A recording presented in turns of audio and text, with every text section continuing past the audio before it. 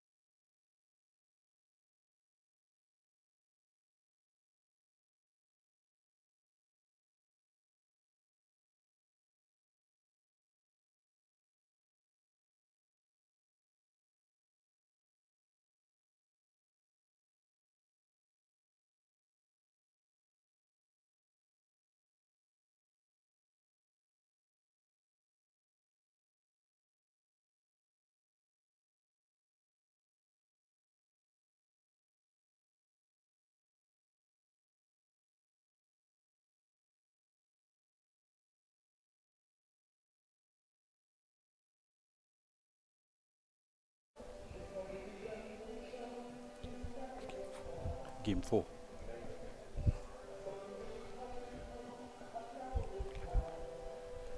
Good evening and welcome to our coverage of the North Zone T20 Festival.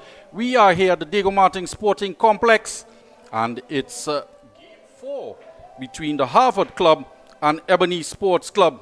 And we'll just head down to the toss where my good buddy Mr. Rooks is down there with the match referee and the two captains. We're about to get underway with the toss. Round 1, Game 4. It's the first of a doubleheader, the first half of a doubleheader. The Harvard Club going up against Ebony Sports and Cultural. We've got the two captains out here, Keegan Jones and Kadeem Robert. I think it's Keegan Jones who's designated as the home team. Arjuna Sidial is the third umpire. He's going to get things underway.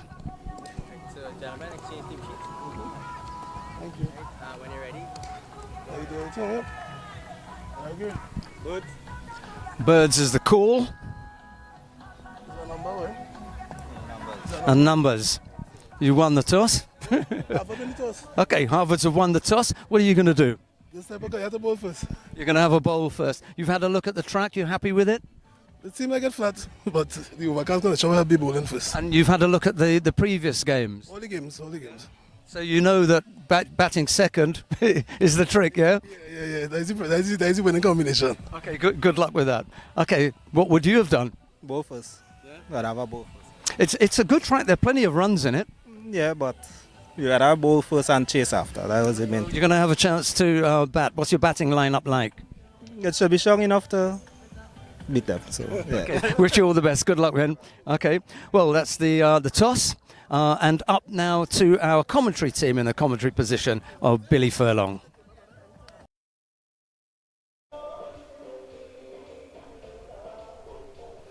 So that's the news from the toss. The Harvard Club winning the toss and opting to bowl first. I'll give you the lineups, but in case you didn't know and you're looking at your screens, yes, that is Brian Charles Lara. He is out there in the middle representing the Harvard Club as they enter their 82nd year participating in cricket in Trinidad and Tobago. And he's decided to grace our presence here at the Diego Martin Sporting Complex. Give you the lineup. Keegan Jones, the captain. Johan Squesi, Andre Yard, Brian Lara, Ravi Kedu, Kevin Charles, Jakeem Lawrence, Israel Bell, Jerome Simpson, Kylon Jacob, Robin Ramdeen, and the substitute for today's game, Stephen Kedu, Armando Phillips, Kylon Dudley, Stephen Pierre, and Jonathan Williams. They miss out on today's game. For the Ebony Sports Club, Akil Bab, Javon Charles, Dwayne Cockburn, Devon David, Isaac Foster, Cleavon Frederick, Jonathan Lacario, Dominic Redhead, Kadeem Roberts, Trey Serrett, Miguel Turner make up the starting 11 for the Ebony Sports Club. Missing out is Kern Buddy and Kefence Russell, as well as Elton Davis and Ewart Nicholson. Alongside me, Billy Furlong, in commentary to bring you live coverage of this game is my good buddy Sheldon Rooks. How are you, Mr. Rooks? Well, I'm a little bit breathless after that run up the stairs from the middle. But yeah, I'm good, and I'm really enjoying the cricket so far. This is the first day that we've had a little bit of a rain delay, but we've had 3 good days of cricket. Looking forward to a 4th. Of course, there's the slight overshadowing in the game of the presence of Brian Lara. Of course, so many people wanting to know what he's doing and see what he's going to do today. And what a treat for anybody playing on the same side or against him. Yet this kind of late stage in the game to say I played against or I played with Brian Lara is something quite special. So he's doing a great thing for the club, which I know a little bit about, of course, Harvard Club, but you know a great deal more, and you know how long an association he's had with the club. Yeah, absolutely. And if you're breathless now, wait till he gets the bat. He'll just take your breath away if he gets to get off and get some of those cover drives and off drives and so on that we've grown accustomed to from the great man. Not to mention, you mentioned to play with him or bowl against him. Imagine feeling at backward point when he's at the crease. Good luck with that one. Or even in the covers. Well, he's...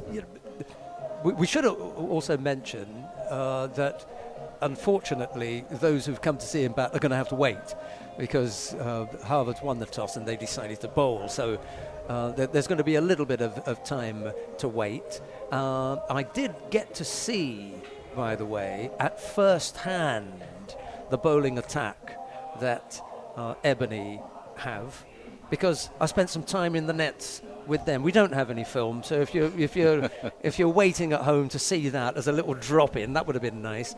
Let's have a look and see what Rooksy's like in the nets. I did have about 40 minutes with a few of their young guns this morning, and I'm still suffering for it. So that'd be interesting to see when they get ball in hand.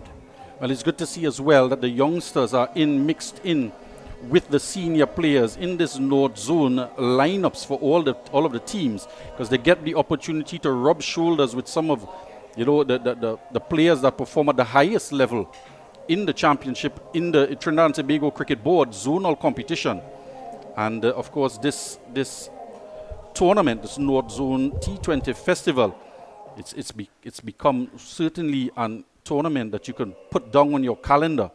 And the kind of shot making we've seen in the tournament, as well as some exceptional bowling, it's certainly something to admire from all the teams that have participated so far. As you mentioned, it is game 4, and just for the moment the teams have not taken the field just yet. The umpires were concerned just about, you see 2 fielders out in the middle there, just outside of the square area, but within the 30-yard circle. There's still some areas of concern, and umpires Candice Laborde and Shaw Wilson, of course, would want to make 100% certain that conditions out there are suitable and safe enough for play, Sheldon. Yeah, small change in the timing, and I think it's an important thing because Candice Laborde, we know she's the more experienced than the senior one in the crew. She's had a look around and said, look, there are a couple of damp areas, in particular with some of the run-ups and a couple of spots on the field, and she just wants to make sure from a safety point of view that we don't get compromised and say you should have known better and you should have taken that into consideration. So there may be a little bit of a delay, but it gives us a chance to talk about the two teams and the lineup and some of the names in there, and it also gives you an opportunity, Billy, to give full introduction to those that you think might be key players who you know. I think that might be a useful thing to do at this stage. But back to the ground very, very quickly. This is played really well. The track, it's a new track that we're playing on. We've had 3 games on the one furthest away from us. It depends where you're looking at it, but the one furthest away from the commentary position has played really, really well. What does that amount to? 40, 80, 120 overs that we've had on it, and it really looks unmarked. But we're playing on a new one today. There have been plenty of runs in it. Lots of runs have been scored. Nobody's been bowled out yet. So I would say that it gives me the impression that that's reasonably batsman friendly. Yes, last night was the lowest score. I think 145 or something. But other scores have been up, just towards the 200 mark, and that's got to be a good batting track. Well, we'll let our viewers know as you have a look just at the cell towers at the top of the mountains here in Diego Martin. There is a lot of cloud cover.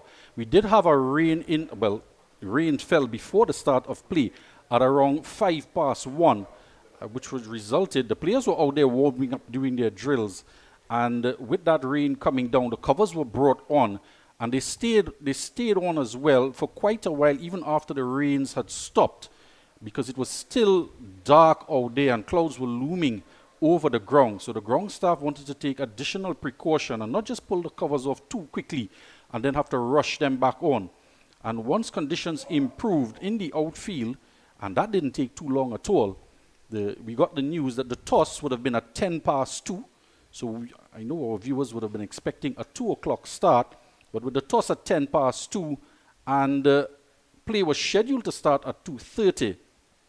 However, with still some damp conditions out there, particularly as you mentioned, Sheldon, in the bowler's run-up, which is of main concern, not just for the bowlers, but the wicket-keeper, and if we do have a slip in place, and so on. So he just wants to ensure that with the little bit of the clouds have now gone, the sun is trying to peek out, and we'll get play on the way soon enough once conditions improve a bit.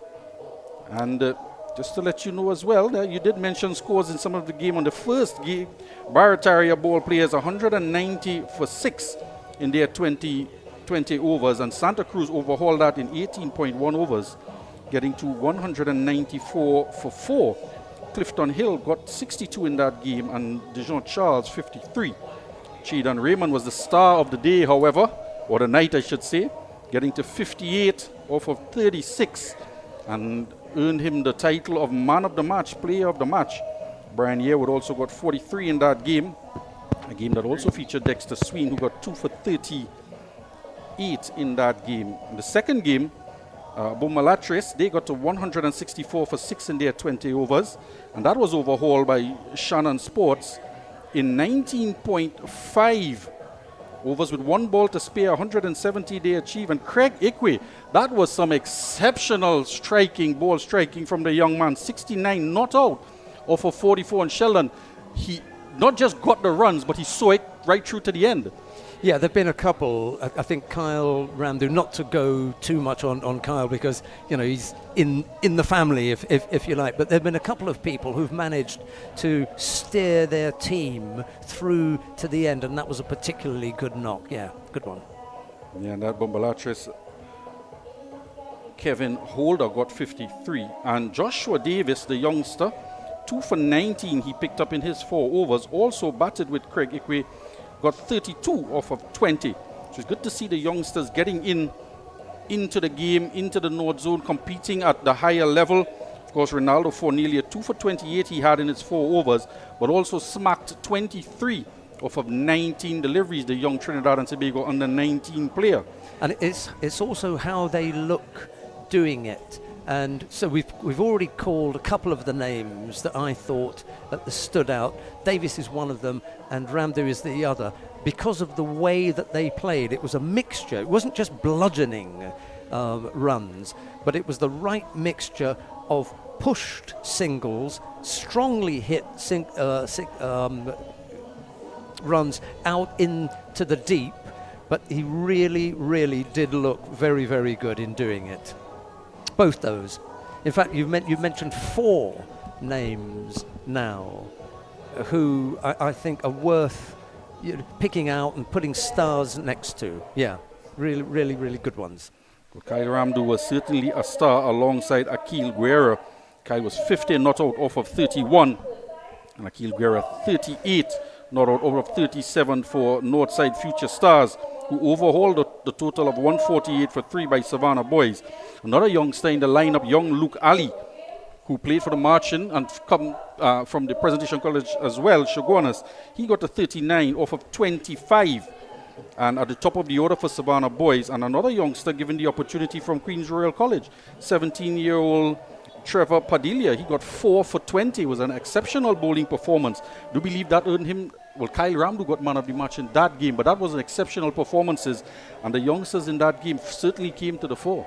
Yeah, Padilla did a really good job until he had a bit of a strain, and there was a little bit of fun because I spoke with the captain of the team, and I asked, what is it? What kind of injury does he have? Is it a muscle strain? And he said it can't be a muscle because he hasn't got any muscles. But Padilla was a particularly attractive looking player. I liked the look of him, and I think we've got an update about the state of the game. We're likely to lose a few overs here, so let's get you informed on that. Billy, do you want to have a look at what they've sure, been handed? Mr. Gregory Wallace just came, the treasurer of the North Zone, just handed us the information with regard to the change in the playing conditions. The match will now be 15 overs. Because of this delayed start, there will be 5 overs of power play, and 3 of those overs, well, it's maximum of 3 overs per bowler in that total of 15 overs. The first innings will get underway at 3 p.m. That will go till 8 minutes past 4 to complete 15 overs. And then the second innings will start at 4:23, and play is scheduled to be completed at 5:31. So that will be the playing conditions, the times for this first game, reminding our viewers as well that there's a second game coming up later on. At 6:30, yeah, so it's a quick turnaround. We'll have the hour in between, but let's hope that there won't be any more delays. That's another one. But yes, I'm looking forward to this. It does look a lot clearer, but if it goes the way that it has over the first 3 days, there was a little bit of the hint of rain on day 1, 2 and 3. Today's the first day that we've actually had some, and it wasn't a great deal. To be honest, it was drizzle, wasn't it? It really was a little light drizzle. It was too much to keep the covers off. The covers had to come on, and once you put the covers on, then that's a performance of at least half an hour. So that's why we've got this delay. Any of the other names that you want to mention of? Did we look at Ebony Sports? Have we had a look at their lineup and picked out? Well, some key names definitely to mention, and we'll make mention of them from the North Zone itself. Let's start there. Okay, Mr. go for Winston it. Sobers, the chairman of the North Zone, who's really been the mastermind alongside Ingrid Maxwell, the vice chairperson, and they have really orchestrated all of the necessary organization that was required for this tournament to get it off the ground. And it's certainly been exciting so far. So kudos to both the chair and the vice chair. Yeah, the very first thing that I would say is the venue. This is an excellent venue. I really enjoyed my time here so far. And then the playing surface, both the strips that we've seen and the outfield. I know this has been tricky because there's been plenty of rain around. In parts of Port of Spain it's absolutely flooded. Here they've done a really, really good job. We've had 3 really good days of cricket. First day that we've had a bit of a delay here, but the look, it's got a nice look about it. First of all, the venue's really good. You've got good teams with big names turning up, so it's an attractive looking festival, and I hope the rest of it goes as well as we've had for the first 3 days. Well, it's a venue that has seen a lot of big names. Remind our viewers as well that when the ICC World Cup was here, this venue was used as a warm-up facility and a training ground for some of the teams that were here. So a lot of work went in, a lot of investment in the ground to have it in this immaculate condition here. And as you said, the outfield looks absolutely, it's almost a dream out there. And again today, we were going to be graced with the talents of Brian Charles Lara to come and just show us that he's still capable. And we've seen him bat for a few charity tournaments and so on over the years, and he still has that touch of class about him, even though it's been in T20 games.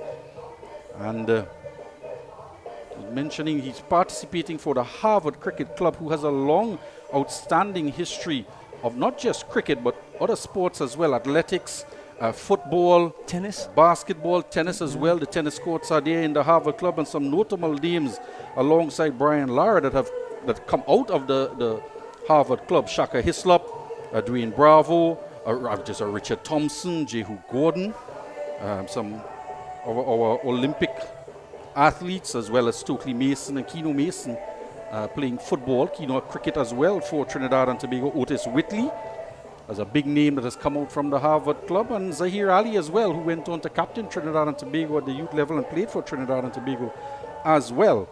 So there's a lot of history. So those names will sound to a good number of people as the names in the history of Harvard Club. I mean, you mentioned Shaka Hislop, so for younger people, that they would view that as history. For us who are a little bit older and were around even before Shaka came on the scene, he's recent past. But Shaka's father, George Hislop, was involved in another sport, judo, and he was chairman of the Trinidad and Tobago Judo Association back in the early 80s, I suppose, mid 80s. I came down here then with that particular sport, and the coincidence was that when he was in the UK, when he was in London, he taught at the school that I went to, but I didn't know him. It's such a small world, and it was only when I came down here that I got to meet him. Yeah, George Hislop and judo. Well, a reminder, there's also a Kona Hislop that represented St. Mary's College at football, the brother of Shaka Hislop, and they both went on to the United States, where they pursued their tertiary education as well as still continuing to participate in sport. Sporting family. Absolutely. Who else have we got to look at then? Their skipper it's Kadeem Roberts, isn't it? The skipper on for Ebony Sports and Cultural, because we're waxing lyrical about Harvard Club, and people are going to accuse us of being biased. We better get on to the opposition, Ebony Sports. And I had a brief chat with Kadeem. I think he wanted to have a bowl as well, given the history of the 3 days that we've had so far, where the team, batting second, has managed to chase down everything. But, sometimes it doesn't work out that way, and you've got to do your best with whomsoever it is that you've got in hand. We're about 5 minutes away from getting underway. We've got a sprinkling of a crowd beginning to make an appearance, and as I say that, the umpires are making an appearance. Well, the delay has allowed some of the fans around in the area, with mention of Brian Charles Lara participating in this game. So we look at it as the glass half full, because it allows some fans listening to us to make their way, get themselves organized, and get down here to the Diego Martin Sporting Complex to have a look at this North Zone battle between the Harvard Club and the Ebony Sports Club. So wherever you are in your environs, from Patna, from Blue Basin, from Rich Plain, La Puerta, all of the areas around Diego Martin, can make your way down to this facility here. We are about to get underway just in about 2 or 3 minutes time. And to remind you of the playing conditions, the first innings will go from 3 o'clock to 8 minutes past 4. There will be 15 overs, 3 overs per bowler and 5 overs of power play.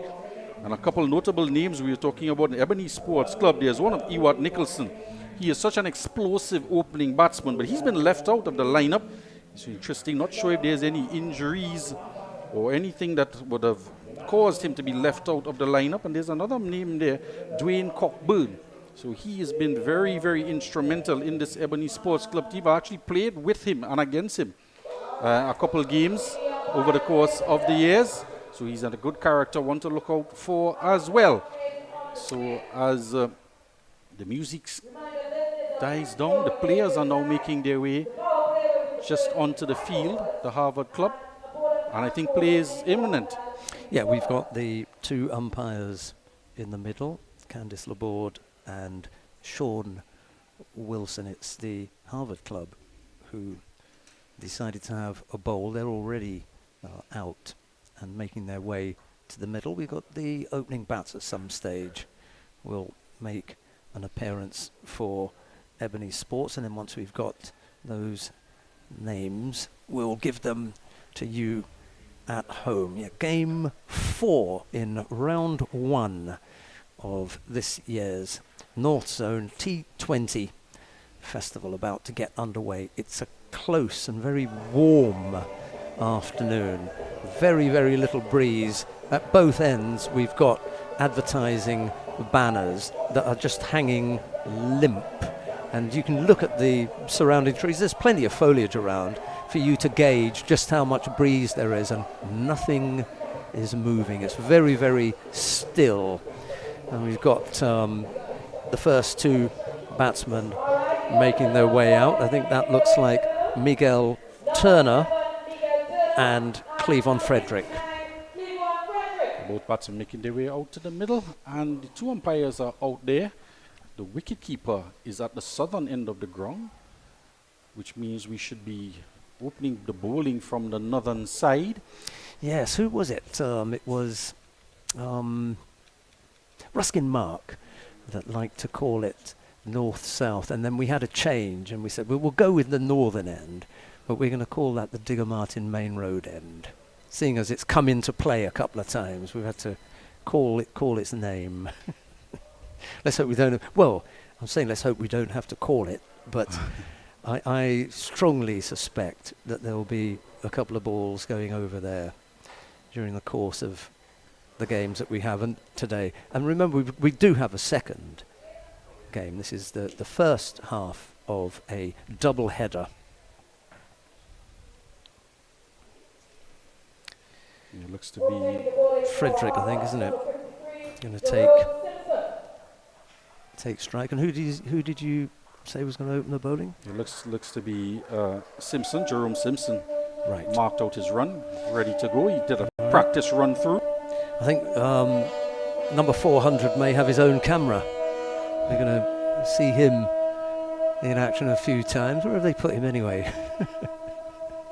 Well, there are 4 cameras out in the field, and tell you, when he gets his turn to bat, none other than Kyle Ramlu will be sitting in one of the best seats in the house. He's manning the camera behind the bowler's arm. Here comes the first delivery, and it's tucked into the leg side. They come through for 1, and that's been a feature of a couple of the teams. The good ones, good teams will run very quickly. Yeah, the elder statesman in the side is where he should be, which is that short third man. Yeah, if there's a first slip, you can give it to him, but that's as close as he's going to get, I'm afraid. Yeah, I'm not quite sure he'd want to go in the first slip either. There is a fine leg, as well as that short third man for Jerome Simpson coming into bowl. I don't think he's going to. Yeah, he's just looking to dry his hand, isn't he?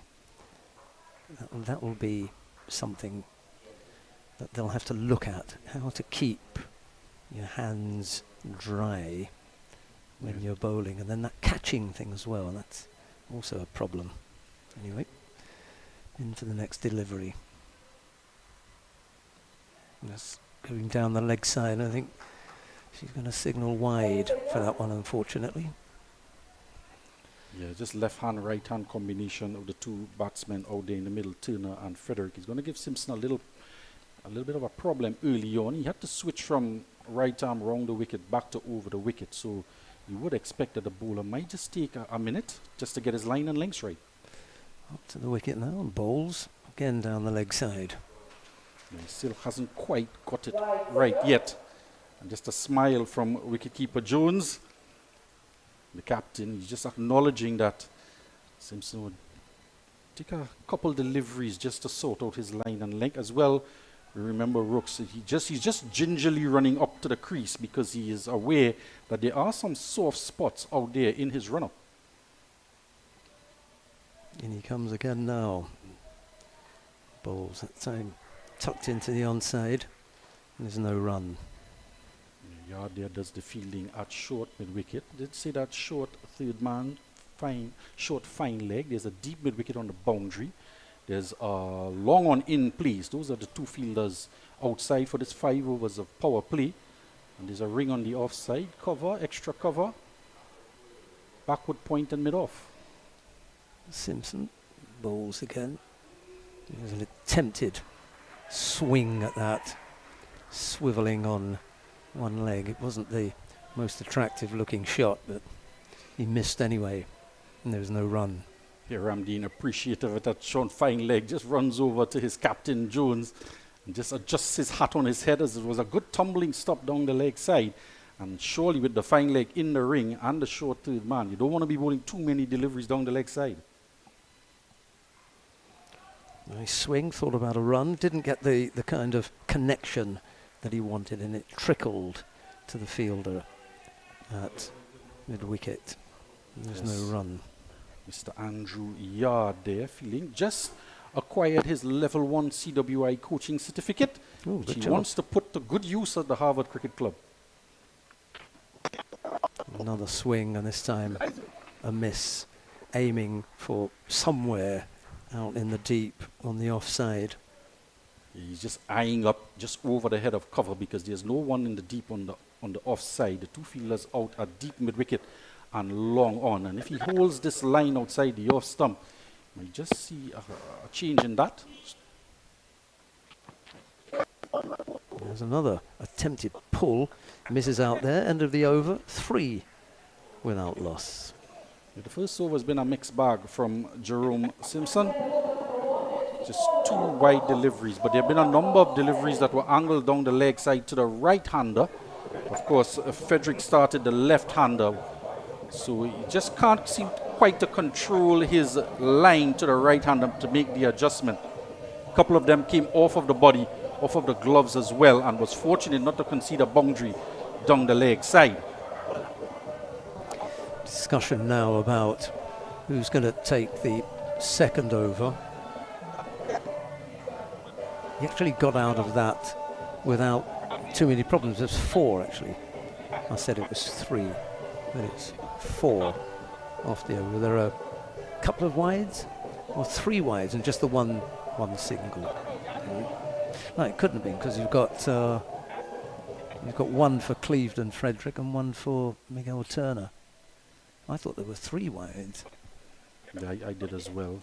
Just wait for the scorecard just to update in terms of the extras. It seems as though we're going to be starting with the spin of Ramdeen. He's a big name, Robin Ramdeen, in that Hillview club. Helps a lot with the organization of the tournaments and across the board in whatever capacity. Ramdeen bowls right arm round the wicket, and they rush through for a single tucked off the pads. Your bell just couldn't get down in time to pick up with the hand. He was charging in. Ramdeen, the bowler, was quickly across as well. So you have to say it was an excellently judged single by the opening pair to turn the strike over. They picked it in the equidistance from the bowler and Bell as well at short mid-wicket to squeeze a single out.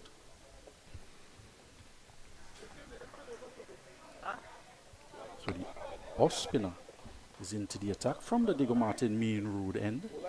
he has a long on in place. And there's a man at deep cover on the offside. So a bit of change from the medium pace of Simpson in terms of the fielders outside of the ring. Ramdeen bowls again, inviting a bigger hit. Looped it up there, and it was just tucked into the offside. And Bell is that man there at backward point, so clearly he is one that they would entrust to field in key areas, especially in the power play, at backward point and short mid wicket for the right and left-handers respectively. Oh, got that completely wrong, kept low, looked to pull something that really wasn't there. Yeah, that one not getting up at all. The third delivery of the over from Ramdeen has just rocked the leg stump back. He was stepping across, looking to pull, couldn't get any bat onto it, and it was too full, a little bit too full to pull, and hence couldn't get behind the line of the delivery and choked himself up for room. Have a good look at it here again. He's batting on the leg stump with a very open stance, and it's gone between his legs, in fact. Yeah, that was way too full a delivery to be looking to go back. No, it was right up there. Yeah, he didn't get up at all. Might have been better to take a step down, just use his feet a little bit, get to the pitch of the ball, but he decided to play it from the crease. And he went across a straight one. Not sure how much turn there is at this end. There's been a little bit of turn when the bowling has been from the northern end. Not so sure about here. Anyway, 1 wicket down, 5 runs on the board. Ramdeen striking with his 3rd ball. And the new man, Jonathan Lacario, makes his way out in the middle. Have a good look at the bench of the Harvard Club. Mr. Glenn Narine there in deep conversation with Mark Mason. This first game of the T20 festival, and they'll want to come out on top, particularly with the likes of Baron Charles Lara in their lineup, who is just making his way, jogging across the pitch. So the first wicket falling, very open stance. You have a good look at the former West Indies and Trinidad and Tobago captain there in first slip. So they put a slip in place for Ramdeen, and they're going to drop Bell now out to deep square leg for the new batsman, Jonathan Lacario. So the 2 fielders out in the deep now. It's going to be a long on. Well, it's a deep mid wicket, in fact. Left-handed Lacario.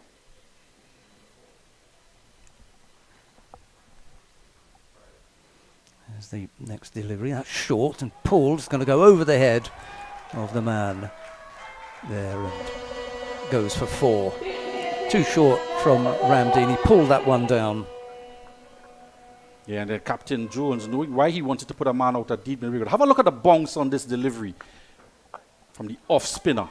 Angle down the leg side, a bit more of an effort ball there, and pulled away. A good shot for 4, but the bounce on offer for Ramdeen was a faster delivery.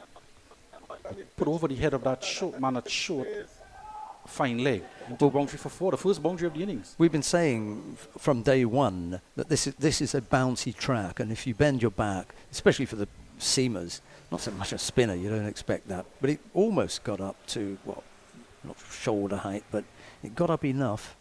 He got hold of it. There's a man at, what, short fine leg, if you like, got over his head. Here's Ramdeen with his next delivery. Another swing. Oh, and he's put it down straight to the man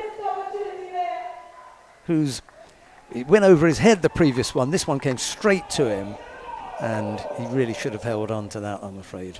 And that's the opening bowler there, Jerome Simpson.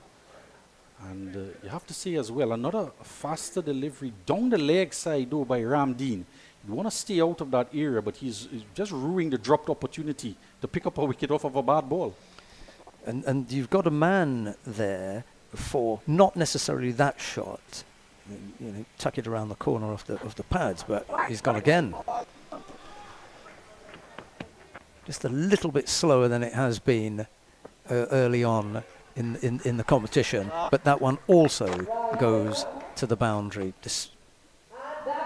Yeah, I think the slowness of the ball was matched by the run chase from Simpson. So Yeah, clearly he was struggling, wasn't he? I think it might be just soft under the footing out there as well, as he certainly didn't race after it. But 4 runs nonetheless. Second boundary in the over. And again another delivery angled. He's trying to angle it into the pads, but he's starting it too much on the stumps and it's heading down the leg side. And that's full. Hit back at the bowler. Ricochets off him. I can't say he stopped it. And they come through for a single. And at the end of the second over, it's 16 for 1. Here at GMMB, love is the currency. And let's show you how we are able to transfer that energy into real conversations. How important is it for the client to be recognized and not to feel invisible, to feel like just a number? At GMMB, everybody is seen as an ideal, important client. And we give everybody the same level of respect, the same level of acknowledgement, and we deal with you to suit based on that vision of love. GMMB. It's banking for real. Ramdeen went for a couple, didn't he? In there, a few loose ones. Going to need to tidy that up. The bowling now is back at the northern end.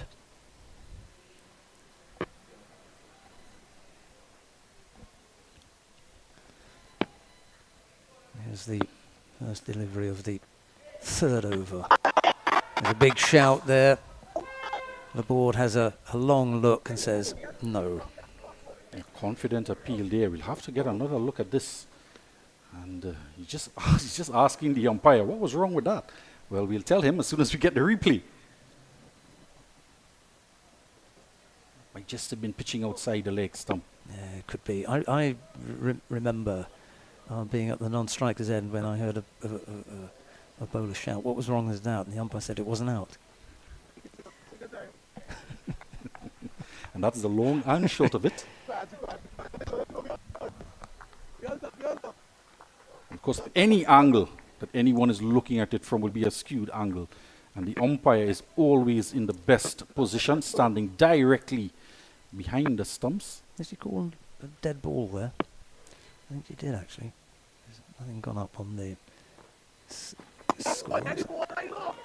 It's a nice looking shape to the shot, but he doesn't make contact. Yes, He doesn't get across to it. That typical delivery of angling across the left-hander from the right-hander, operating right arm over the wicket. Just a natural angle of the ball. And again, we see he's bowling to Frederick there and that line. And luckily now he has 2 left-handers at the crease, because when it was Turner out there, the right-hander, he could not make the adjustment. There's the next delivery from Simpson. That's pulled, but not in the direction that he wanted. He wanted that to go squarer. It went to the man at short extra cover. Yeah, he just smacked it there. Looks like Kevin Charles there. That's the type of delivery he wants to capitalize on and put those away. Here's a man who's played a few pull shots in his day. Simpson again bowls. He touched that off his legs, and that's racing down there. I'm not sure if it's got the legs. They're going to haul it back in. They come back for a second. Nice little tuck off the pads. Yeah, you just saw an aggressive shot. He played that pull shot and couldn't get any run. So it just goes to show you play each ball on its merit. And there he was just working it, tucking it around the corner and getting a couple. So if the boundaries aren't coming, you still have to manipulate the field and get that rotation of strike. 18 for 1. We've got 2 balls left in the over. Frederick is on 5, as is Lucario, who's the next ball from Simpson. That's hit down to the man at third man. They come through for 1. Sorry, fine leg. Short fine leg. They come through for 1 run. Yeah, that could have been a bit risky. Just played straight to the man, had some pace on it to Jakeem, fumbled it, and had a clean pickup there. Could have been in a bit of trouble there, Jonathan. 19 for 1. Slight change in the field for Lucario.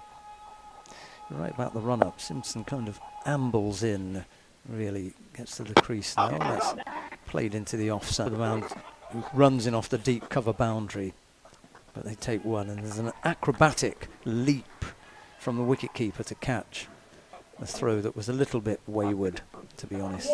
And at the end of the over, it's 20 for 1. Israel Bell out there in the deep, and definitely seems to be one of the more active fielders in this Harvard club lineup. He charges in and rifles the throw to the captain with the gloves on, and it took some effort to overhaul it.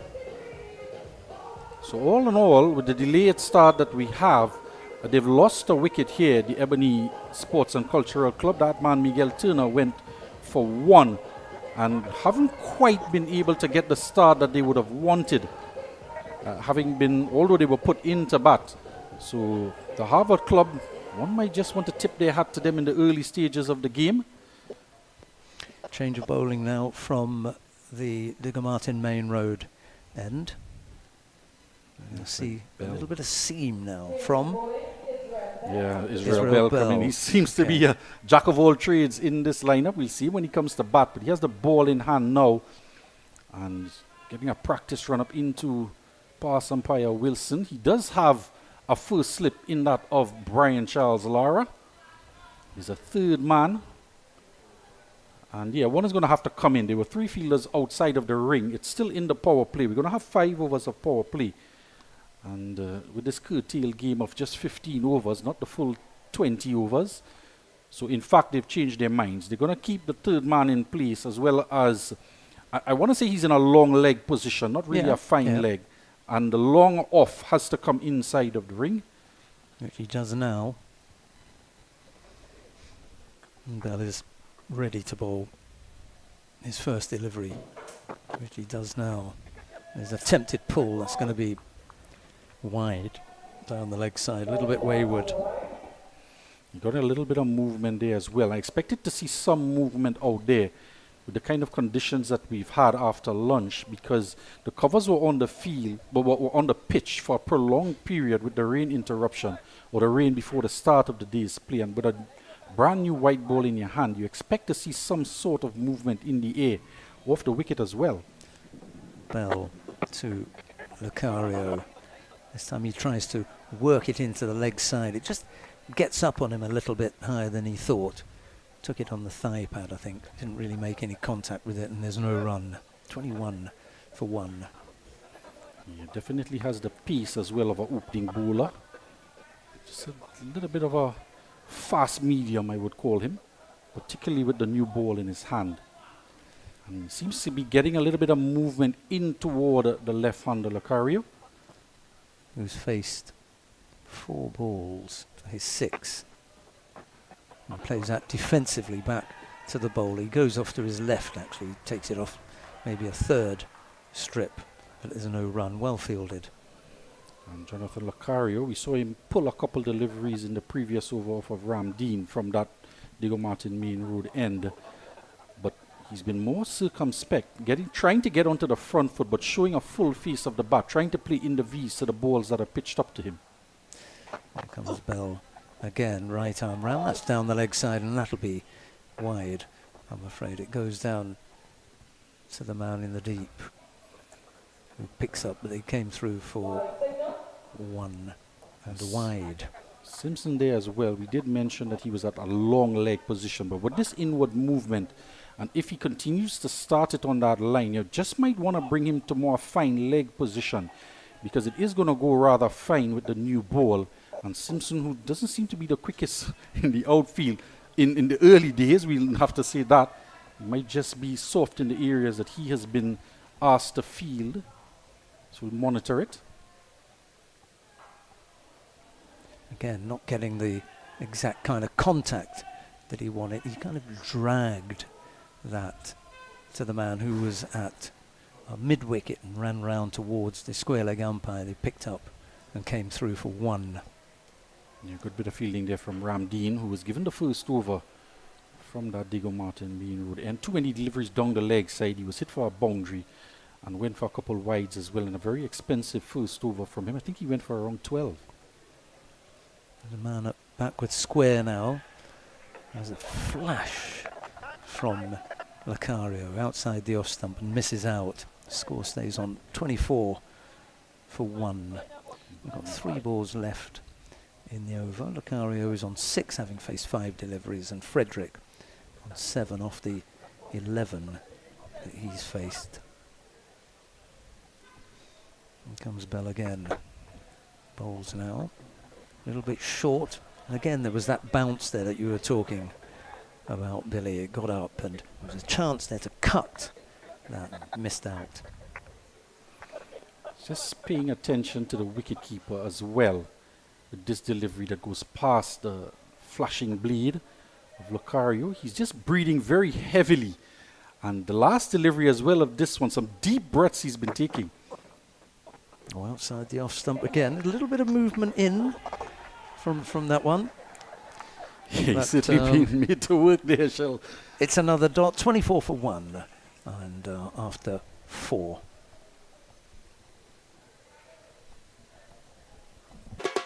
Having that family lime at home, that cookout by the river, or you're just feeling to bubble up on? Then Cans Poultry and Meats Limited has got you covered for all your meaty needs. Whether it be chicken, beef, steak, lamb, or even seafood, check Cans. They even have seasoning and condiments to complement your dish. So if you're looking for top quality meats at prices that wouldn't bust your pocket, then come on in to Cans today at any of their convenient locations.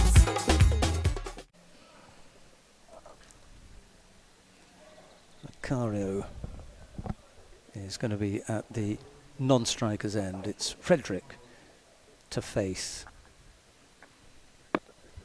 It's Simpson who runs in and bowls again. That's played into the cover area. They come through for 1 run. A nice gentle push. Yeah, in stark contrast, Jerome Simpson, he just ambles up to the crease. It's not a very rhythmic run up to the crease. He's just working his way gingerly up through the run up as well, and delivering that ball. He's not the fastest of the bowlers, but he is in his final over, which clearly indicates for the Harvard club he's their preferred option with the new ball. He's up to the wicket and bowls now, and that's pulled into the onside. It normally plugs there on that side. A little bit slippery, you saw that. The fielder just regaining his footing. They come through for a second.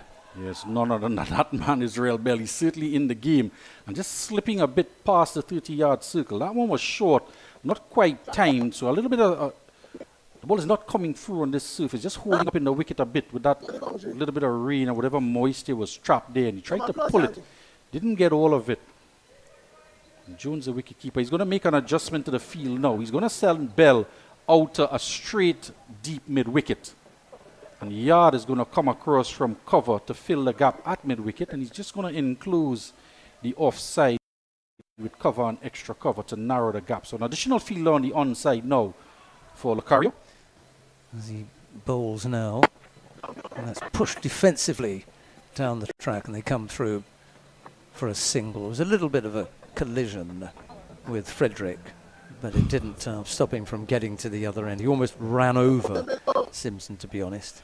Yeah, there's only ever going to be one winner in that battle. Steamrolled him. Simpson incidentally apologized to Frederick because he was the one that cut across get in the way, yeah. But I would have just let him take the single. 28 for 1. 3 balls left. Yeah, they are going to make the switch. Sorry there, Sheldon. That's They're right. going to switch the guy back.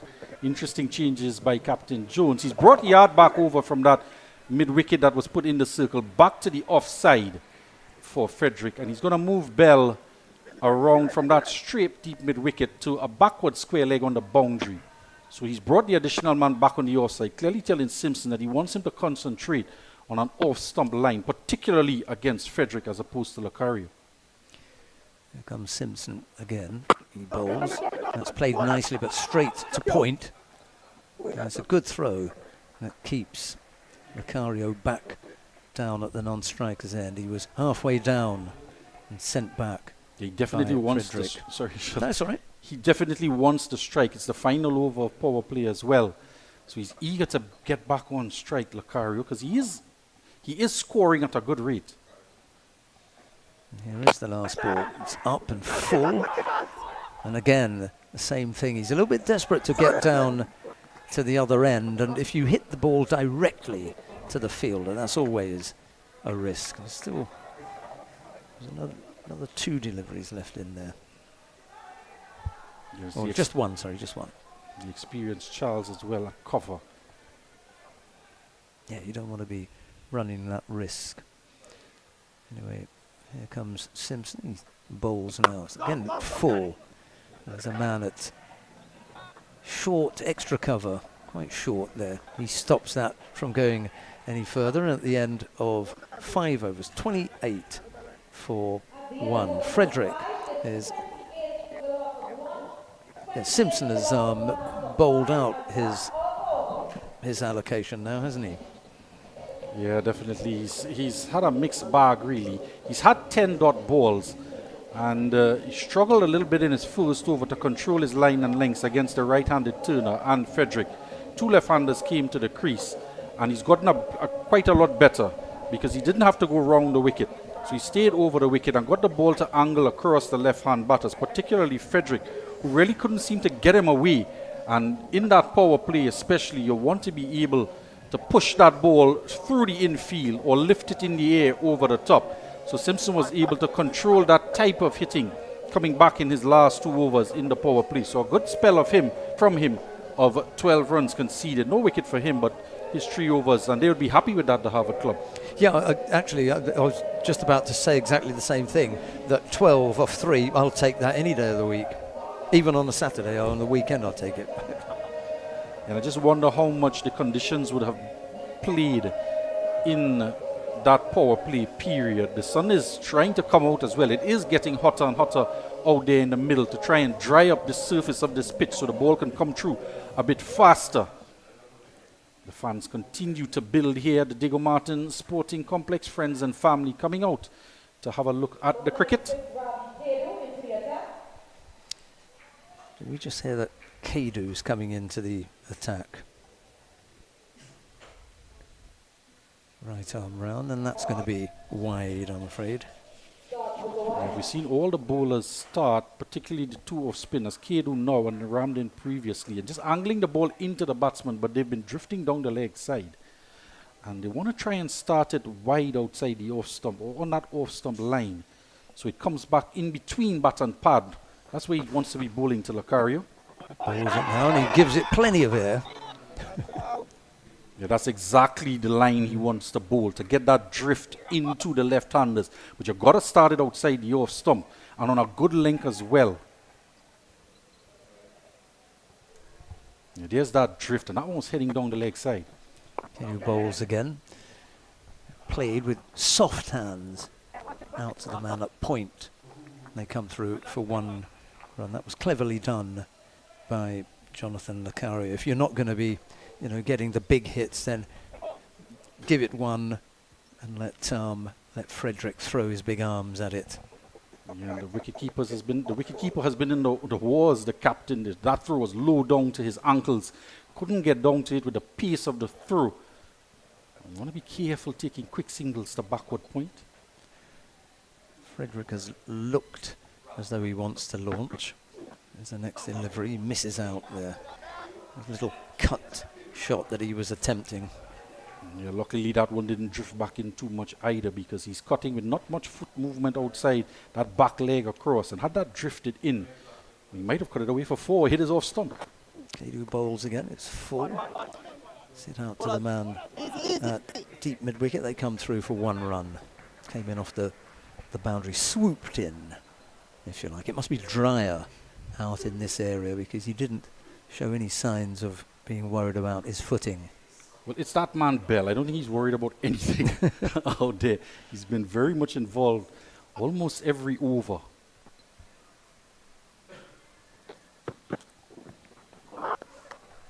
Yeah, that's going to be wide, I'm afraid. Just push it down. Yeah, the leg side. Sheldon, every time they've tried to dart it in with a faster delivery, they've pushed it down the leg side. He made the adjustment after the first wide, and then the next 3 deliveries were good deliveries, starting outside the off stump, but another wide on that occasion. Yeah, give it a bit of air. That's it. Float it up there.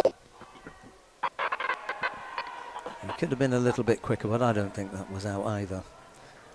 He's in the best position, Candice Laborde, to make that decision. Shook her head and said, no, that's not out. It was a good bit of fielding nonetheless, and clearly they're going to be throwing at the end that Frederick is running for, or running toward.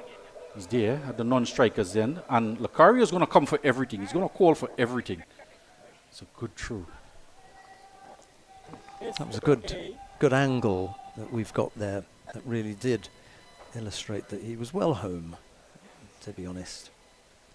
And that's what you want to see as well from your close-in fielders. If they're not going to get it to the wicket-keeper's glove, you want to see them with some direct hits. Kadu bowls again. And another shout. This one is also answered in the negative. And that is the end of the over. Barring the 2 wides in the over, it's not a bad over from Ravi Kaidu. Stephen Kaidu, the guest player, was also left out of the lineup, so Ravi is the man with the ball in that over. Truth be told, here at GMMB, love is the currency. And let's show you how we are able to transfer that energy into real conversations. It seems to me there's a power in listening. It seems like that is a part of the mandate. Of course. We need to listen to our clients. We need to hear what they need. We need to hear that they are satisfied, they are loved, they are feeling that JMMB culture. JMMB. It's banking for real.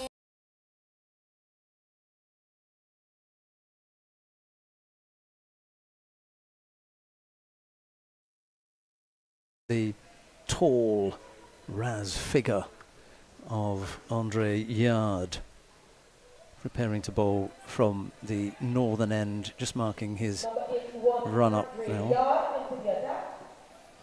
He does bowl a steady right arm medium piece on or about the off stump line, and he tries to maintain that line and length, get the ball just to nip off the seam. If the seam is pronounced, I'm not quite sure how much moisture the ball would have gathered in the outfield, just to soften the seam, but we'll see how much movement he can get. Lucario is the man.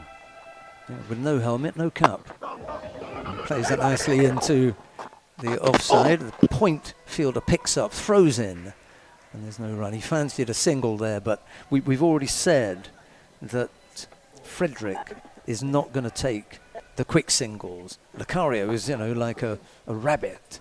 He's off very, very quickly, and he looks as though he can run. But at the other end, Cleveland Frederick is a little bit more sedate. And that one's wide, I'm afraid. Keeper had to dive off to his left to take that.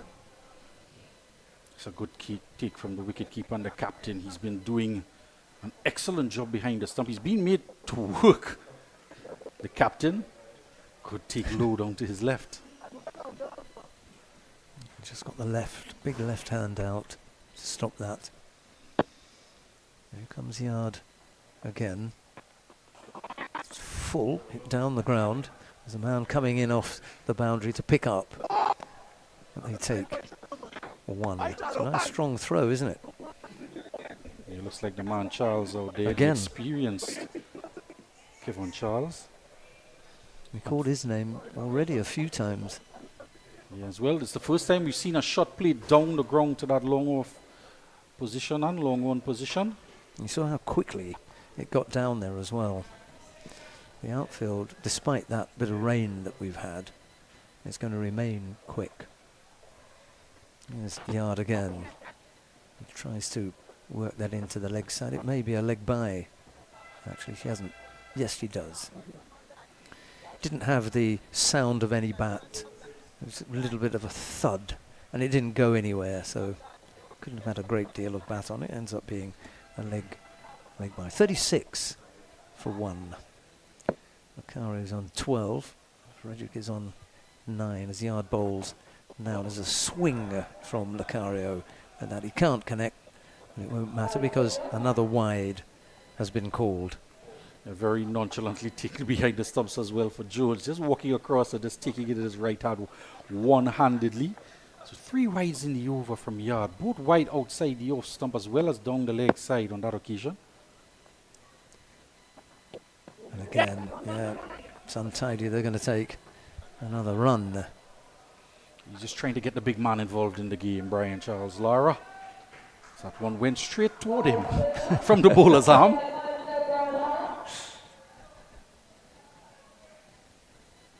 You see the bowler Yard, he's just rubbing his hand in the turf and where his landing foot just strikes, or where it lands on the popping crease to get some dirt. It might indicate that the ball is a little bit damp.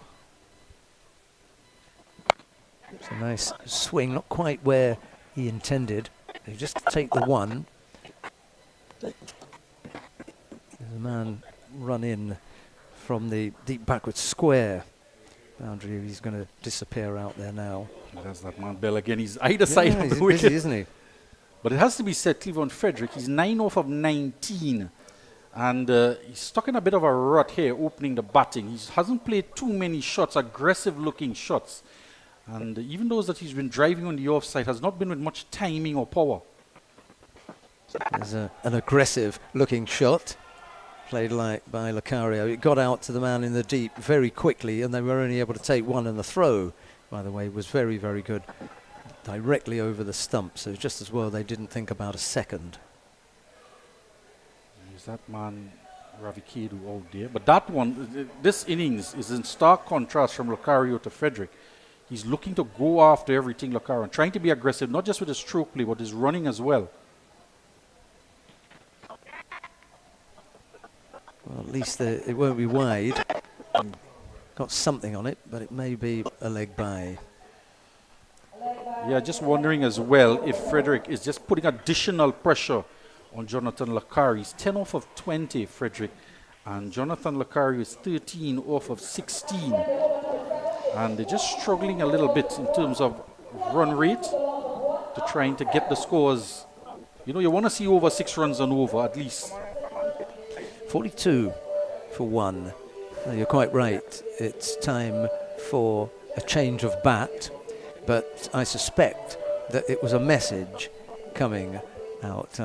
You need to get on with it or let someone else get out there because you're eating up quite a few balls, 21 balls, and your return is only 10.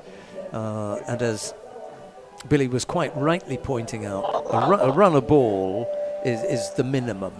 Runner ball is you know, that gets you started. After that, you need to really put your foot on the gas and get things going. Quite a few of the batsmen have managed to have well in advance of balls faced and runs scored, and well, it's down to Frederick to pull his finger out here. One of the good things about tournaments like these, and these T20 festivals, you get to see players from different clubs come together to assemble and form one team. Because, Sheldon, you get to pick from the strengths of other teams across like a Premier 2 or a Championship division in the Trinidad and Tobago Cricket Board, zonal cricket, and get them to mingle amongst themselves and learn from each other out there. Kedu bowls. Again, it's outside the off stump, and that is going to go to the boundary, past the extra cover fielder for 4. It's a nice looking shot, and it's time has arrived to launch. Yeah, I believe that's just the second boundary in this total so far, second boundary of the innings. And it's a welcome boundary, particularly for Frederick. And they need to be striking a lot more of those. It's just 15 overs, remind you, and we're almost halfway through it. Score goes on to 46 for 1 now. Right arm round, outside the off stump. An unconventional hit down the ground from Frederick, which brings him 147 for 1 now. Frederick goes on to 15 off his 23 balls, and Lucario is on strike now. Okay. Ravi just been struck for a boundary in this over. And he wants to be careful, particularly with Lucario on strike. You don't want to give anything a free hit, a short ball, for instance. You want to be tight, no room, because you don't want to concede another boundary in the over. On the other hand, Ebony Sports Club really want to push on here. Punch to the man at extra cover for 1. 48 for 1. Lucario has gone on to 14 from his 17 deliveries. And more fans continue to come into the ground as the weather has gotten a lot better. Edu bowls. It's a big swing. Again, it's unconventional. It's not quite where he wanted it to go, was it? He manages to do a bit of footwork to keep that in. And that's good running. 3 runs. And I put that down to Lucario because by the time that the 3rd run was being completed, Frederick was still he was still getting up to the other end. Well, the 56-year-old man there chases it down, pulls it up with the boot. It's quite sure Dwight York would be proud of that pullback. And you want to be careful stepping down in that area. There are 2 areas where it's a bit spongy and wet. Kedu bowls again. He's going to chase the Lara again. Keeping him busy. Yeah, he's out there at left back, Brian Lara. And Lucario just making him work a bit in the outfield. And at the end of the over, it is 50 for 1. The 50 is up. 14 to Lucario and 18 to Frederick. 14 of 17 deliveries for Lucario. Frederick has on 18, face 26. We're going to take a short break. This one? No. Hey look, KFC has an incredible promo. Having that family lime at home, that cookout by the river, or you're just feeling to bubble up pot? Then CRUZ Poultry and Meats Limited has got you covered for all your meaty needs. Whether it be chicken, beef, steak, lamb, or even seafood, check CRUZ. They even have seasoning and condiments to complement your dish. So if you're looking for top quality meats at prices that wouldn't bust your pocket, then come on in to CRUZ today at any of their convenient locations. Here at GMMB, love is the currency.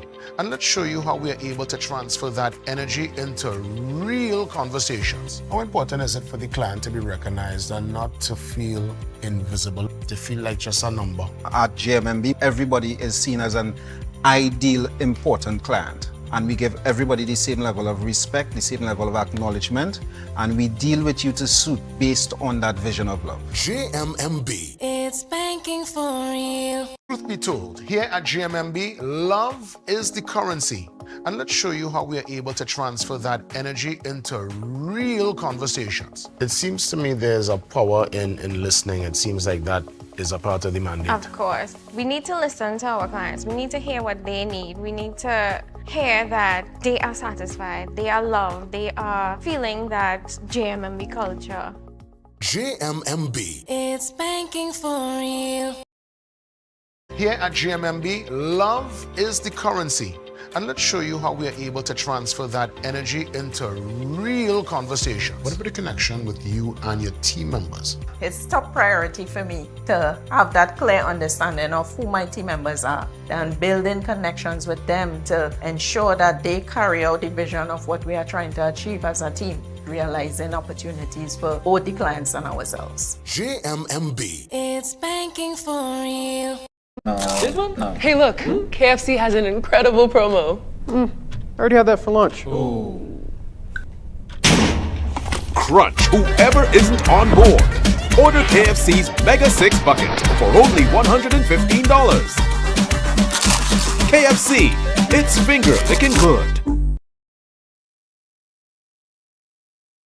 After the blue water drinks break, the players are still enjoying a break. It is very warm and very close out there, and someone else was enjoying the blue water drinks break. I don't know, I overheard a few people saying Duckman. That was his nickname, I think. But quite a character. Every ground in the Caribbean has got one, and it would appear that Diego Martin Sporting Complex has got this particular character on show today. Certainly entertained a few of the people out there who've come in to the ground. Billy, have you seen that particular character before? Is he a friend of yours, or? Well, he's known as the Duck Man. The Duck Man. He hails from, well, I first saw him in the Arangwes area, supporting cricket. He's been a supporter of cricket for many, many years. I'm talking about decades. Wow. And he also dresses up in a duck costume at times. But that balancing act he does with the bottle on his head, he's done it with other products. But that's a Blue Waters bottle, one of our sponsors in the tournament, alongside KFC and Dixie Biscuits from Bermudez. Well done. As well as black and white. Black and white. He may just have had some of that as well. Not sure if it's in the Blue Waters bottle. That was the bottle that I thought you were referring to, actually. Of course, JMB Group as well. Another one of our sponsors. I say good afternoon to Miss Lisa Jagrup Singh, the operations manager at Bermudez Biscuit Company, who've provided sponsorship for this tournament. Reminds me of someone that I know in Tobago. His nickname is Biscuit. And when I asked, why do you call him Biscuit? They said, because he works for Bermudez. So that seems appropriate, doesn't it? We're about to get back underway with the action. Frederick is on 18.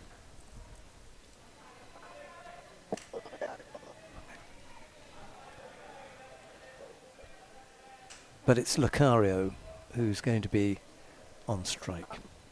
Of course, North Zone T20 Festival, of a lot of the coaches from all the teams and the supporters and fans just assembling here at the venue here, Diego Martin Sporting Complex, to witness this battle between Harvard and Ebony.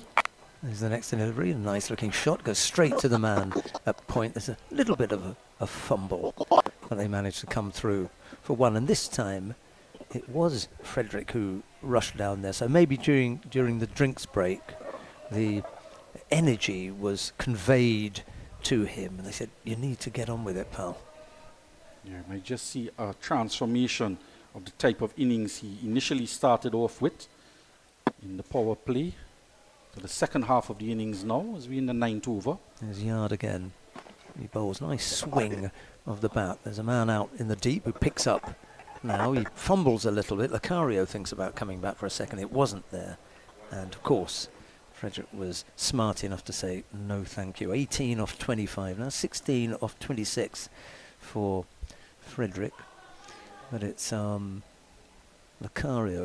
who's on strike. 54 for one as Yard turns and runs into bowl. Oh, he's bowled him. Yeah, this is the type of the delivery that Andre Yard can produce as a medium pacer. He can get that full Yorker in, and it's gone under the bat of Lucario. He's gone for 16, and a good breakthrough here for the Harvard club. Well, it was coming, wasn't it? The pressure was building up. They weren't getting the kind of runs on the board that they really needed. Have a look at this delivery here. It's just a perfect Yorker. It's angling into the left-hander, and it started outside the line of the Austin, but he was looking to make room. When he realized that it was tailing back to him, he tried to make the adjustment, but he was left in no man's land, and a peach of a delivery there from Yard to bring about the second wicket with the score on 54. Yes, Lucario was one of the Ebony players that I faced in the nets this morning. We might see him with the ball a little bit later, but his innings is over for today anyway. What did he go for in the end? There's a 49-run partnership between Lucario and Frederick.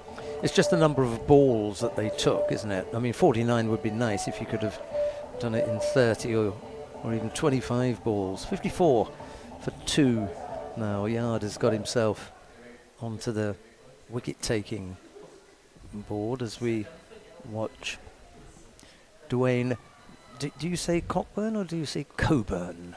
Cockburn. Okay, Cockburn. We'll go with Cockburn. He does wicket keep as well at times. Yard. Up to the wicket now. There was a shout. Did he put that down? Might just have been an outside edge, you know. It went low down to wicketkeeper Jones, who is having words with the bowler, perhaps apologizing or just telling him that it landed in front of him, but Yard was excited. If it did, it would have been inside edge, wouldn't it, on the bat, instead of outside. It was outside edge? Okay. Yeah, just brushing past the outside. He looked to open the bat face slightly, Yeah. just to induce the edge himself. And this time he makes full contact. There's a man out at the deep extra cover boundary. They think about a second, and now there is. Yeah, Cockburn is going to learn very quickly that Frederick is not going to be running too many. I'm not coming. Yeah, risky singles or twos. I think because he had to run, the fielder had to run round to his right. This said to Coburn, there's a second here, because he's got to get to it. He's got to pick it up, and then he's got to get it in. And I'm quick enough to make it. That had gone through Frederick's mind, and he said, I'm not quick enough to make it. He did in the end because of the overthrow. In comes Yard again. He just pushes that into the... Well, he doesn't even get off the cut strip. He's in conversation with Frederick there as well. He was calling him for a single, and Frederick was not having any of it. I think the thing is that Cockburn has been in the... That's the end of the over. Sorry, 56 for 2 at the end of over number 9. I think Cockburn has come in off the bench, having heard the talk about what should be happening. They should run the singles, and he hasn't been able to convey that to Frederick. Frederick has been out there, you know, from the get-go. Yeah, you're quite right, and he might have been part of the conversation to instigate them scoring quicker, and now he's trying to do that himself out in the middle, but he's trying to encourage Frederick to do the same as well. Frederick's who's on 19 off of 26 deliveries. Yeah, he's taking too many to get to 19, I'm afraid. Some might even say it's a test match pace style batting, as we look at one of the gentlemen who's in the top 10 run scorers in test match cricket, also has the highest individual score in test cricket. Brian Charles Lara out there in the middle, encouraging all our fans in the Diego Martin area to come out, as more fans continue to come out to the venue in support of this North Zone T20 festival. And you do have time. Brian Charles Lara is still yet to come and bat in the second innings. It was a test run. I thought that he was going to bowl, but I've been caught out a few times with that. Yeah, I think each time, Sheldon, each bowler wants to test out the run-up just to see how soft it is, if it is Have a at little all. go, yeah. Just to be sure of their footing before they charge in past umpire Wilson on this occasion to Frederick. 56 for 2 as we start the 10th over with Kevon Charles, the new bowler. He bowls now. There's a swing. It's up in the air. Didn't get the distance. And without going outside the 30 circle, is caught. Yeah, and a simple catch in the end for Johannes Kwesi there at backward point. He was looking to go aerial. His strength, as we've seen in the course of the innings, is to go down the ground. And that bottom left hand takes control of the power hitting for Frederick. And on this occasion, he tried to go through the offside. We'll have a look at it here. And he's looking to open the face, but it's in two minds because the bat is coming across the line of the delivery with a ball that is going across him. And the two never did meet, the ball and bat, in harmony. And that one went out the outer face of the bat, spewed up in the air.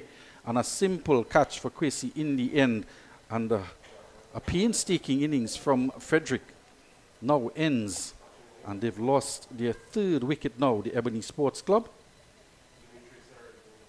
Yeah, it's a little bit of a gamble when you eat up that number of deliveries and you end up not delivering for your team, because you already hinted that you're now putting the pressure on the other batters. Well, we saw that with, who was it that was out last?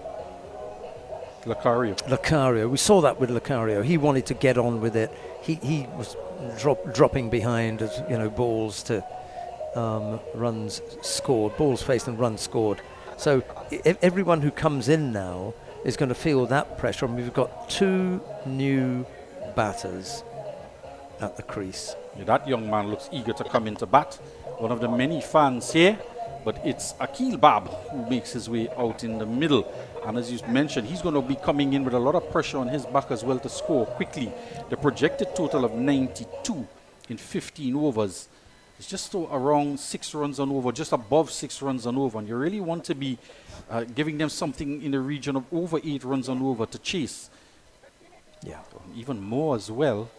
But it doesn't seem, well, we are yet to see. Akil Bab might just be the man.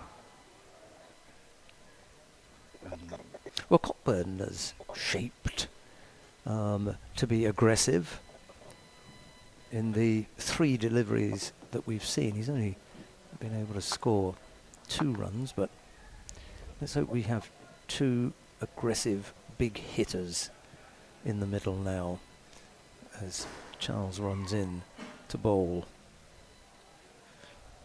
It's swung at, and unfortunately he misses out.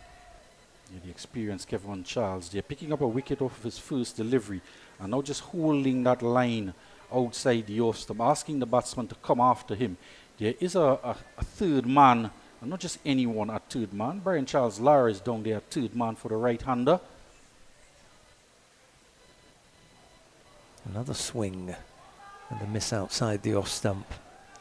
Keeper takes it cleanly this time, and he's fumbled a couple, but this time. Yeah, and Simpson out at deep. Simpson out at deep cover, long off, long on, yard. And Israel Bell is out at deep mid-wicket. The field set by the captain with the gloves. Jones, with the 5 fielders out in the deep. Sorry, 56 for 3. This time he does connect, and he's not going to be able to cut that one off. Lara has to do a bit of fielding down in the deep. Yeah, and Bob is the man to try and add impetus into the innings here for the Ebony Sports and Cultural Club. Lara is just asking, do you want me to sit a bit wider? Because this man is going to go hard, especially if he's bowling that wide outside the off stump. And it's not a bad line. And you just might want to put a man out at deep point and put the short third man inside, because he is making a lot of connection now that the ball is older. He's getting a lot more bat onto it. Charles bowls. And it's gone exactly to where you were talking about. There was a shy at the stumps there. It's past it. They could have taken the run, but they were recovering from the nearly run out. And they decided against it. Well, I think the throw from Kwesi went to the wrong end, because it should have gone to the keeper, who was further down the track. Bob, Dan Cockburn, have a look at it here. And so many times we see batsmen hit the ball and just take off. Yeah, he was halfway down the pitch, but the throw went to the wrong end. Yeah, he hadn't looked to see. Charles bowls. There's a play and a miss, and he's caught behind. The adventurous inning of Bob comes to an end with the score on 60. As the 4th wicket goes down, that outside edge, he's holding that line outside the off stump on a wide line, and the keeper does very well. We'll have to look at it again to see how difficult that catch was, but I think it was a pretty straightforward catch, Sheldon. And another wicket falls here for the Ebony Sports and Cultural Club. Yeah, he just has a push at this one outside the off stump. Never really looked to hit it. Actually, I didn't give him as much credit as he deserved for that delivery, Kevin Charles, because that one, he was very close to the stump. Some would say he might have even encroached on the danger area, but the line of the delivery was exceptional. He's been bowling wide outside the off stump. This one was dead on off stump, middle and off stump, because I think the ball moved as well off the seam. We'll have a close look at it here. Just a little bit of nibble off the seam, pitching perhaps on closer to the off stump than the middle stump, and getting a bit of deviation and getting the outside edge. So defeated by a good delivery, Akeem Bab, and another wicket falls. And maybe that's why he was tempted into playing at that, because of that line.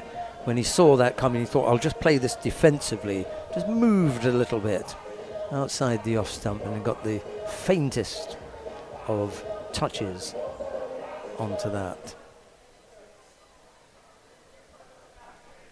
So the fans seem to enjoy that one as well. With the fall of every wicket and every interlude between the overs, the DJ gets into it, yeah, to entertain the crowd. Dominic Redhead, is it? Who's come into bat?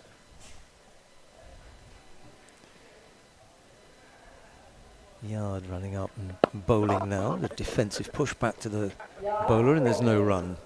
That's another excellent delivery from Yard, just building on the back of his wicket that he took with that Yorker delivery. He's very tight in on the stumps, bowling wicket to wicket, not giving Dwayne Cockburn any room outside your stump to swing those arms. There is a deep cover, long off, long on, mid-wicket and backward square on the boundary, the 5 out in the deep. That one's outside the off stump, but within the boundary, so a dot ball. Dwayne is having a conversation with umpire Laborde. He's just gesticulating. Yard not to get involved. Just get back to your mark. Leave it. Just take your dot ball and get on with it. Bowls again. Well, I wonder if he got anything on that. But that's gone very, very quickly past the keeper and then down to the boundary. Well, the bowler being punished there for an excellent delivery. It's one of his Yorker deliveries. It gets past the batsman, it gets past the offside, the off stump, and beats the wicketkeeper as well, who got a glove on it, the left glove. Just that pocket off the left glove, but he couldn't stop the pace on the ball. And it went all the way into the boundary for 4. So a rare boundary again in the innings, in this total of 64 now for 4. And he didn't get anything on it, so it's 4 byes. There's Yard again. He bowls. And it's just tucked into the onside. He's not going to throw it because there was a collision mid-pitch. Yard and Cockburn. Handshakes all round, or at least back slaps all round, and the fielder didn't shy at the stumps. He realised that there'd been a collision. Very sporting. Oh, most definitely from Simpson there, not to throw the stumps down. He was just worried about the batsman as well, just to ensure that he was okay. Yard running in now and bowls. Again, a little kind of slap down the ground rather than, the traditional drive. Yeah, no high elbow involved in that shot at all, but Redhead gets off the mark. And he rehearses the shot, but it's a different shot from the one that he played.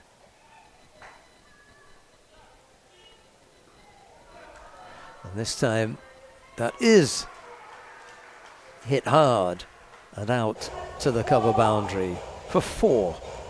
Well, he took a step down the wicket and smoked it over cover, and it went very close to the boundary edge. Just stepped down the track, got a lot of it, and it was signaled 4.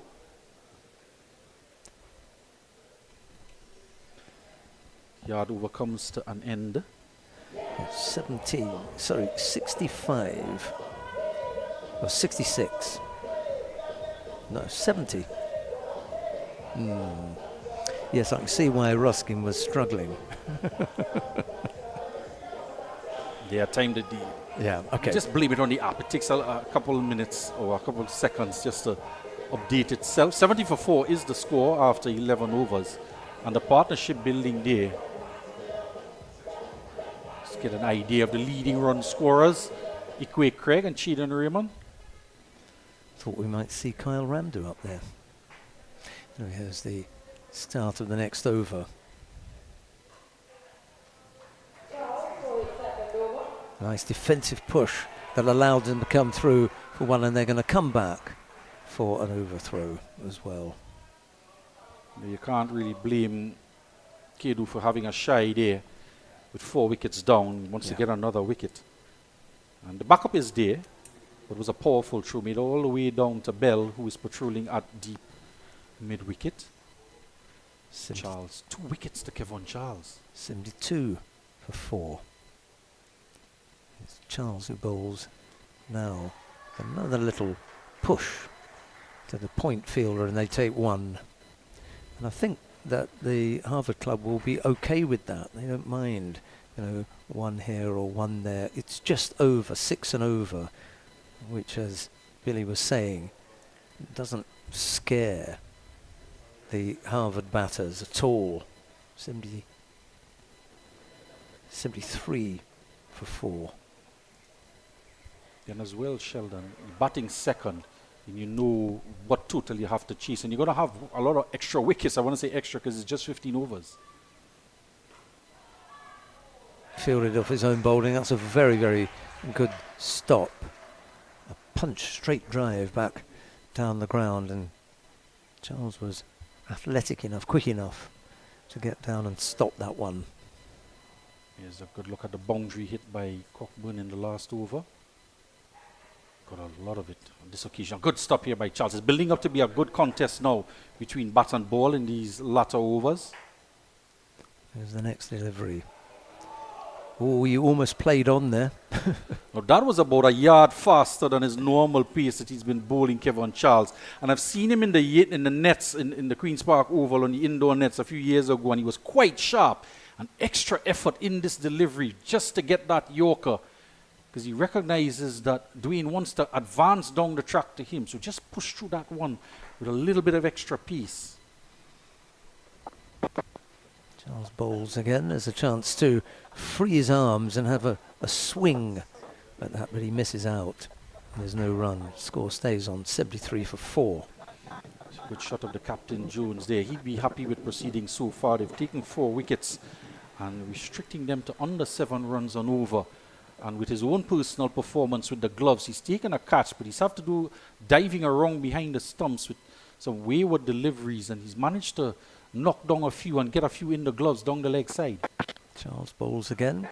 There's a hard swing at that. There's a thick edge that goes to deep backward point. And that's the fielder I was talking about. It's better to use him in that position at backward point on the boundary with the pace of the delivery that's coming, rather than a third man on the boundary. One boundary was struck down there earlier, and Captain Jones has made the adjustment with the recommendation from Lara that he should have been wide, and it went straight to him and just a single. When you want to get the inside information, you go to the real source, the team members. Let's hear what they're saying. One of the joys that I have is calling someone and telling them you have that approval. We want to know our clients. The attention that we give the client feels that warmth. We help you, the customer. We are here to help you, achieve your dreams. Client succeeding, it has helped the bank to succeed. Lots of great information here. And yes, GMMB is a real bank. Stadium DJs taking a bit of a chance by playing a song that's called Thunder. There's the next delivery. Good swing. He's played on. Oh dear. Yeah, redhead. Yeah, just ricocheting out. I think he might have gotten some bat onto pad, but it definitely came off the body and rolled onto the stumps. And he's gone for 4. And he was trying really to accelerate the scoring rate. Could only manage.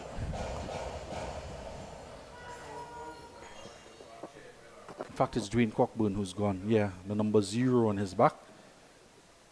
And the new bowler coming in. Is it Jacob? Yeah, it was like one of those pinball machines, wasn't it? Hitting in different places and then going on to the stumps. Might just have been an under edge from the bat and trickling on. One bail was dislodged. Yes, unfortunately, he has to go to new bowler taking a wicket. Keelan Jacob coming into the attack, and we saw when Kevin Charles came into the attack, he took a wicket off of his first delivery as well. And repeating it for good fashion is Keelan Jacob. 5 down now, 74 for 5. To be honest, with into the 13th over, you haven't got a great deal of time, so you really want to throw the bat and try and get as many runs as you can, so you can understand why he was having a good swing at that. 74 for 5. The new batsman is Javon Charles then, who's off the mark immediately. They're going to come back for a second. There's a little bit of a gap in the middle there between those fielders. They get Charles, 2 runs. He was eager to get off the mark there and to come back for 2 as well. So showing good intent, and they're going to lead a lot more of these as the balls are now running out. Just 15 overs, this truncated affair in the North Zone T20 tournament. 76 for 5 as Jacob bowls.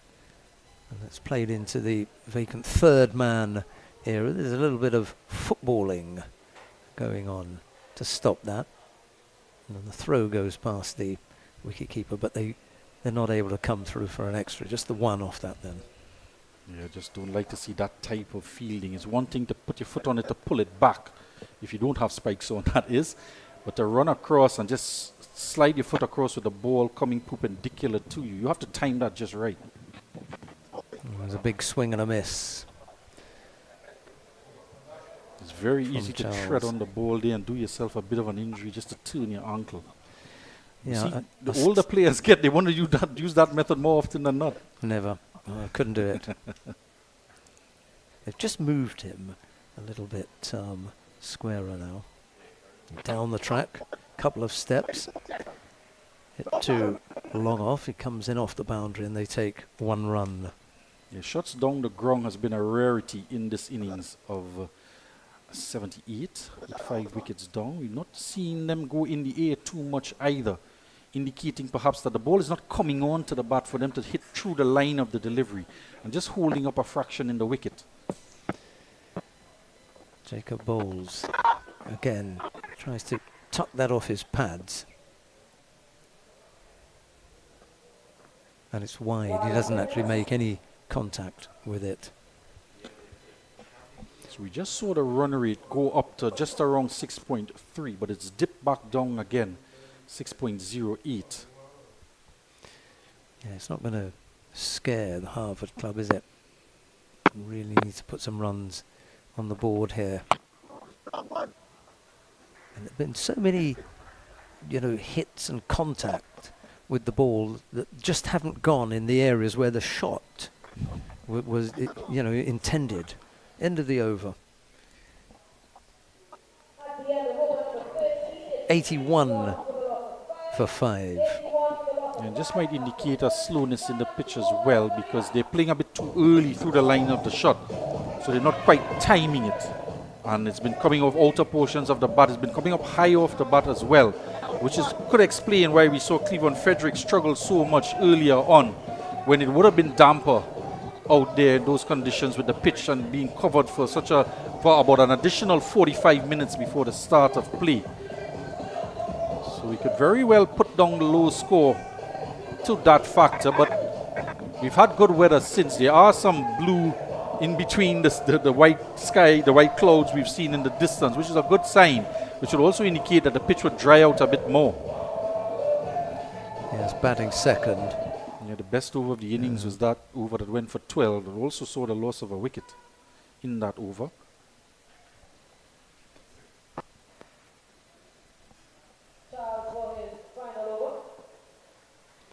Charles it is to bowl his third and final over. That's nicely played out to deep cover, or point actually. That's a well run. He has such high standards for himself, Larry. Got it very quickly, even at age 56, to pick up with one hand and to get the throw in. He wasn't too far from the wicketkeeper, who had a shy at the stumps, but had it been a little bit closer, and you could see Larry just a bit disappointed that he couldn't get the throw exactly right, close to the wicketkeeper. It was not a bad throw at all. The keeper just taking one step across, and had it been a bit closer, but you take that type of throw and fielding any day of the week. He'll be rubbing his shoulder this evening. There's the next delivery from Charles. Again, just tucked into the point or cover area. And they come through for one run. I'm not so sure about that. He probably played a rounds of golf this morning in St. Andrews. So he's gotten his loosening up, his warm-up through with 18 holes of golf. Man with the 6 handicap. Plays right-handed. 84 for 5. So in fact, there is now that short third man is in place in Bell, but Lara's at backward point on the boundary. But there's a deep cover as well. Charles bowls this aerial for a while, but it goes to the man at long off. He runs in from the long off boundary, and they come through for 1. He's bowled 2 full deliveries. He's again searching for that Yorker delivery, Charles. He's picked up 2 wickets. And again, on that occasion, searching for the Yorker again, but a full toss it turned out. And so often we see bowlers a bit timid of trying for that Yorker, fearing that they will bowl a full toss. That's a nice swing. And again, it picks out the man in the deep, and they're only able to come through for another single. It all helps to add to the mix, but we're not troubling the 8, 9, 10 and over region, I'm afraid. I think Charles might be a man who's a bit sore. He's just stretching out there. He's probably not bowled 3 overs on the trot.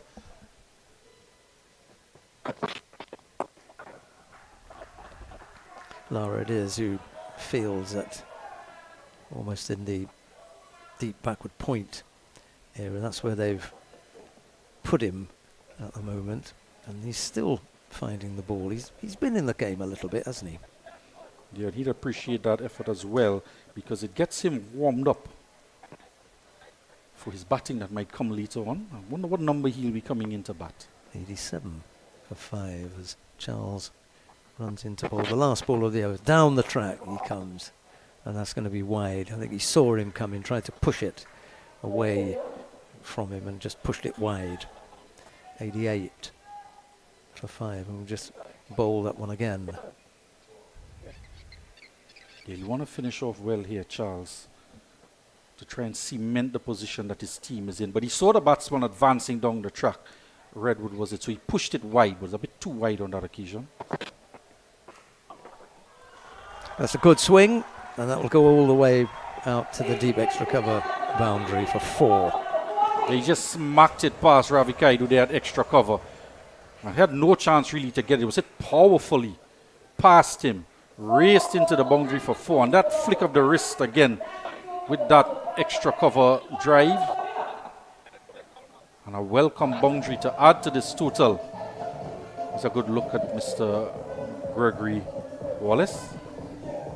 Or Wheels it is, Gregory Wheels. This one? No. Hey, look, KFC has an incredible promo. I already had that for lunch. Crunch whoever isn't on board. Order KFC's Mega 6 bucket for only $115. KFC, it's finger licking good.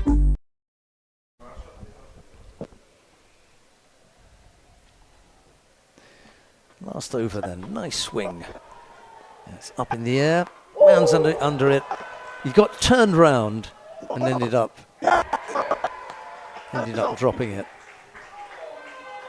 He's going to be run out here, yeah. I think he's going to have to go. Yeah, Laborde's had a look at it and decided that was out. Put the finger up in the end. They're trying to pull it into the onside, and again not coming through the ball, and the top edge of the bat skied it up in the air. He was trying to scoop it. The ball didn't rise too much off the pitch either. And Simpson coming around, trying to take a catch over his shoulder, which is a very difficult method of catching. But couldn't take the catch, but the throw was spot on. And an easy run out in the end. And another wicket falls now. The 6th wicket down. And Jacob, despite not getting the wicket with the catch, the wicket still falls nonetheless. And Redhead is the man who goes for 14. Devon David, I think it is, who's coming out to the middle now. But you can have a dash now. You're in the last over, so everything that you can get, you need to take. Fans certainly enjoying themselves in the stands, and the crowd continues to build. There's the next delivery, and that one's going to get past the man. He was in short, and that's gone for 4. Really valuable runs here. Once it went past him, Sheldon, he was never going to catch up with it. And just paddling it around the corner there. It has to be the line of the delivery that encouraged the shot. on the pads and just helped himself to 4. I wonder who he was trying to emulate with that shot. That hip flick. Yeah. So, yeah, a couple players. It was actually a shot that David Gower used to play a lot of. And then we saw Brian Lara with it. He in the perfected limited it, I form, think, and yeah. Chris Gale. Ooh, big swing coming. Went across the stumps. It was outside the off stump. They came through for 1, didn't they? Jakeem Lawrence ensured it, but it only went for 1, tumbling across there, making the stop. It's a leg by. Final over, 15 overs. The board doesn't want to stand on one leg for too long. Our cameras didn't catch that one, which might just be a good thing. The umpire was a bit irritated that she had to stand with one leg in the air to indicate the leg by and wasn't acknowledged when she would have liked from the scorers. Food on offer here at the stadium as well. Attempted cut and missed out. No food from this bowler here, Jacob. He's been quite tight. A couple down the leg side. Well, one was down the leg side with his paddler wrong, but trying to force the shot the second time from a ball that was on the pads. So he's looking to bowl wicket to wicket. Again misses out.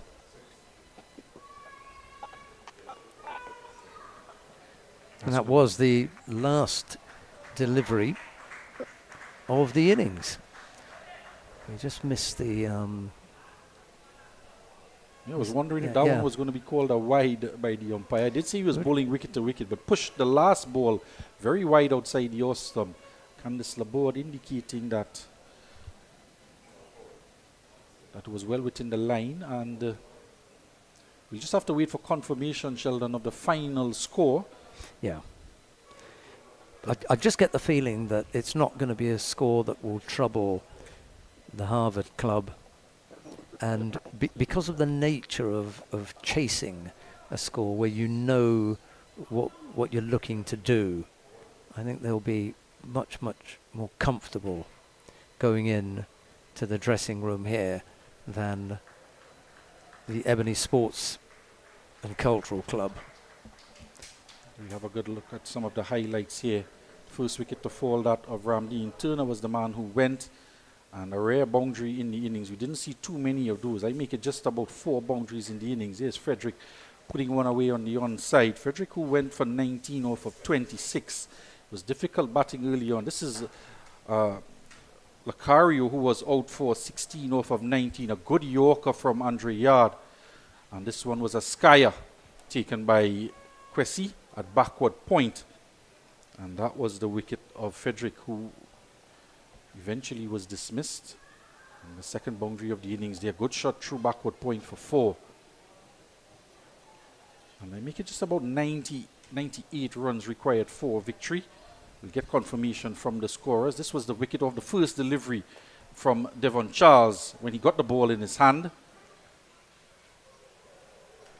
Another boundaries. That was the 4th wicket of Bab that fell for 60. And the 5th wicket fell on 74 in the 12.1 overs. It was the first ball of the Jacob over as well that picked up a wicket.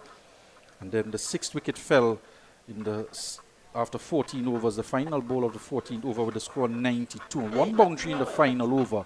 And there was a couple twos and a single as well. So I make it just around 98 runs that would be required from the Harvard club. And the projected total for much of the innings has been in the 90s. And they started off after the power play. The score was 28 for 1. So they've just been hovering around 6 runs or so per over. And they just finished over 6 runs and over, which would be the required rate for the Harvard club. With the man and the likes of Brian Charles Lara in their lineup, they would be favouring themselves, Sheldon.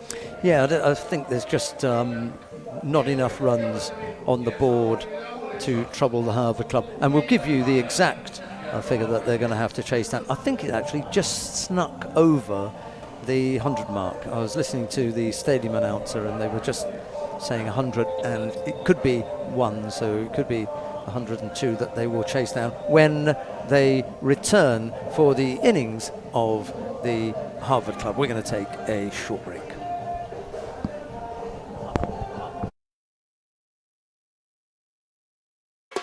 Having that family lime at home, that cookout by the river, or you're just feeling to bubble up pot? Then CRUZ Poultry and Meats Limited has got you covered for all your meaty needs.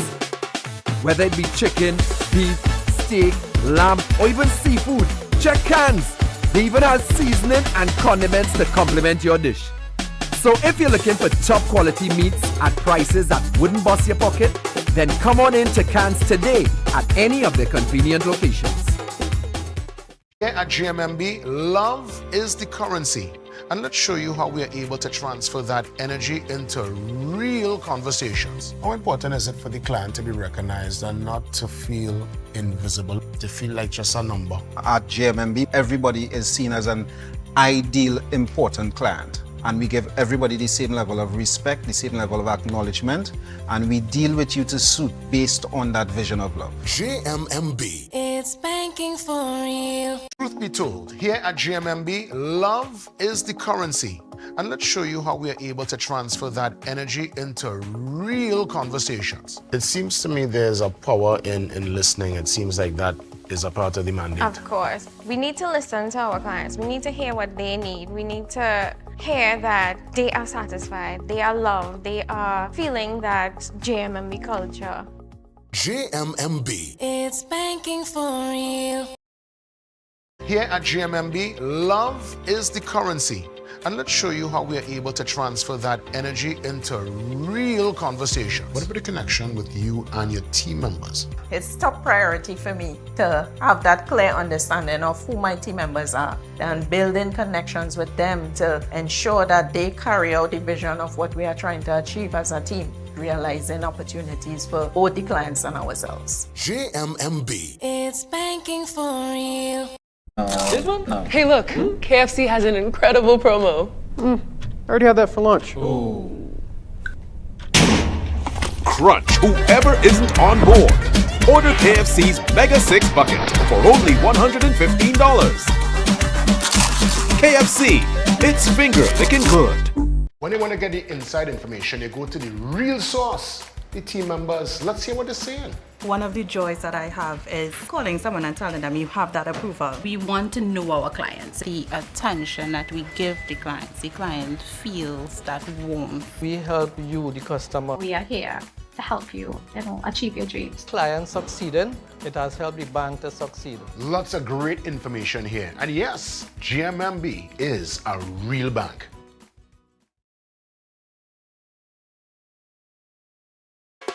Having that family lime at home, that cookout by the river, or you're just feeling to bubble up pot? Then CRUZ Poultry and Meats Limited has got you covered for all your meaty needs. Whether it be chicken, beef, steak, lamb, or even seafood, check CRUZ. They even have seasoning and condiments to complement your dish. So if you're looking for top quality meats at prices that wouldn't bust your pocket, then come on in to CRUZ today at any of their convenient locations. Here at GMMB, love is the currency. And let's show you how we are able to transfer that energy into real conversations. How important is it for the client to be recognized and not to feel invisible, to feel like just a number? At GMMB, everybody is seen as an ideal, important client. And we give everybody the same level of respect, the same level of acknowledgement, and we deal with you to suit based on that vision of love. GMMB. It's banking for real. Truth be told, here at GMMB, love is the currency. And let's show you how we are able to transfer that energy into real conversations. It seems to me there's a power in listening. It seems like that is a part of the mandate. Of course. We need to listen to our clients. We need to hear what they need. We need to hear that they are satisfied, they are loved, they are feeling that GMMB culture. GMMB. It's banking for real. Here at GMMB, love is the currency. And let's show you how we are able to transfer that energy into real conversations. What about the connection with you and your team members? It's top priority for me to have that clear understanding of who my team members are and building connections with them to ensure that they carry out the vision of what we are trying to achieve as a team, realizing opportunities for both the clients and ourselves. GMMB. It's banking for real. This one? No. Hey, look, KFC has an incredible promo. I I already had that for lunch. Crunch whoever isn't on board. Order KFC's Mega 6 Bucket for only $115. KFC, it's finger licking good. When you want to get the inside information, you go to the real source, the team members. Let's hear what they're saying. One of the joys that I have is calling someone and telling them you have that approval. We want to know our clients, the attention that we give the client feels that warmth. We help you, the customer. We are here to help you, achieve your dreams. Clients succeeding, it has helped the bank to succeed. Lots of great information here. And yes, GMMB is a real bank. Having that family lime at home, that cookout by the river, or you're just feeling to bubble up pot? Then CRUZ Poultry and Meats Limited has got you covered for all your meaty needs. Whether it be chicken, beef, steak, lamb, or even seafood, check CRUZ. They even have seasoning and condiments to complement your dish. So if you're looking for top quality meats at prices that wouldn't bust your pocket, then come on in to CRUZ today at any of their convenient locations. Here at GMMB, love is the currency. And let's show you how we are able to transfer that energy into real conversations. How important is it for the client to be recognized and not to feel invisible, to feel like just a number? At GMMB, everybody is seen as an ideal, important client. And we give everybody the same level of respect, the same level of acknowledgement, and we deal with you to suit based on that vision of love. GMMB. It's banking for real. Truth be told, here at GMMB, love is the currency. And let's show you how we are able to transfer that energy into real conversations. It seems to me there's a power in listening. It seems like that is a part of the mandate. Of course. We need to listen to our clients. We need to hear what they need. We need to hear that they are satisfied, they are loved, they are feeling that GMMB culture. GMMB. It's banking for real. Here at GMMB, love is the currency. And let's show you how we are able to transfer that energy into real conversations. What about the connection with you and your team members? It's top priority for me to have that clear understanding of who my team members are and building connections with them to ensure that they carry out the vision of what we are trying to achieve as a team, realizing opportunities for both the clients and ourselves. GMMB. It's banking for real. This one? No. Hey, look, KFC has an incredible promo. I already had that for lunch. Crunch whoever isn't on board. Order KFC's Mega 6 Bucket for only $115. KFC, it's finger licking good. When you want to get the inside information, you go to the real source, the team members. Let's hear what they're saying.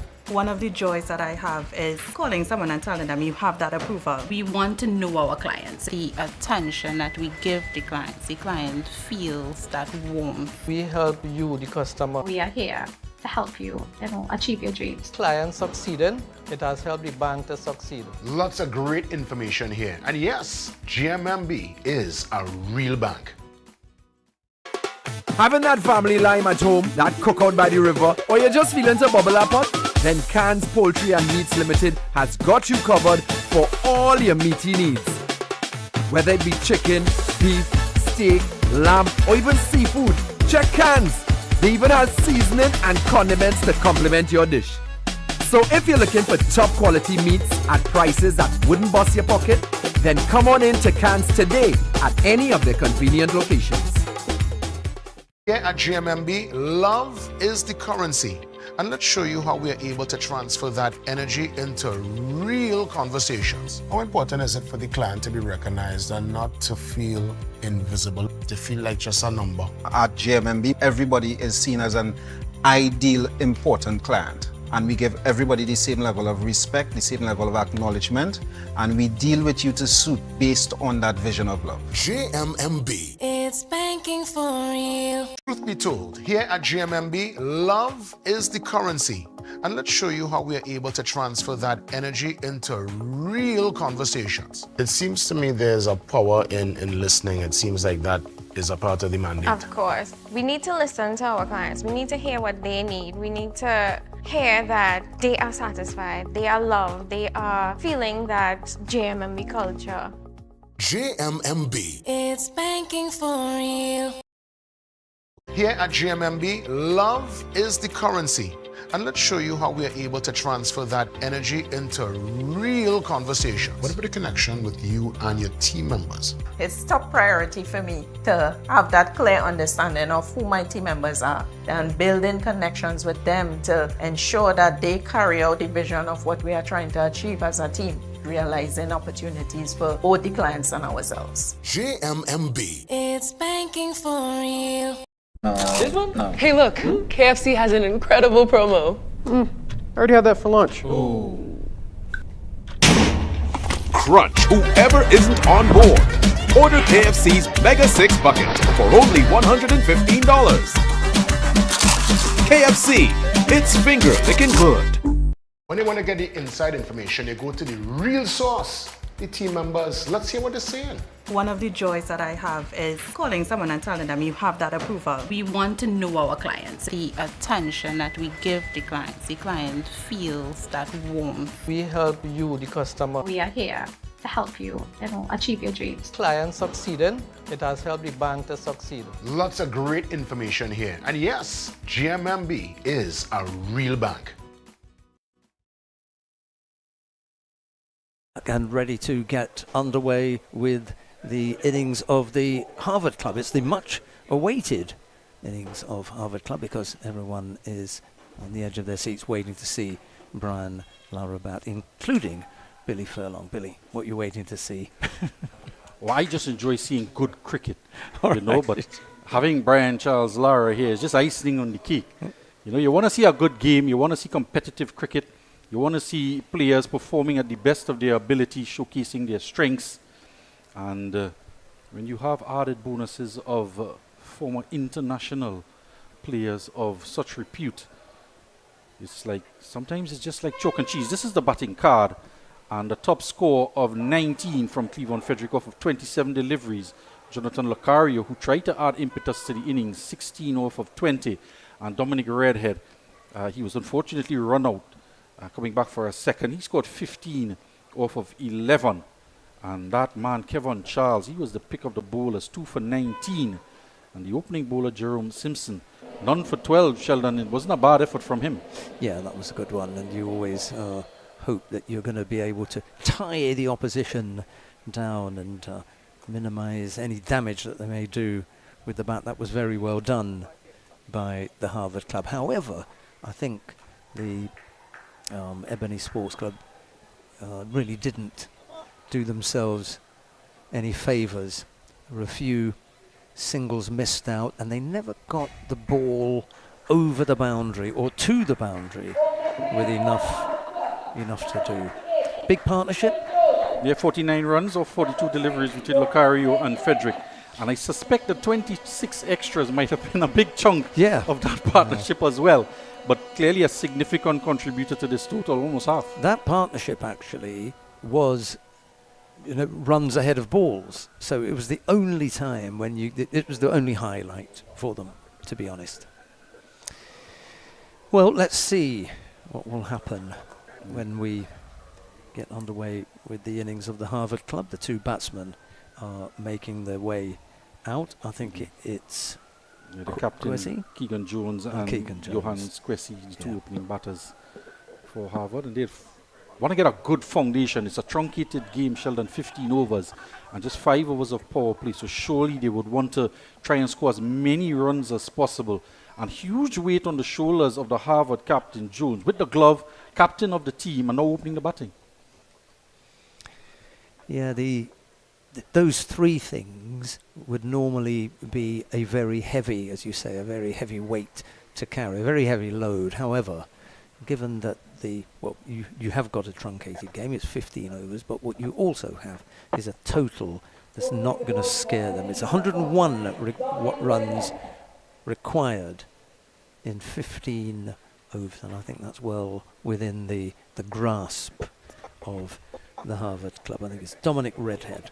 It's going to open from the Digger Martin Main Road, and he's about to get underway with his first delivery. Who is it that's facing Jones down it is. there? Good look at the captain there, just adjusting Keegan his Jones. gloves. Yeah. He's switching from the keeping gloves now to the batting gloves. There's a slip in place, a backward point. The two fielders out in the deep. It's a deep cover and a fine leg on the boundary. Redhead is the man with the ball in his hand. 15 runs off 11 at the back end of the innings. And in he comes and bowls. Slap to the man at short extra cover. And he put that down. It's actually short, yeah. Where is he moving to? He's having a little bit of a wander. We'll see where he stops and then we'll say where it was.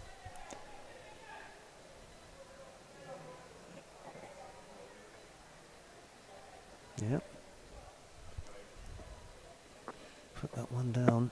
It was a good effort, and that's a wide ball.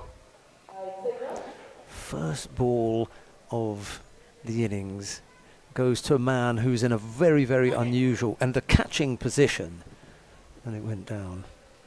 Yeah, and I think it came off the toe end of the bat as well, but it was still powerfully struck. Went straight to Devon David. And he is in quite close there, but did manage to get the throw off at the non-striker's end as well. And this is past the cover fielder. There's a man on the cover boundary. They've really packed this side, and they end up giving just the one away. And almost able to thread a needle through. But there's a man, there's an extra cover, there's a cover, and there's the opportunity. And it wasn't too far. This is a man patrolling the boundary on the cover. Yes, unusual Charles setup, isn't it? Yeah, they're almost in a straight line, just a bit skewed in line with the popping crease. The bowler's popping crease. There's the next delivery. That's out to the man in the deep. They can afford the one from time to time, but what they don't want to do is to allow them to get too comfortable with that, because it's also a bit of a release. If there's a bit of pressure, you can always take one out into the deep. Now what this field placing tells me is that Redhead, they know, is going to hold that fifth stump line or fourth stump line so they can set the field for it. And then the man comes across from mid-off to tidy up. I mean, there have been a couple of misses already, but they've gotten away with it. Yeah, because the fielders, each one has a backup. Backup, yeah. Yeah, the extra cover has a man either side of him mid-off and then cover. Yeah. And then on the boundary is Charles at cover. And the key to this is holding the line with the ball. If you can put it in the right place, then you've got the men there. This is a good run here. It's very close, and Lucario can't pick it up. And a throw at the non-striker's end. But give the batsman credit, Quissy. It was an early call, Sheldon, and he took off and put pressure on the fielder to try and get there. He was on the back foot, hesitated, but then decided the fielder was deep enough and took off late. Both batsmen, in fact, took off late. And coming into frame, it would have been close. It was who ran in to pick up. But what it tells me about this field placing as well, and if you look at Redhead, it's a perfectly upright seam he's running up in when he has the ball in his hand. And the release is immaculate as well, so he's definitely bowling with excellent consistency so far. Back at him.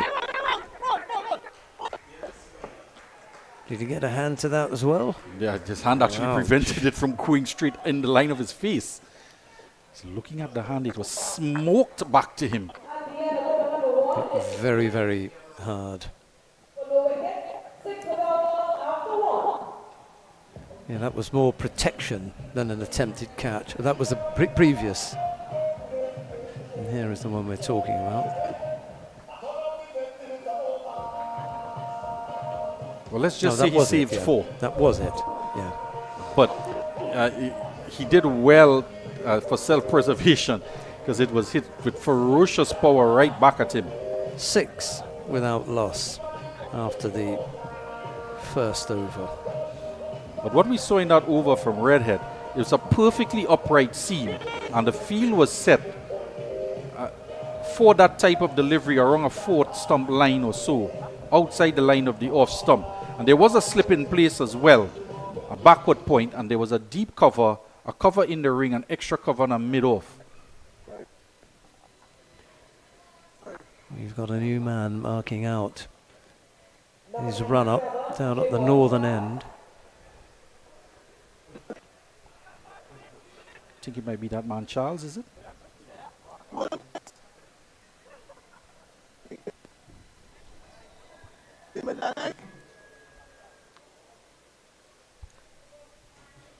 Trying to look on the number on his shirt.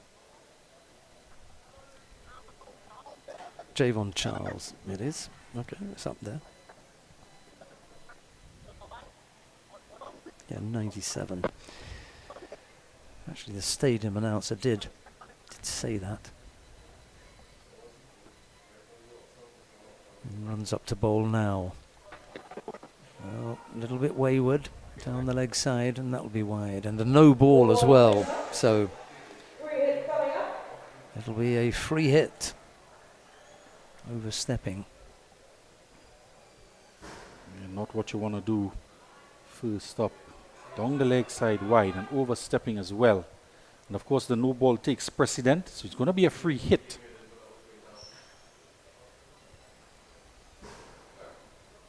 The field of course can't move around, can't change position.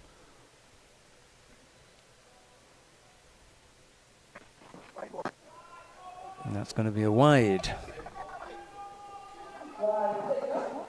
So the free hit is going to continue. The two fielders out in the deep.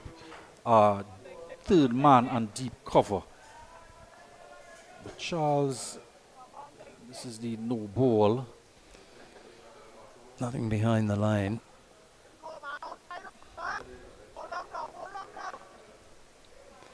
There is a slip in place as well. He's got hold of that. That could be in someone's backyard, I think. It is indeed. Jones at the top of the order, the captain. He means business. And he put that one out of the ground. A pitched up delivery. It was a free hit. It's the first 6 of the game. Yes, that's a KFC maximum. Just a length delivery there, hitting through the line of the delivery. So the pitch does seem to have dried out as well. And that ball coming nicely onto the bat. And of course, these two opening bowlers, good pace on them as well. Jones taking advantage of the pace and the free hit. And that one hit out of the ground over our cameraman there, Kyle Ramdu, who is down at the northern end of the ground. Yes, there are a few dogs in that garden, so I wouldn't... Oh, there's a little fellow who's come back with the ball. That's nice. He's come to throw the ball back. Here's a man who was that age long ago from the Santa Cruz area. Went to Fatima College, played for his school, then Trinidad and Tobago youth teams. Was one of the youngest Trinidad and Tobago under 19 captains, and then West Indies under 19 captain. And all the while he was still playing for his college, Fatima, while he was West Indies under 19 captain. Went on to the senior team. And he spotted up. Might see him next. Yeah, he's in discussion with another youngster. There's always the possibility that Keegan Jones and Johannes Kwesi will spoil the party and bat through. I would suggest at some point, if they continue batting, you just might see one batsman being asked to retire out. Retire out, yes. And those cries might just come from the fans, not the players out in the middle. Yeah, imagine you're up on 50 and someone says, hey, come out now.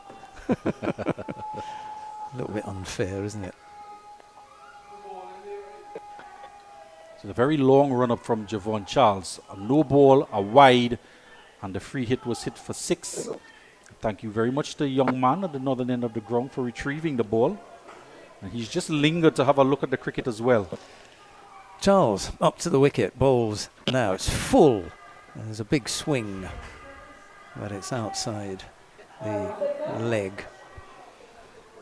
Yeah, so And it's going to be wide. Not a good start here, Sheldon. Yeah. Some extras, badly lined deliveries. And with a small total, the current run rate is already over 12 in the first over. And we've only had legally one delivery.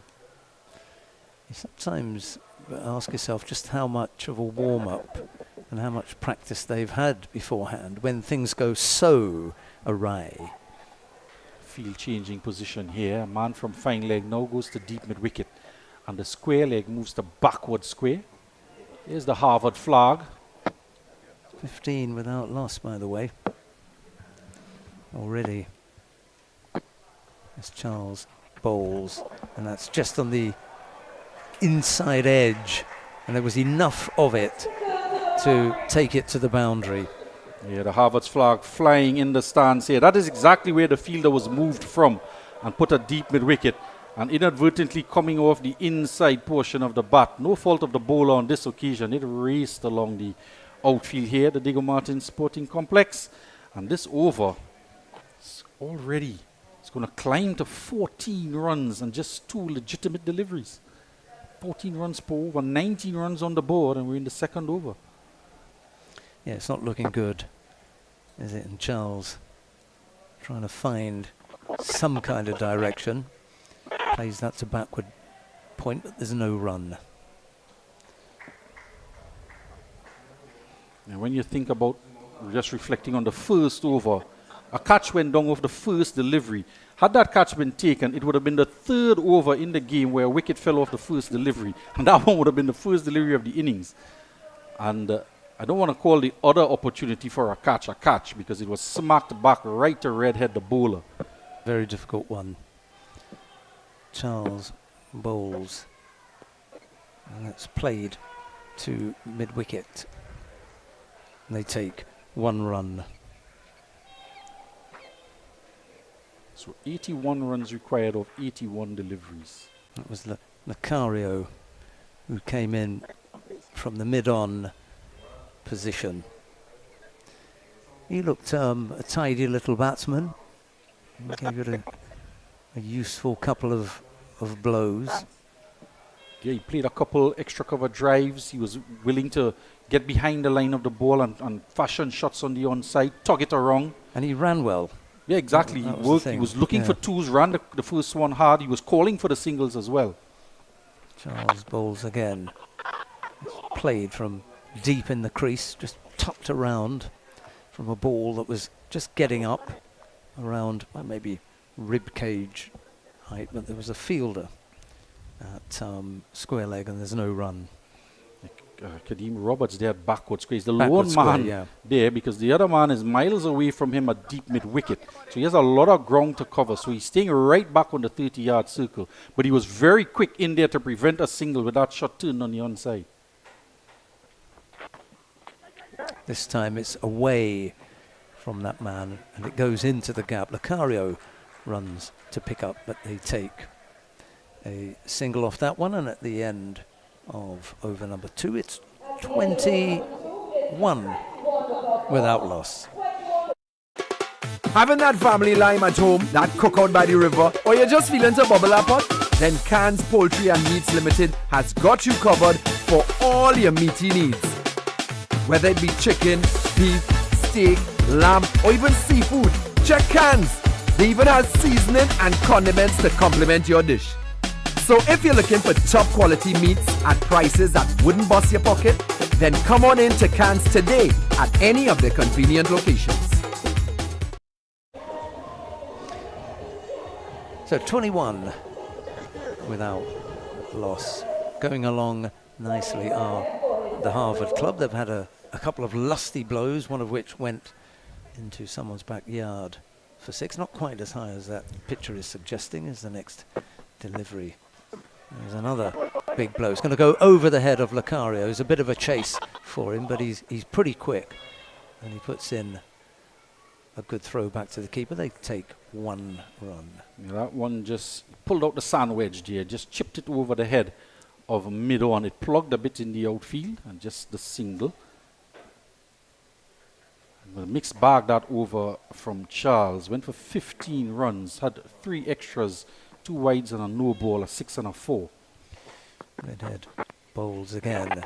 It's getting down towards Lucario, picks up with one hand, throws at the stumps. It's good backing up, not just from the bowler behind the stumps, but another fielder in there as well. He's a useful little player, isn't he, Lucario? I tell you what, Sheldon, the keeper who was keeping, opening the batsman, the captain, took very long to get down to that non-striker's end. It was good work by Lucario, and then recognizing that he was slow, he got the throw back in. Redhead bowls again. That's a beautiful looking drive. Well, that's a gorgeous shot from Johannes Kwesi. He's been threatening to do this a while. He smoked a few back, one to extra cover and one back at the bowler. This time he gets it in the gap. It was in the air, but between the gap as well. Have a look at that seam position from Redhead. And a predictable line now from him. And Kwesi just smoking anything pitched up to him in his arc. He's going to let it go. Yes, he got into that one, didn't he? Lovely looking shot from the minute that he got the shape, even before he'd hit it. Yeah, and the man at the short extra cover position retreats to the 30-yard circle. I don't blame him, because he's definitely in the firing line there. Could be I think danger. it's Devon David. So all the fielders on the ring on the offside now. Redhead bowls. Slightly slower ball, that one. He just conned him. He was looking for the pace, and he was part way through a shot and realised it's not getting here, is it? Yeah, I think the length did him in there. Just dragging the length back, Redhead. Going past the outside edge. A tentative Kwesi there, getting onto the front foot. He already hit the boundary, so I think he was looking just to rotate the strike or so. And a bit tentative, and was fishing outside the off stump. There's Redhead again. An attempted cut shot goes through to the keeper. There's no run. 27 without loss. A little bit of bounce you alluded to earlier on, and that one certainly had a little extra bounce in it from Redhead, beating the top of the bat. Yeah, you know, if you put it there, you will get something back from the pitch. I wouldn't say that it was, you know, any kind of tennis ball bounce. It's not a bad bounce. And that one's high in the air. There's a man underneath it, and he misses. I think he made a meal of that there, Frederick. He got in position, got there early, hands outstretched, and then flung himself at the last minute. When he could have taken another step across, it was in the air for a long time from Kwesi. Have a look at him here. And just one more additional step and he would have been taking it comfortably. Yes. You have to take those chances, especially when there's so little on the board. If they bat the overs, if they bat the 15, they're going to win. So you've got one chance, and that's to bowl them out. And here was an opportunity to take a wicket. Unfortunately, it went begging. It looks a valiant effort to dive there. At least he's willing to put his body on the line. So if even if he misjudged it in terms of the flight, he was still thinking about diving, throwing himself after it to make up for the misjudgment in the line and the flight of the delivery. But Dominic Redhead, spare thought for him. He's had another catch dropped off his bowling, the opening bowler. We've got a change of bowling down at the northern end. I think it's Robin Ramdine, I think. Let's see if the scorers agree when they come up with the name. I think it is. Kadeem Roberts. Is it? All right. I thought it was 4. Oh, wrong one. Sorry, wrong team. So Charles coming out of the attack after that first expensive over for 15 runs he conceded. No, the right number and the wrong team. Oh, we should have lost that. On the full, he just patted it back to the bowler. Chance to put that somewhere over on the, as you say, cow corner. No, that's going to go. It's a nice looking shot. And even though we've had a little bit of drizzle and it may have slowed up a little bit, not enough to stop it from going to the boundary. Every time that they've played here, we've had good value for shot. You hit something along the ground with any kind of power and you're going to find the boundary. Yeah, and Cressy looking to take advantage of conditions now. The sun is out in all of its glory. Half the ground, just about half the ground is bathed in sunshine. And the sun setting in the distance, allowing to cast a shadow over the ground. From the stands here, the Diego Martin Sporting Complex. There's the next delivery. Oh, he went back to one that he should have stayed forward to. And ends up getting bowled. Yeah, he's going for 13. He was playing back, as you mentioned, a ball that he could have been forward to, but he's looking to be attacking and aggressive, Kwesi. And he's trying to work it in the onside or just tap it down the ground. Yeah, I think he was caught between the two, and the ball crept through between bat and pad. He's lost his wicket. It was a bit short. It didn't get up at all. And I think he was deceived for the height.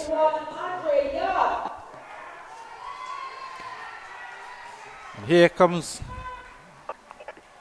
Andre Yard. Yeah, a few cheers from the crowd. He appears to be a popular individual as he makes his way out to the middle. I think the crowd was anticipating another number 3. Oh yeah. 32 on the board. So just matching that third over of 12 runs that Harvard scored. That, I beg your pardon, that Ebony scored. They went one better, 15 runs in that over. As we're in the 4th over now. The first wicket has gone down.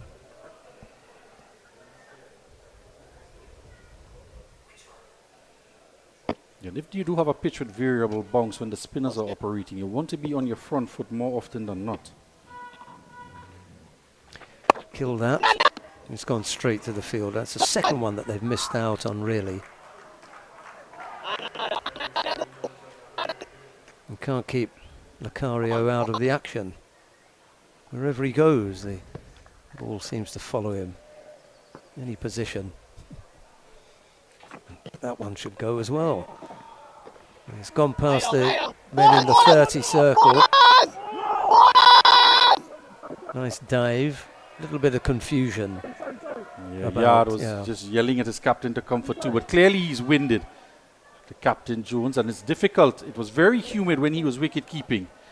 And with the gloves on, we saw him puffing as well at times. He had a lot of work to do behind the stumps, diving around, especially down the leg for 26 extras in the innings.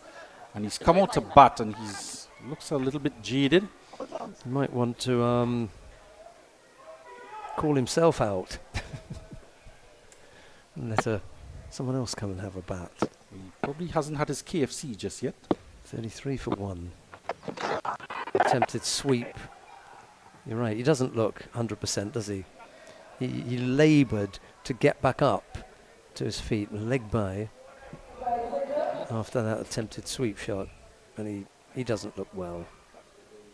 Yeah, he's just hunched over there a bit. We did mention that we might see a batsman being retired out so we can get the Brian Charles Lara at the crease, but not under such circumstances. Here at GMMB, love is the currency. And let's show you how we are able to transfer that energy into real conversations. How important is it for the client to be recognized and not to feel invisible, to feel like just a number? At GMMB, everybody is seen as an ideal, important client. And we give everybody the same level of respect, the same level of acknowledgement, and we deal with you to suit based on that vision of love. GMMB. It's banking for real. 34 for 1 after 4 overs. Do you remember what the Ebony team were when they were after 4 overs? It's going to be a bowling change. Serret. Trey Serret is going to come into the attack.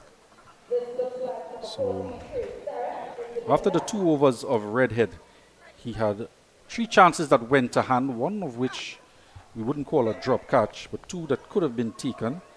He got conceded 13 in his 2. Javon Charles, 15 in his first over, and he was replaced by the spin in the last over.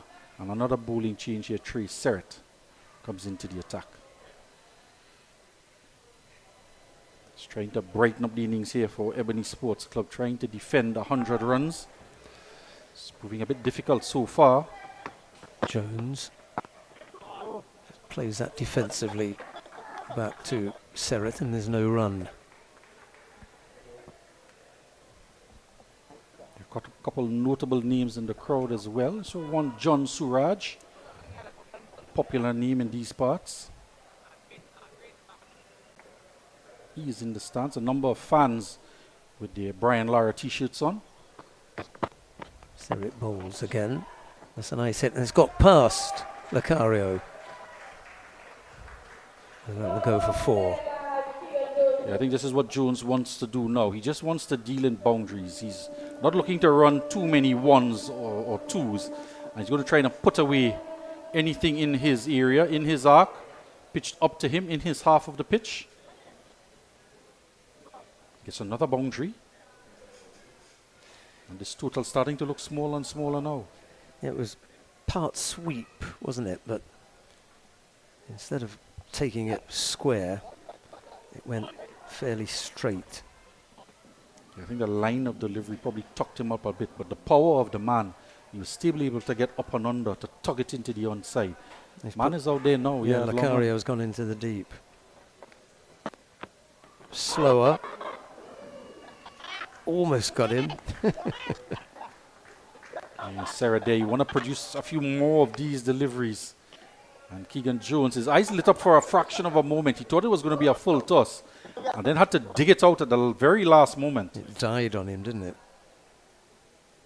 Certainly did. Bit of a slower ball. Unfortunately, it gave the batsman enough time to recover. Serret bowls. Oh, another one goes down, I'm afraid. It could be. Did you say that was David before? It just might be, you know.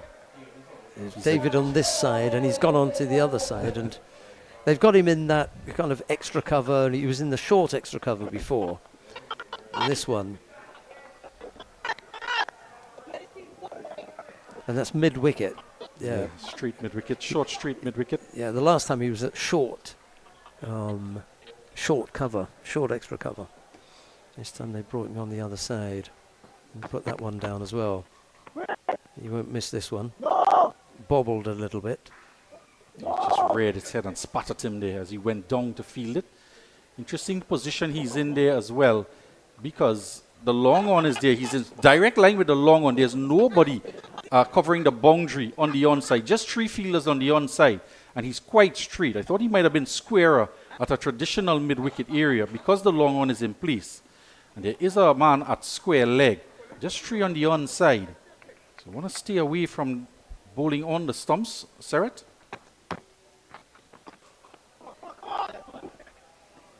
It's played down to mid-off. They come through for 1 run. I think David is saying that he can't see.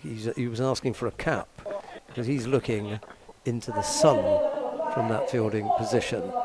40 for 1 after 5.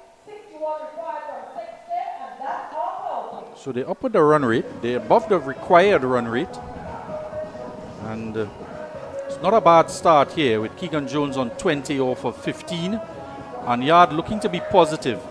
He's been on the front foot, stroking balls along the ground, getting in line. It usually takes a while before it becomes run a ball, but because the score was not that great, we're already just about there. 60 or 61, I think it is. Well, the Special Olympics Committee of Trinidad and Tobago is always looking for new athletes, and we do have one budding athlete there in the stands. No doubt. The team from the Special Olympics Committee of Trinidad and Tobago just want to keep an eye on the youngster. Always looking for new athletes.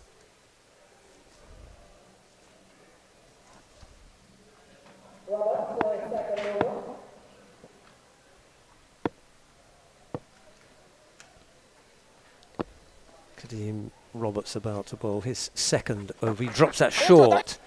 It's hit to the man out in the deep. They take 1 run. Charles for a moment was thinking about coming in. Changed his mind at the last second. Yeah, who is that? Deep mid-wicket. Charles, Javon Charles, Javon the opening Charles. bowler. Yeah.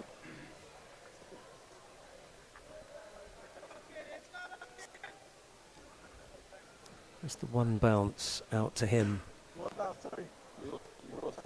And I don't think we're going to see quick singles, are we? Keegan Jones is not, I think, going to be interested in a quick single. Big swing. It's going to be another 1 bounce or a couple of bounces. Charles runs round to his left to pick up, and they take 1 run. The score goes on to 42 for 1. So 40 for 1 in the power play completed.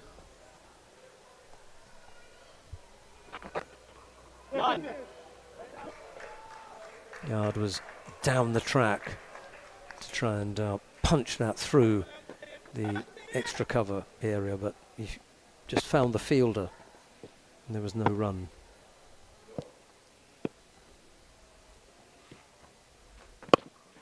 And this time he plays it defensively back to the bowler. There is another man there who's lurking and helping him out with the fielding duties. He's quite straight, isn't he?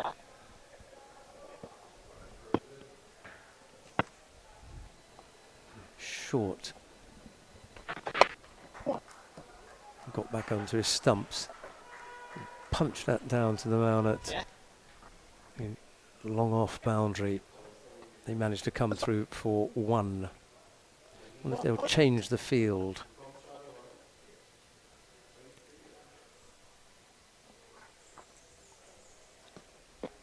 Sort of shortish mid-off. Odd position.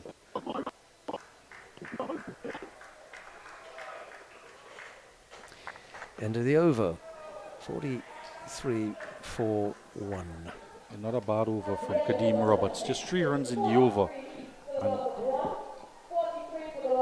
Truth be told, here at GMMB, love is the currency.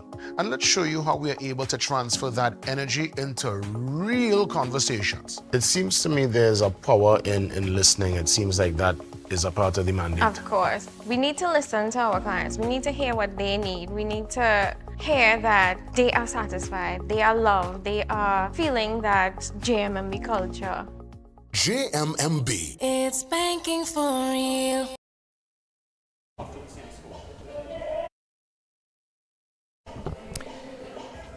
.43 for 1. Keegan Jones and Andre Yard are the batsmen in the middle for the Harvard club. We still await the batsman that most of the people in the stands, I think, have come to see. He's in the dugout as Serrett runs in to bowl.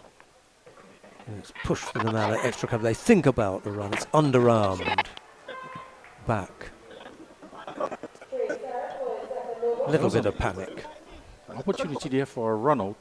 Yard hesitated in the calling, but Jones was eager to get down to the striker's end and almost was caught out. An underarm throw from Frederick. Was heading in for the stumps. This time it's cut hard to Frederick and there's no run. Have a look at Jones, Keegan Jones there, the captain. He's been struggling a bit in this innings with the bat. Did a lot of work with the gloves on, the wicket-keeping gloves, that is. Yeah, there's a nice little look about the field here with a slightly unusual and shorter mid-off. It just puts that possibility of a single to the man at mid-off out of the equation. He's got to get it in between that mid-off and that extra cover fielder. Oh, slow ball. That's exactly where I said he should put it. And he does. It's not exactly, actually. There were two fielders there, but there was that gap. And the man at deep cover. That's where they took the single. It brings Keegan Jones back onto strike now. 21 off 17. The score is 44 for 1. And they're going at 6 and over. They haven't, there's no breakneck speed. Oh, full toss and pulled to square leg for 4. Yeah, I was about to talk about how good the bowling of Serrett has been. He's just conceded 7 runs in his 10 deliveries, and now he's bowled off rank full toss. Was he trying for another slower ball? Yes, he was trying to bowl that off spinner slower ball, but he has to be very careful because he only has 3 fielders on the onside. That one turned out to be a full toss and pulled away by Jones. So despite the fact that Jones looks as if he's struggling for fitness, he's still motoring on. 21 off of 17. There you could see him making his way slowly back to the striker's end. The man at square leg now drops back out to the boundary. The power play is over, remind you, so they could have an additional fielders out in the deep. Serrett runs in and bowls now. Oh, he stumped. He leaned forward. He was just a little defensive push. Was out of his crease. Yeah, he was just leaning forward, overbalancing with that ball down the leg side. And he's been such a fatigued state that he wasn't able to recover. So he overstepped and couldn't regain himself to put his back leg back or to turn around and get his bat down in time. And almost it seems as though he willingly gave up his wicket for the wicketkeeper to pick him out stumping. Another Yes. slow delivery. And that dismissal brings Brian Lara to the crease now. Yeah, the man who is 47 runs short of 12,000 runs, but a man who is not short of class at all. Makes his way out to the middle. It's a little bit unfair that Keegan Jones on his way out got less of a hand, having scored 25 of his team's runs than the man who hasn't scored yet and who's coming in. And everyone's out there to shake his hand. Yeah, the fifth pump still going, the handshakes are going, and it's as though he's already made 100. Normally you see the greetings and the celebration after you've gotten a score of 50 over 100. Yeah, there's no escaping, and we said it right at the top, there's no escaping the fact that you want to be able to say that you played against, with, for, you bowled him, or he hit you. I was hit for a 6 by Lara. I mean, you can say anything you want as long as Lara's in the sentence. It's going to be Yard to take strike. The end of the over. The wicket fell. Yes, 48 for 2 after 7. That ball might have come off some part of Jones as well because it wasn't signal a wide. So he did get something on it. Might have been pad or...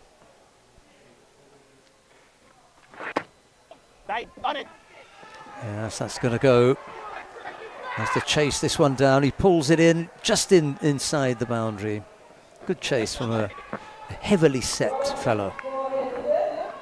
And more fans continue to pour in here. Remind you, we have a second game carded, Combined All Stars versus Santa Cruz Sports Club later on, starting at 6:30. Not quite sure if that game will be pushed back a bit because of the delay to the start of this first game. No, we should be okay. It's only 20 past 5 here. Roberts bowls. It's a nice looking shot from Yard. There's a man at deep mid wicket. They take one runner. They wanted, the crowd are saying no run, because they want to see Lara bat. What is going to be the tactics here from Kadeem Roberts against Brian Lara? There's going to be some changes in the field.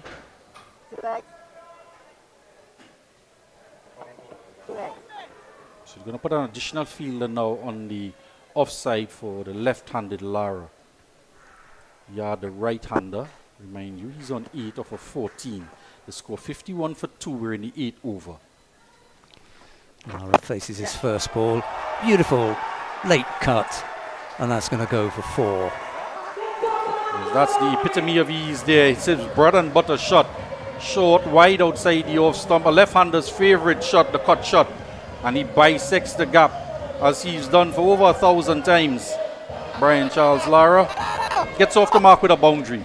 You don't lose anything, do you? I mean, he stopped the ball with his foot a couple of times, but give him the bat. And the clock rolls back. And there was that little yes that you hear. Yeah. Yes. And the signal to Lara comes on from Super Blue in the crowd over the speakers, blaring across the ground. Yeah, time to enjoy the moment. I suppose you could say the spectacle, can't you, of having such a legend. It's not often you get to really be in the presence of a legend. But here he is, facing his next delivery. No. There's the other side of it. No.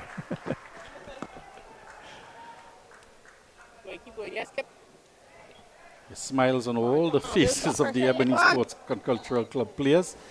They're just opening the bat face there. Lara, feel that backward point now, and they've pushed a man on the point boundary as well. There's a deep cover, and long off, long on, deep mid-wicket. Those are the fielders out in the deep.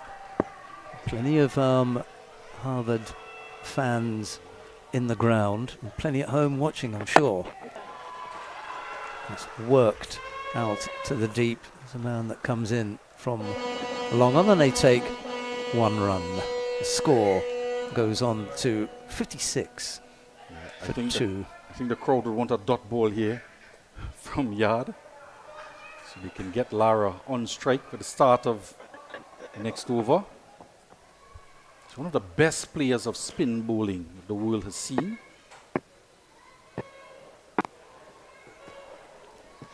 Yard to face. He comes around the wicket. There's a sweep shot, and that goes for 4. Anything you can do? Yard not losing his nerve at all, batting with the great man, showcasing his wares, taking the opportunity to show Lara that I can play the sweep shot too. And it was perfectly executed. Lots of space on the onside. There's no backward square on the boundary for Yard. And a 4 at the end of the 8th over. 60 for 2. Having that family lime at home, that cookout by the river, or you're just feeling to bubble up pot? Then CRUZ Poultry and Meats Limited has got you covered for all your meaty needs. Whether it be chicken, beef, steak, lamb, or even seafood, check CRUZ. They even have seasoning and condiments to complement your dish. So if you're looking for top quality meats at prices that wouldn't bust your pocket, then come on in to CRUZ today at any of their convenient locations. Here at GMMB, love is the currency.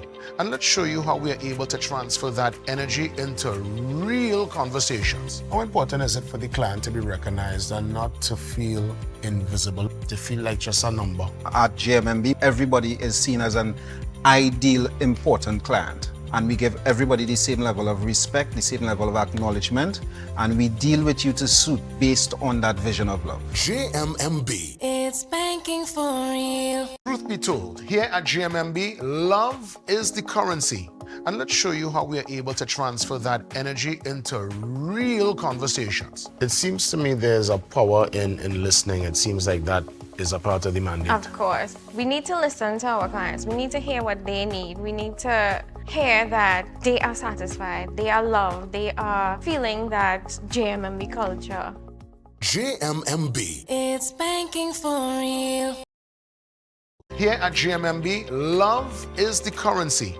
And let's show you how we are able to transfer that energy into real conversations. What about the connection with you and your team members? It's top priority for me to have that clear understanding of who my team members are and building connections with them to ensure that they carry out the vision of what we are trying to achieve as a team, realizing opportunities for both the clients and ourselves. GMMB. It's banking for real.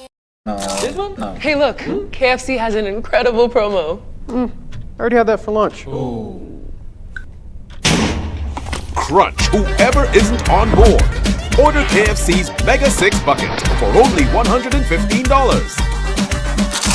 KFC, it's finger licking good.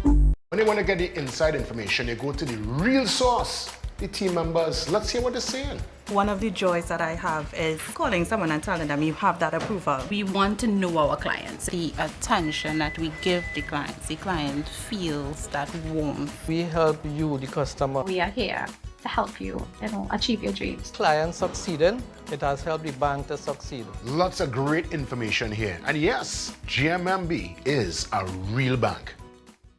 This one? No. When you want to get the inside information, you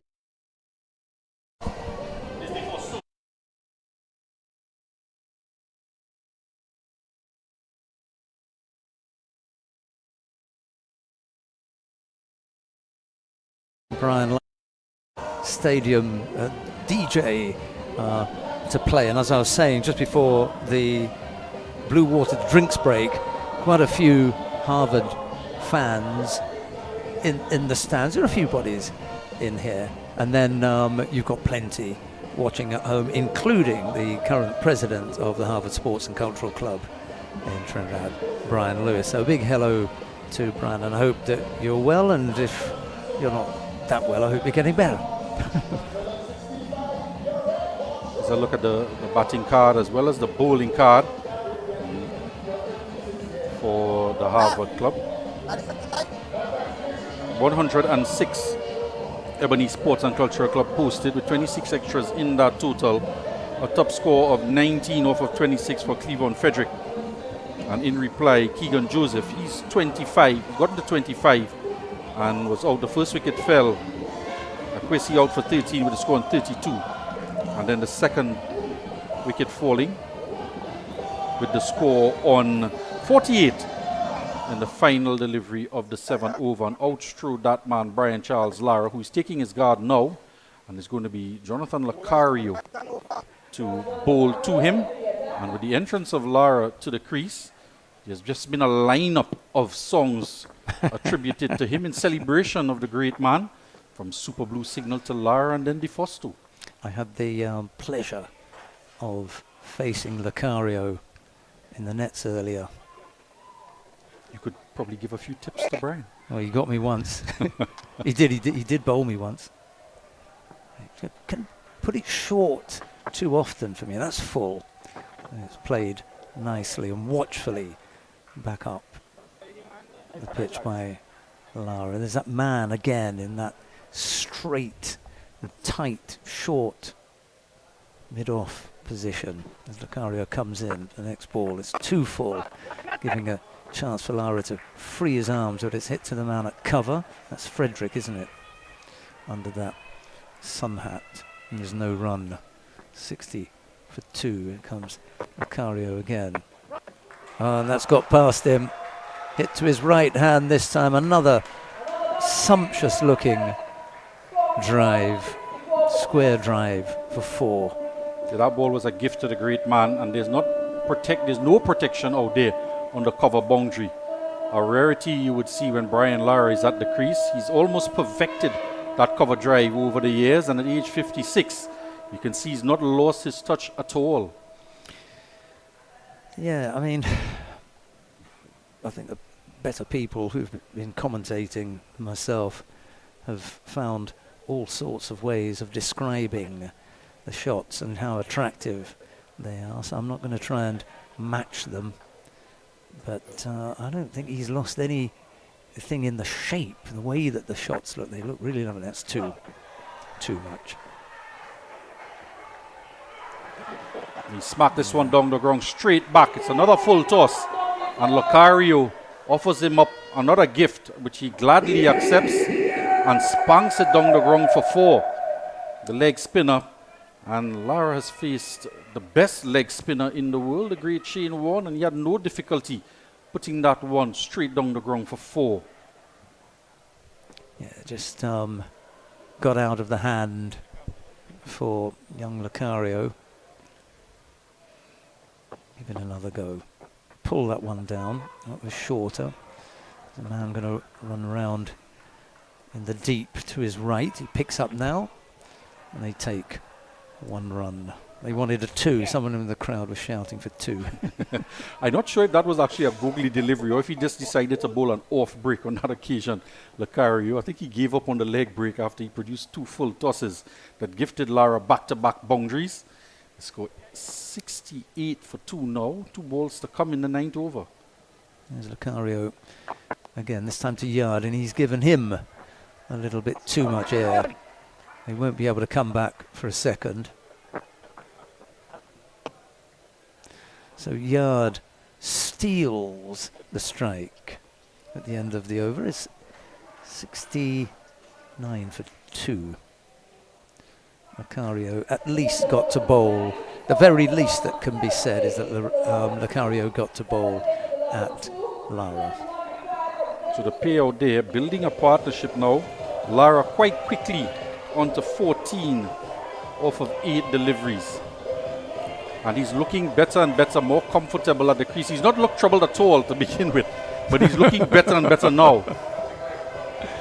Just one that he partially missed time to cover in that over from the leg spinner, but then he was able to smack 2 boundaries, one to cover and one down the ground. Yeah, sometimes you wonder when last did they actually pick up a bat and do anything. We saw a picture in the crowd earlier, one of Mr. Nasser Khan, who had a hand in compiling the information for Brian Lara's autobiography. I see. Which he released earlier on in the year. I've been to a couple book signings with the great man. And at his beck and side was Russell Latapy each time he had a book signing. Yard is on strike. Outside the off stump, and that's going to be wide. And it's a rarity that you don't see the 3 together, Dwight York, Brian Lara and Russell Latapy, most notably on the golf course. But of course at any football match that Trinidad and Tobago is participating in this World Cup qualification. And another wide. Struggling a bit here, 007.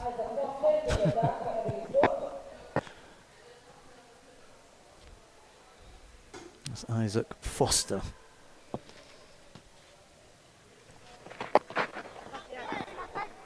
Oh, he gets that one away.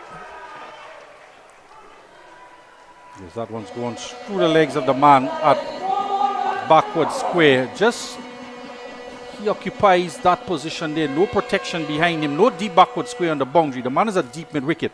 Was pulled in his area and he really should have done better there. Yeah. That was Serret. Didn't have a bad bowling spell. 13 runs he conceded in his 2 overs. But on that occasion, just letting one go past him for 4. Gifts a boundary to Andre Yard, who's having a good knock. He's rotating the strike. He's not striking the ball for big boundaries, but he's moving the ball around in the field. He's 17 off of 17. Yard knocks that out into the deep. They jog through for 1 run, and much to the delight of the crowd, it brings Brian Lara back on strike. They'll change the field around a little for the left-hander now. And the floodlights are on. The light is fading here. The natural light is fading as the sun is setting. Just 25 to 6. After, yeah. And the spin is on. There's a man dropping out to... He's going to go to backward point on the boundary, but there is a backward point in place next to the umpire. Long off, long on, deep mid-wicket, deep cover are the fielders out in the deep, the 5 out in the deep. In fact, Serret is going to go all the way around to a sweeper position. There is a man at deep extra cover as well in Charles. Foster bowls, right arm round. Lara just thinking about working that down to 3rd man, but this is out. He's trying to manipulate the field. That big gap there behind point, he's trying to exploit it. A little sweep, and Yard says, I'll take that. You go up the other end. Wide ball. Yard not doing the crowd any favours. No. He could have easily turned that single down. But Yard has other things on his mind. He wants to get to this total. Required run rate now 4, but he wants to get there in quick time and make this game safe. We're in the 10th over.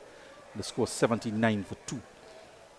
That's the balls. That's short and pulled to the square leg boundary. That's going to be 4. So the man who was at deep point when Lara was on strike, the left-hander, came up into the 30-yard ring and perhaps unawares to the rest of the field. And there's the captain, Roberts, pointing at him that he was telling him to stay back. He didn't know why he came in. And Yard just tugged it around the corner for 4.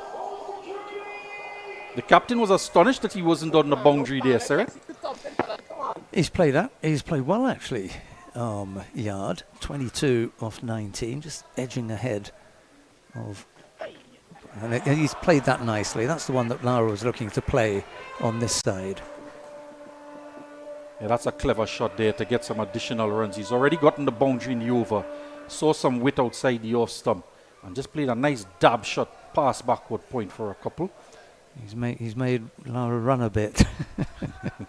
I think Lara was under the impression that he would come out and stay at one end and knock a few balls around. Now he's running up and down and working up a sweat. Last ball of the over from Foster. He bowls now.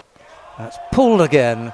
Couple of bounces past the square leg umpire, and that's 4 as well. 80. What's that going to be? 89 for 2, is it? And the man did not go back onto the boundary, and Roberts is looking at the bowler, the captain, indicating to him, I think the captain wanted the man back on the boundary at backward square, but the bowler wanted him inside. And another short delivery from Foster, and just hammered behind square for 4. Hey, look, KFC has an incredible promo. I already had that for lunch. Crunch whoever isn't on board. Order KFC's Mega 6 Bucket for only $115. KFC, it's finger licking good.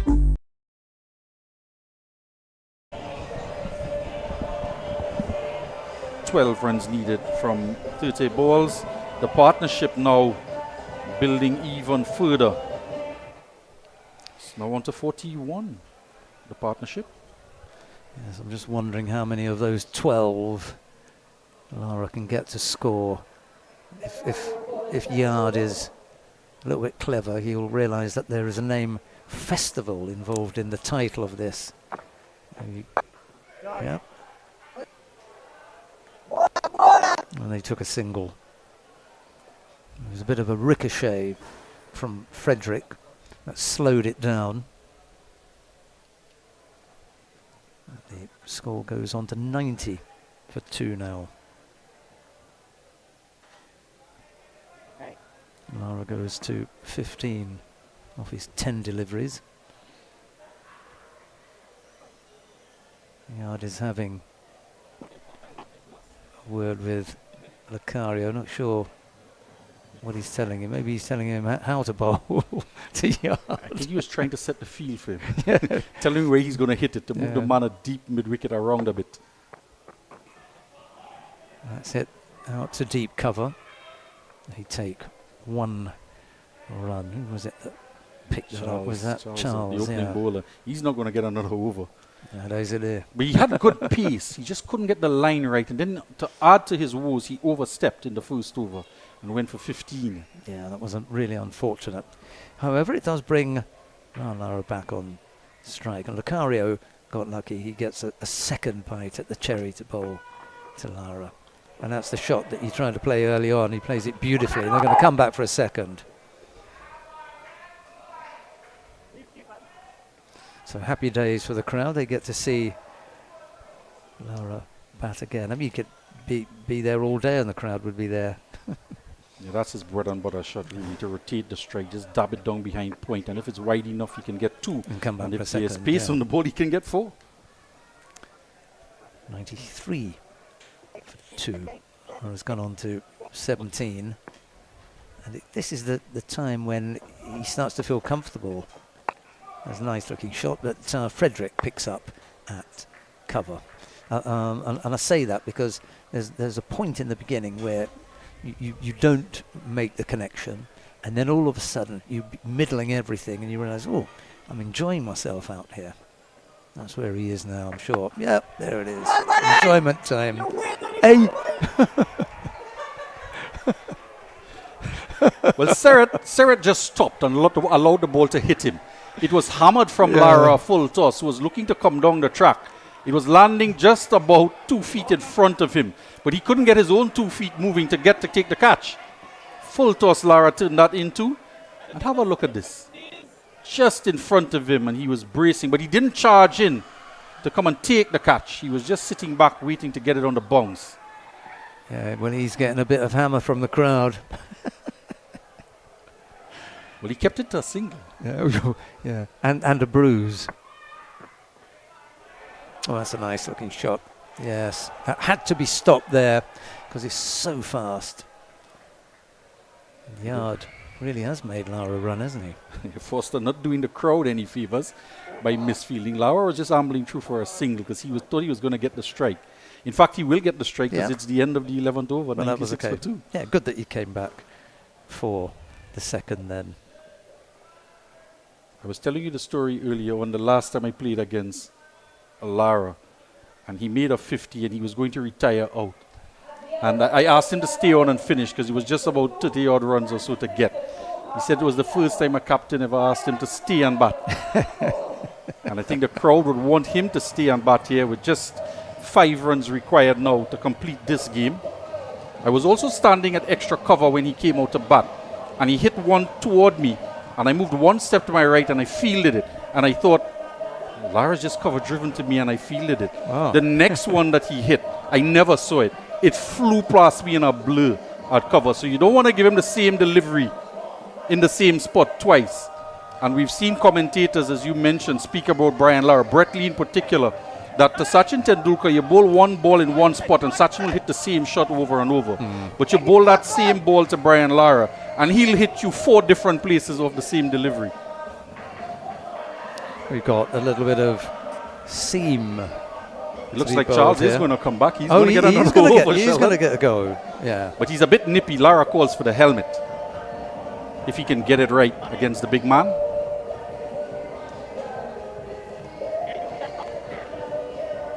I've never batted without one. I agree with you. I've never done that either. Once I owned one, I went every time to bat, particularly against the spinners when you want to sweep. Yeah. I mentioned last night that Imran Jan got a top edge from an attempted sweep. He's got a little mark above his right eye. He had to have a fly stitch in there. Could happen, top edge. Right, Lara settles over his bat. It's who have we got to bowl? Isn't that Devon David? It is. It is Devon David. It's not Charles. Yeah, and that was the other. Well, that was one of the others that I faced in the nets today. Yeah, the first ball of the game, one was smacked straight to him from Kwesi at extra cover. He was sharp, actually. David turns quickly to run in and bowl. He's played defensively by Lara, nice and watchful. He knows what he's doing. That is to say that Lara now knows what David has to offer up and to be ready to face the next delivery. There it is. It's short. Try to, does he put that away? It's a one-handed sweep shot. Sweep shot, before. Yeah, he just released the bottom hand so the bat could come along in time to catch up with the ball. Almost took off the wicket-keeper's head. Yes, he took the hand off. It was the full swing with the straightened elbow. And just 1 run now. That will also bring up the 50-run partnership between Yard and Lara. Yard on 31. Scores a level then. The keeper escaping injury there. Yeah. So Yard on 31. No, we still need 5. 5, isn't it? Oh, they haven't added the now it's there.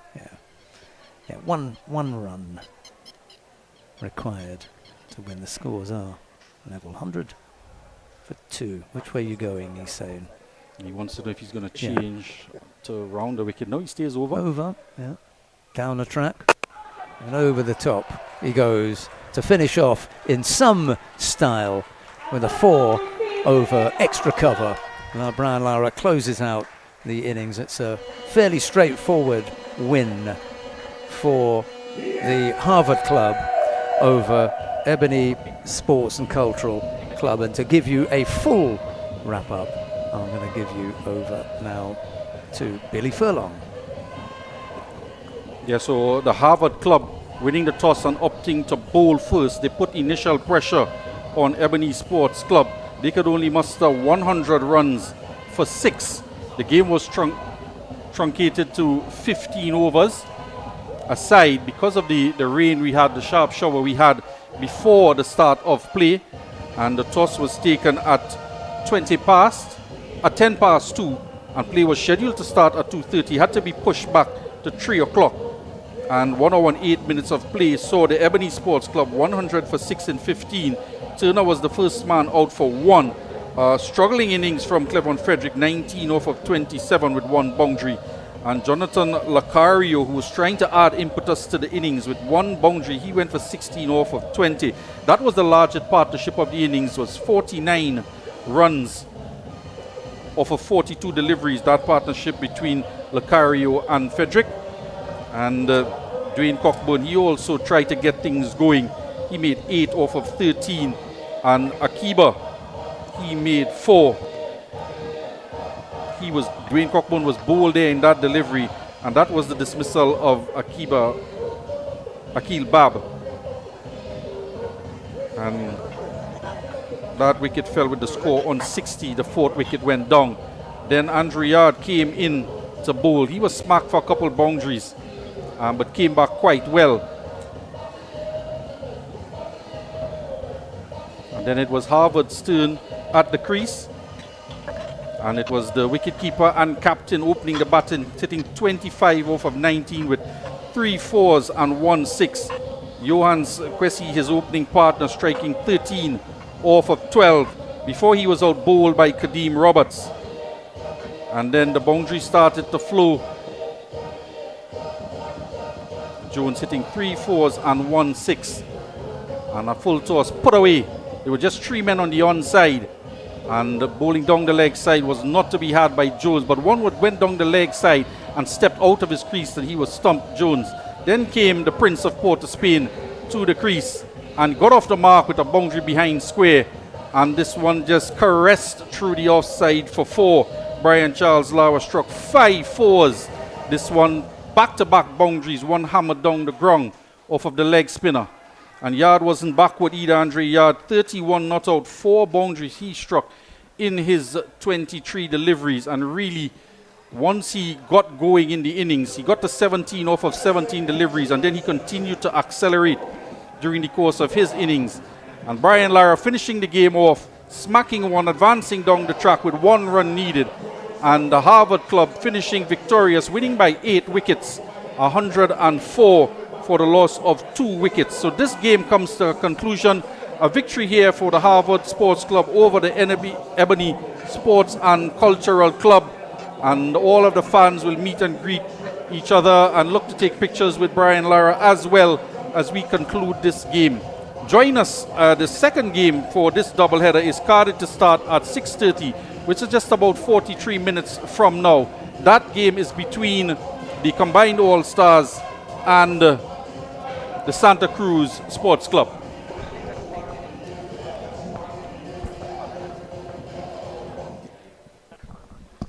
And we will have, just to let our fans know, the prize giving will take place.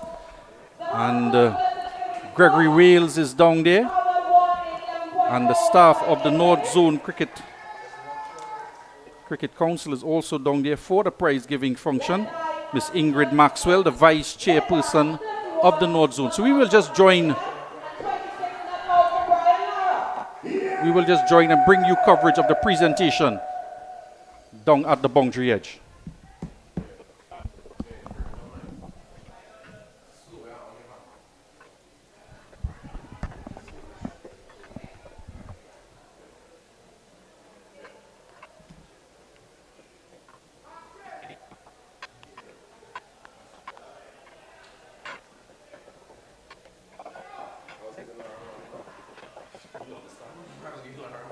the game.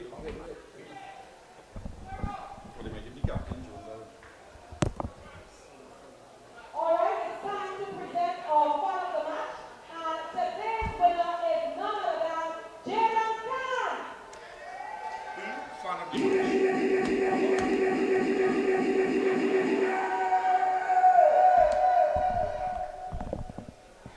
He collects his prize courtesy baking confectionery from Gregory Witt.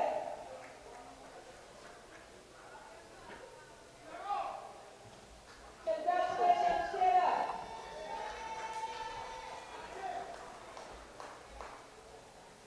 And our man of the match for match number 4, with figures of 1 to 17 in his 3 overs and 31 not out, hitting 4 balls, Andre Yard of Harvard.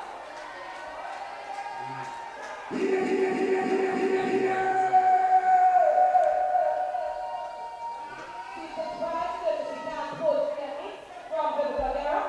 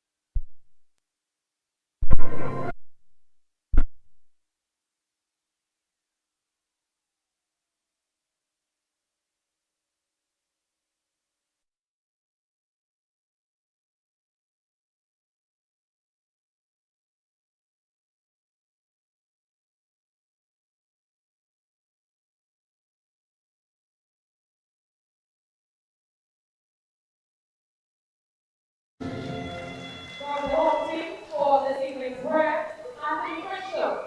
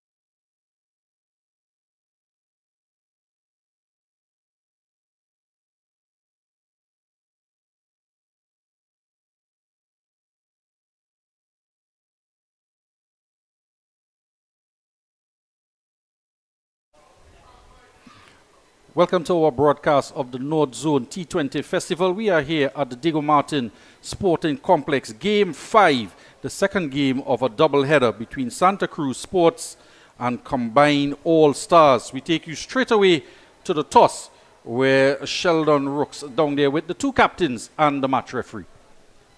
Right, we're here for Game 5. We're about to get underway with the toss. It is the Combined All-Star Sports up against the Santa Cruz Sports. We're here with the two captains, Brent Lazama and Chadian Raymond. We've also got our third umpire with us, Candice Laborde. She's going to get the toss underway.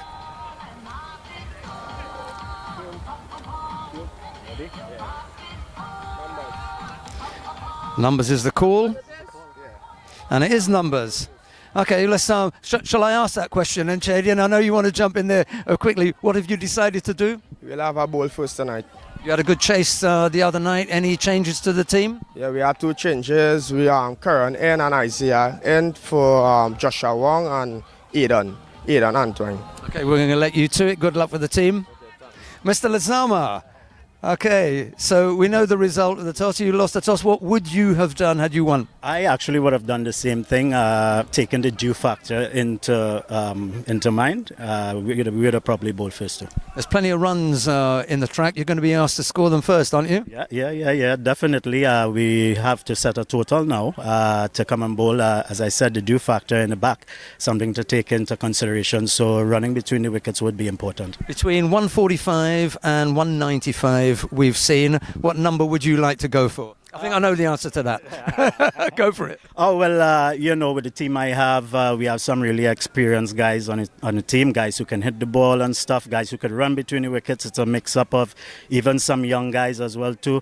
I am expecting nothing less than 160, right? We're going for like 180 plus. Great, Brent. Good luck. Okay, we're going to go back up to Billy Furlong for commentary on the upcoming match.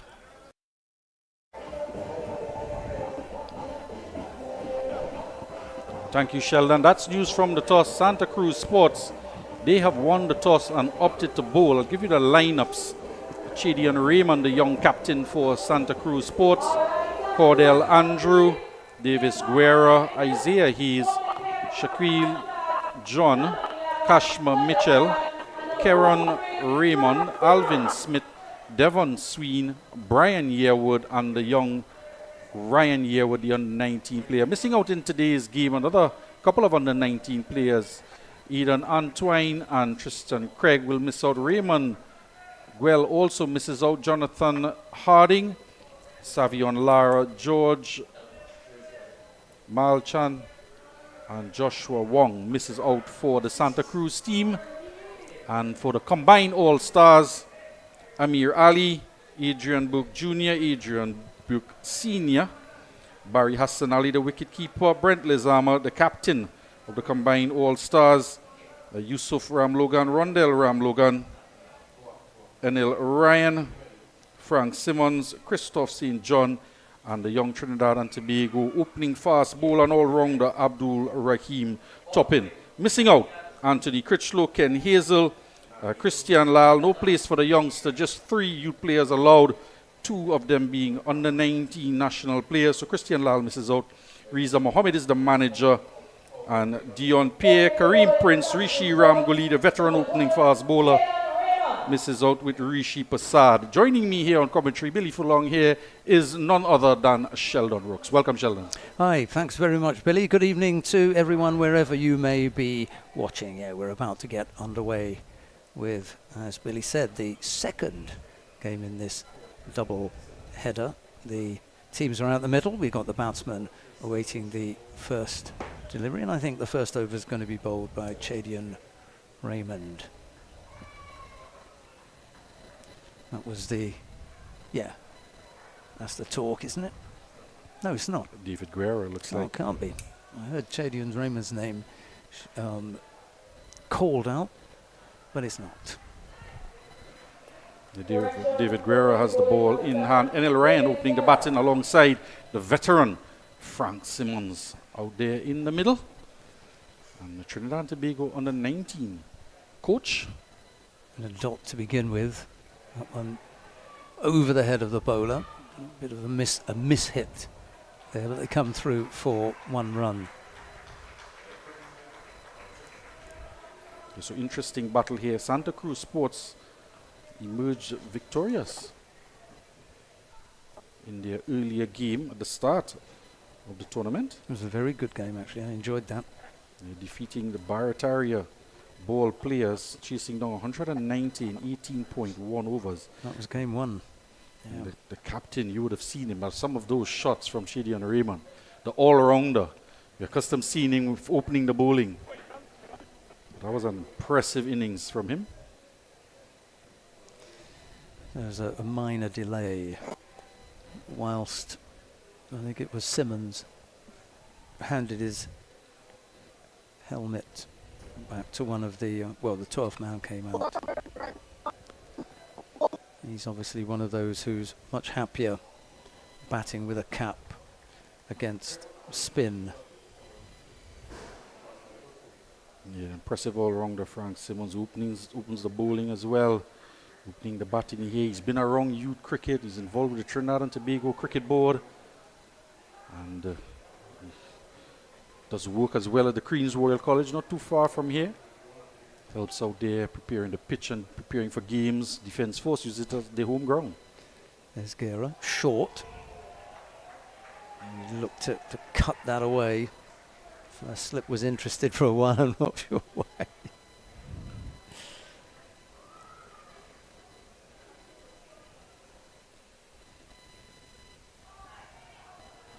No.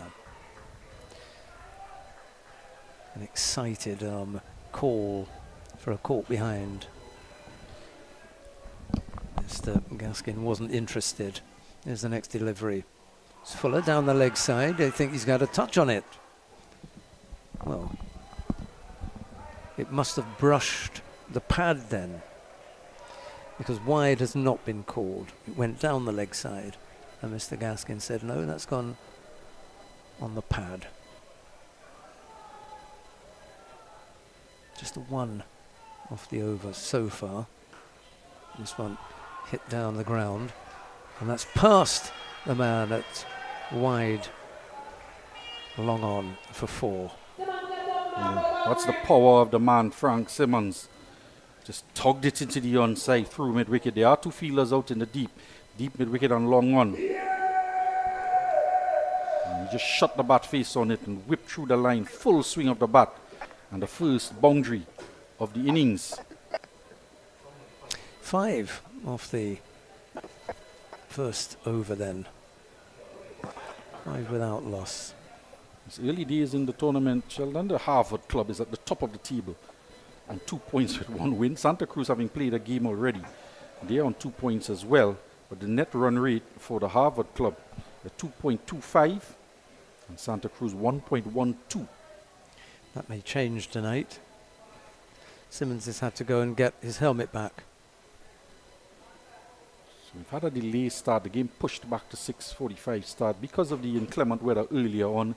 Had a delayed start and a shortened game, just 15 overs between the Harvard Cricket Club and Ebony Sports Club. And the Harvard Club emerged victorious, thanks in no small part to the man of the match in that game, Andre Yard. Nice looking shot from Ryan. It went straight to the fielder and there was no run. So it's not Chidan Raymond opening the bowling. At either end, no. He was just doing the fielding there. Yeah. Mitchell.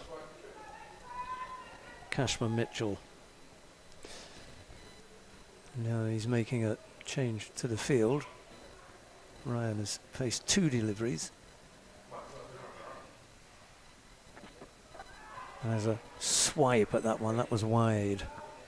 And Ryan trying to get some power in the shot, loses a bit of shape, he rehearses it, and we've seen it all too often. After the ball has gone, they rehearse the proper shot. Yes, the one that they think that they would have liked to have played. Let's have a good look at Mitchell then, and look at his technique. Okay, just a little bit too full. It's driven out into the deep, and he take 1 run.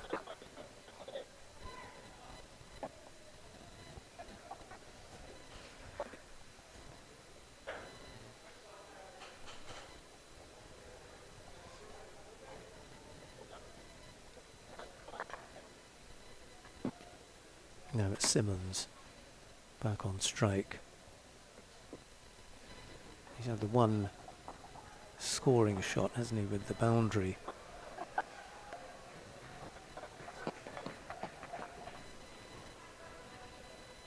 As he waits for Mitchell now.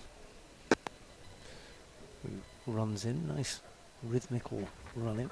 Short one, testing the senior player.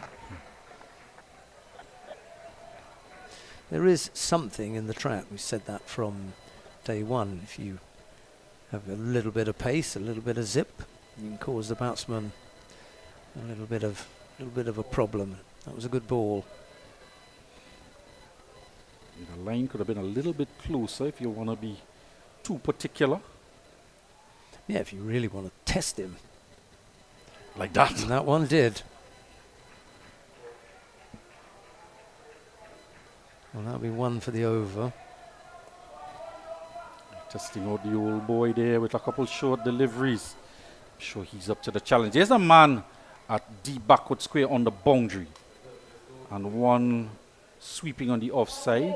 The backward point. Those are the 2 fielders out in the deep for the power play.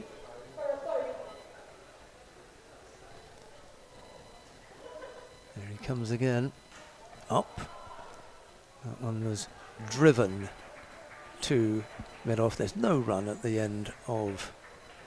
Oh no, there's another ball. Sorry. Saw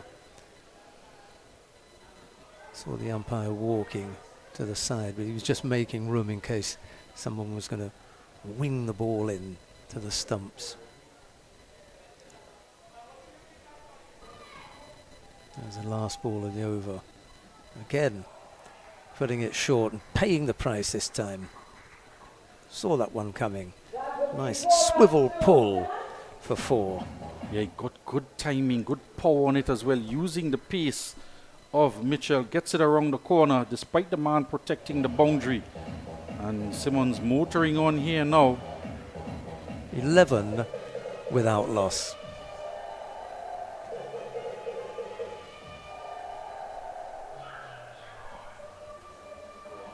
Here at GMMB, love is the currency. And let's show you how we are able to transfer that energy into real conversations. How important is it for the client to be recognized and not to feel invisible, to feel like just a number? At GMMB, everybody is seen as an ideal, important client. And we give everybody the same level of respect, the same level of acknowledgement, and we deal with you to suit based on that vision of love. GMMB. It's banking for real. Gareth the ball, a second over, chance to have the ball cut there. It was given a little bit of width. Short enough to play the cut shot, but Ryan missed out there.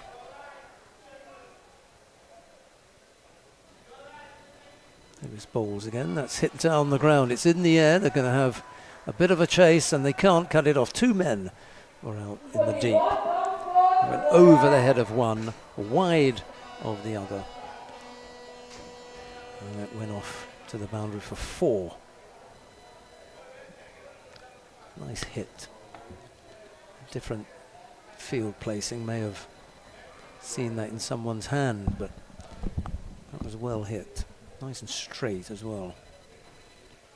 That one cut away. There's a man at backward point who stops that well, and there's no run. So another look at that straight hit. 15 without loss. Ryan trying to match shot for shot now with Simmons. Gara Bowles again. This time it's punch back to the bowler who fields off his own bowling and there's no run. We didn't see a lot of this in the earlier game, with a lot of boundaries early on in the power play. So we just put that down to some of the conditions early on. Gara Bowles targeted into the stumps there. There's a slight misfield which allows them to come through for 1 run.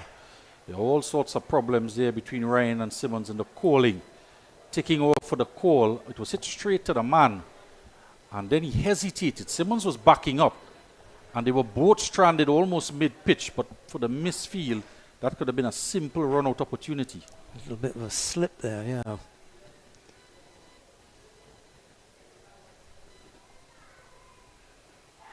The Wu tried to sweep. Umpire thinks that that's going down leg. But I mean, I'm not a mind reader, but that's what I think. We'll confirm your suspicions in but a few seconds. Of course, the Pub House, a major sponsor here in this North Zone T20 Festival, as well as Bermuda's Dixie Biscuits. Not forgetting the Lions brand as well. Baking powder. The over comes to an end. Yeah, 15 without loss, unless they took a single off the last one.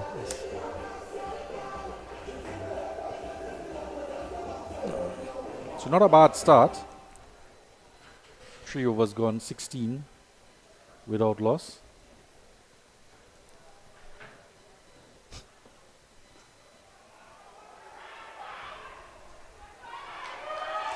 Good stop in the deep.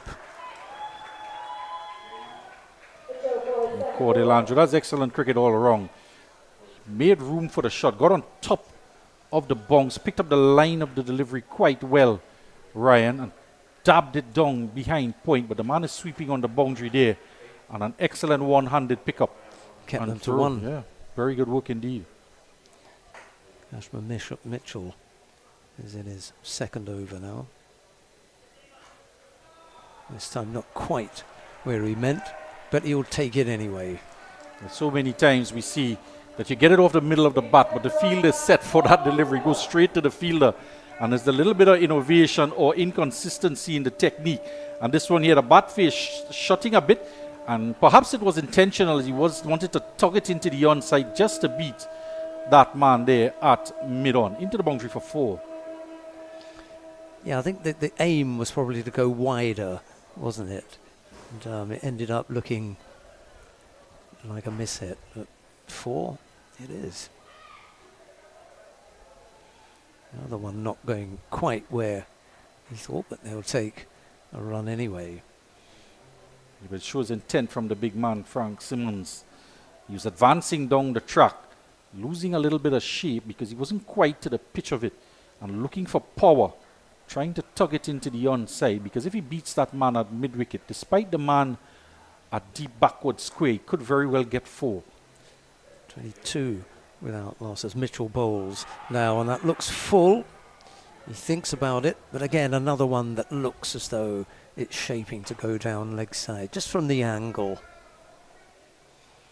Yeah, a bit of easy decision there for umpire Ryan John, angling down the leg side. Struck him on the boot full, and it's a good delivery because it's a Yorker leg delivery. He can't believe it's missing the leg stump, but no bowler does.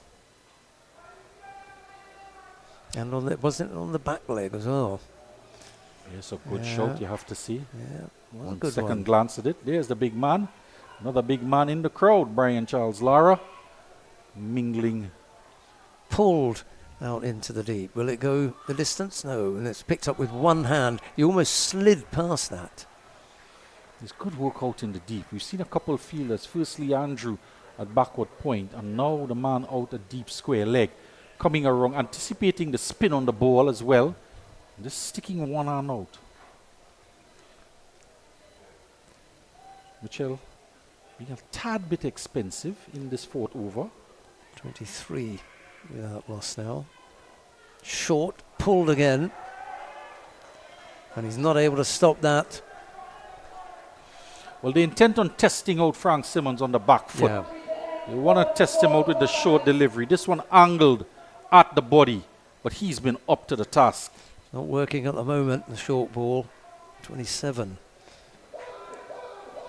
without loss now. End of the over. Simmons quickly on to 17. Both batsmen have been aggressive. Here at GMMB, love is the currency.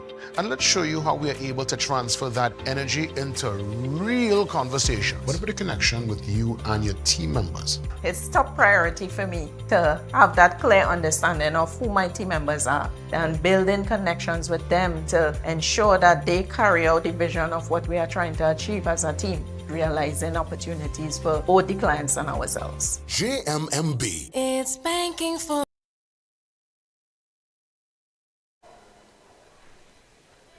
off the pad, and it doesn't go quite far enough for them to take a run. We're still in the power play, and Davis Guerra given a 3rd over. He's only gone for 10. Tapped out to short 3rd man, no run.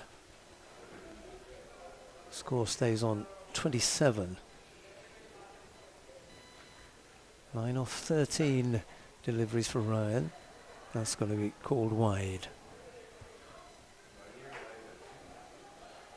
At times you don't mind in the power play one from the spinner going down the leg side, because probably you're not quite sure if he's anticipating the batsman coming down the track to him. Oh, that's a huge hit. It's gone straight up. Who's going to take it? Guerra takes it himself. Yeah, the standard of cricket hasn't been too bad here in this second game between Santa Cruz Sports and Combined All Stars.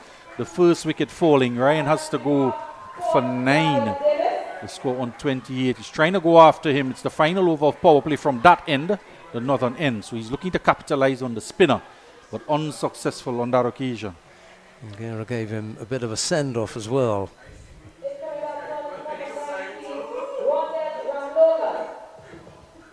Well-judged catch as well, despite Simmons in his eye line would have been moving back and forth, trying to come for a single in case he put it down.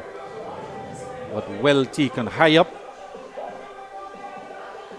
Good technique for the youngsters watching. The first wicket falls, the score on 28 in the power play. And Davis Guerra is rewarded for, I have to say, good bowling, tight bowling. Yeah, 1 for 11, 2.2. Still got a few, well, 4 deliveries. No, he's got 4, isn't he? We had a curtailed game that gave us 3. He's got a couple of overs. Well, this and 1 to come. 28 for 1. You got 9 off of 15 and just a 1 boundary. And even though you look at that and think, well, it's a T20 in the power play, but what he has been doing is trying to build a partnership with Frank Simmons, who was hitting the ball quite well at the opposite end. He was being tested with short deliveries and he came out on top so far. So it was a good partnership for the first wicket, albeit falling inside the power play. Full and on the pads. Worked to the man to deep mid-wicket. It doesn't get that far, but he runs in off the deep mid-wicket boundary to pick up. And they take 1. The score goes on to 29 for 1. Simmons is back on strike now. He's faced 12 deliveries for his 17. He plays defensively into the onside and they come through for another single. 30 for 1.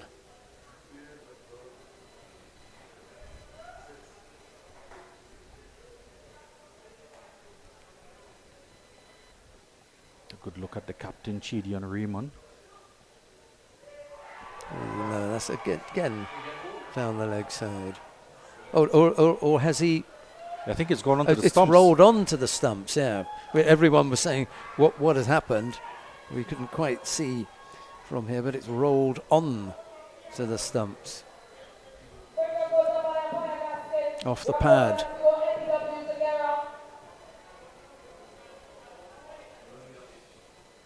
I'm not sure if he got some bat onto it, but if there was bat, it went onto the left leg, the left pad, and ricocheted off the leg pad, which was outside the leg stump, back onto the stumps.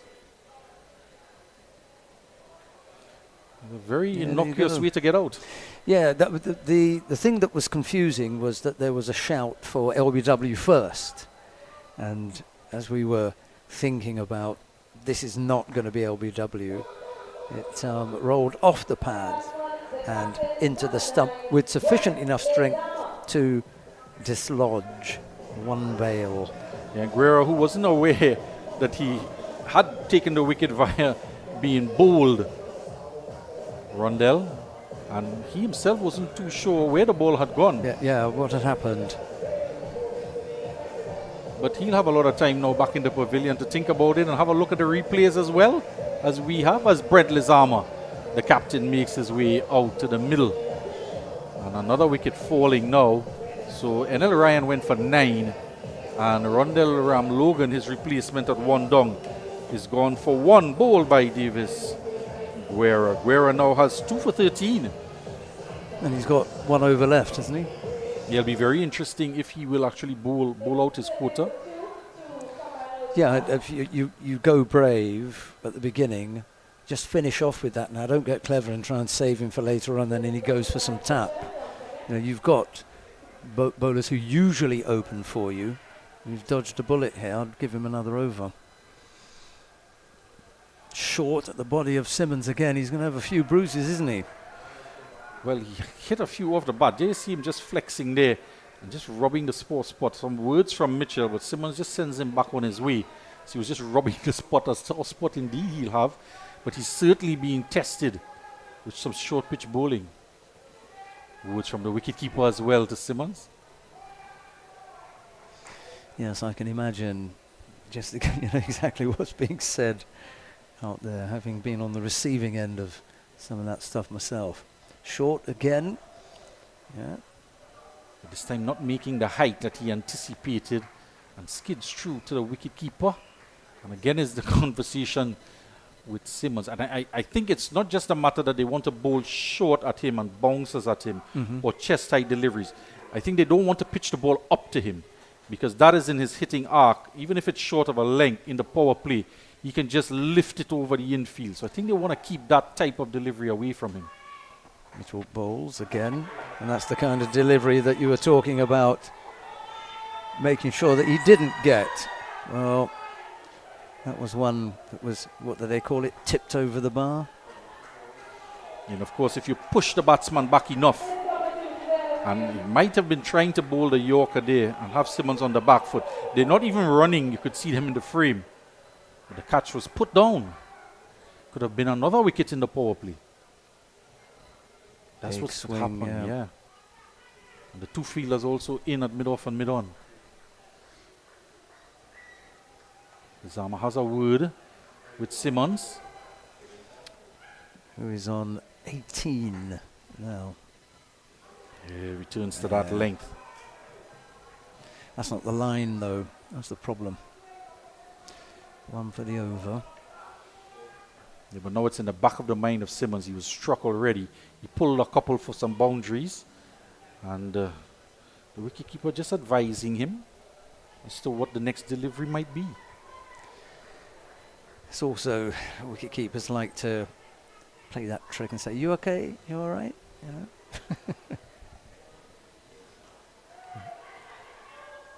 Punched into the cover area for 1.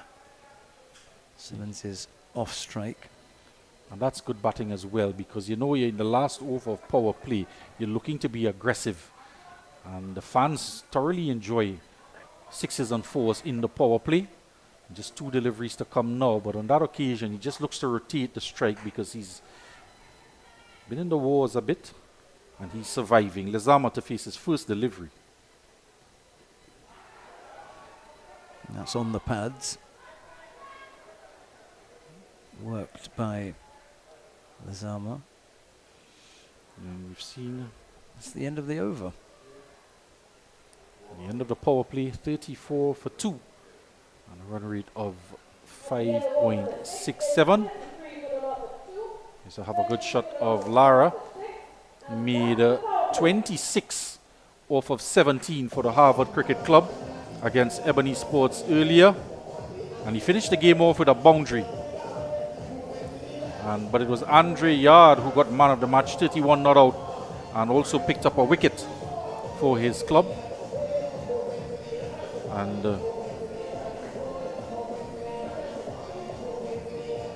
it was a curtailed game, but they cruised home to victory, the Harvard Club, in 11.4 overs in a 15-over affair. Guerra is going to bowl a 4th over now, and I think that's the right decision. He's in the groove, if you like. 2 for 13 off his 3. So with a new batsman in there as well, absolutely, I think it would be a good idea. You can always be a little bit careful with Simmons, who you've already bowled to. And as well with the field spread, Simmons might just be thinking twice about trying to go aerial. Well, he gave him a little bit of width with that one. Yeah, I think it's a good idea. I agree with you to bowl him out.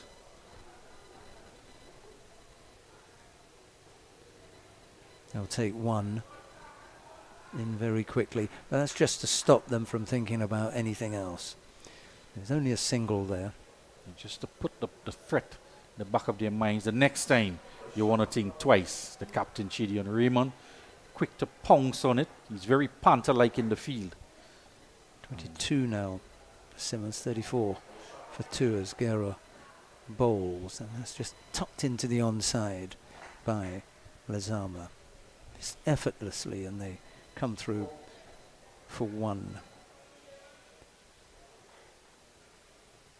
Lezama perhaps thinking once they keep wickets intact that they have some power strikers the back end of the innings for the last 5 overs or so, the combined all-star team. Gera bowls again, and that's played defensively. Very watchful by Simmons. He's just decided, I think, to see Gera off. 35 for 2.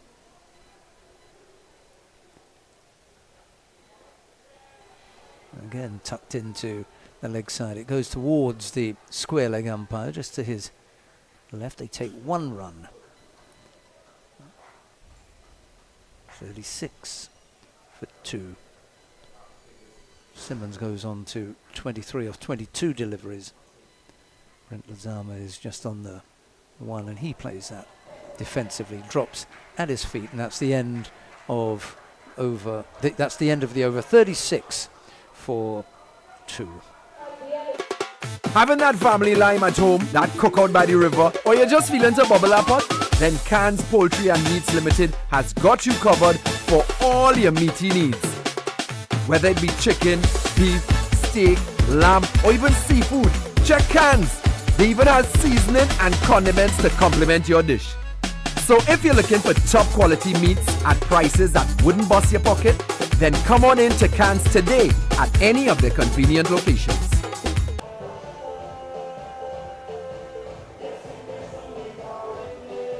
Special thanks to CRUZ Poultry. One is located just around the corner from me in Endeavour on Rodney Road.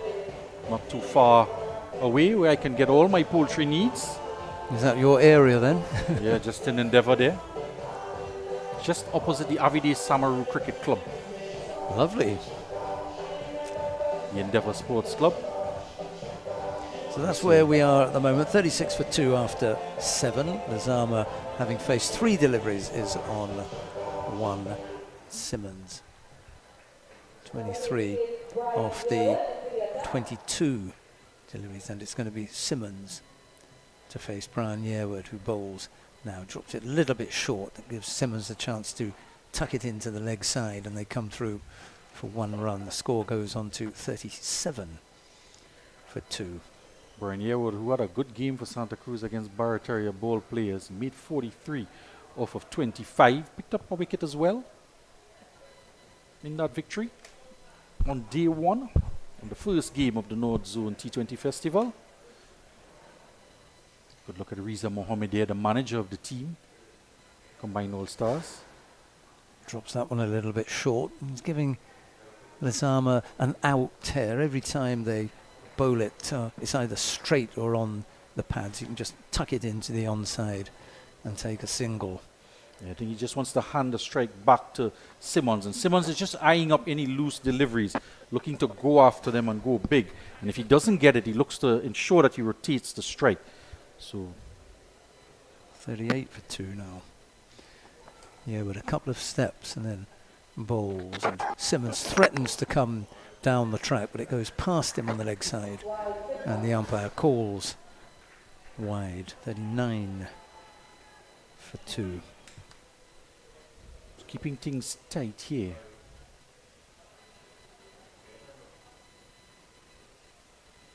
Yeah, just walks into the lead, doesn't it? And it was floated up there, and I think he got it on the full, but he couldn't put it away. They just take the 1. 40 for 2. And the ground fielding has been good as well. The fielders out in the deep are quick to charge into anything turned into the onside to prevent the thought of a second run. The pickups have been clean as well. Some of them one-handedly.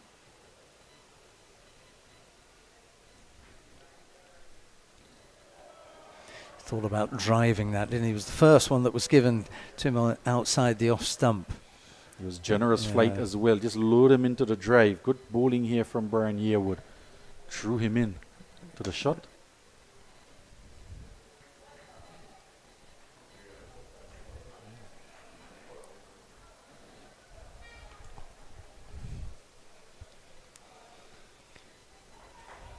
Yearwood walks up, bowls, it's full, and Lozama has a swipe at that one. Misses. The opportunity for a stumping as well. As the keeper missed out there, would have needed to have moved to his left quicker to take that. I'm not quite sure whether he would have affected it anyway. It didn't happen. 40 for 2. Yeah, with 3 deliveries left. Pulls that one down. Nice variation here from Brian Yearwood. Okay, there weren't 3 deliveries left. We were just deliveries behind, that's all. 40 for 2. Truth be told, here at GMMB, love is the currency.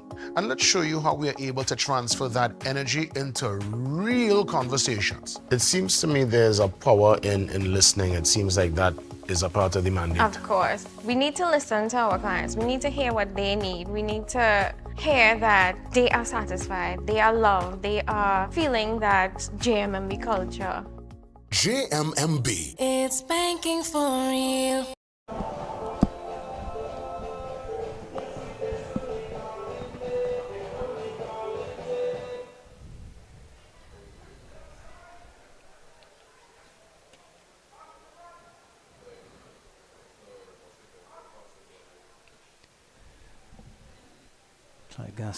Gaskin just indicating to Simmons exactly what action he is to expect. Isaiah Hayes. It is who bowls his first delivery and tapped back towards the bowler, and there's no run. Do you know anything about Mr. Hayes? No, nor do I. It's a first on me. Oh, juicy. And he's put that one down, unfortunately, and that goes for 4. Even worse. Difficult chance there. He was racing in.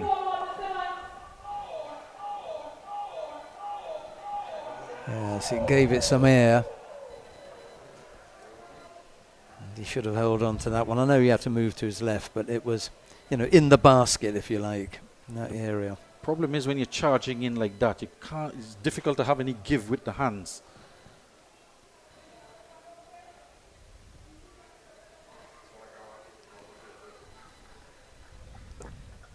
.44 for 2, and take another run. 45 for 2.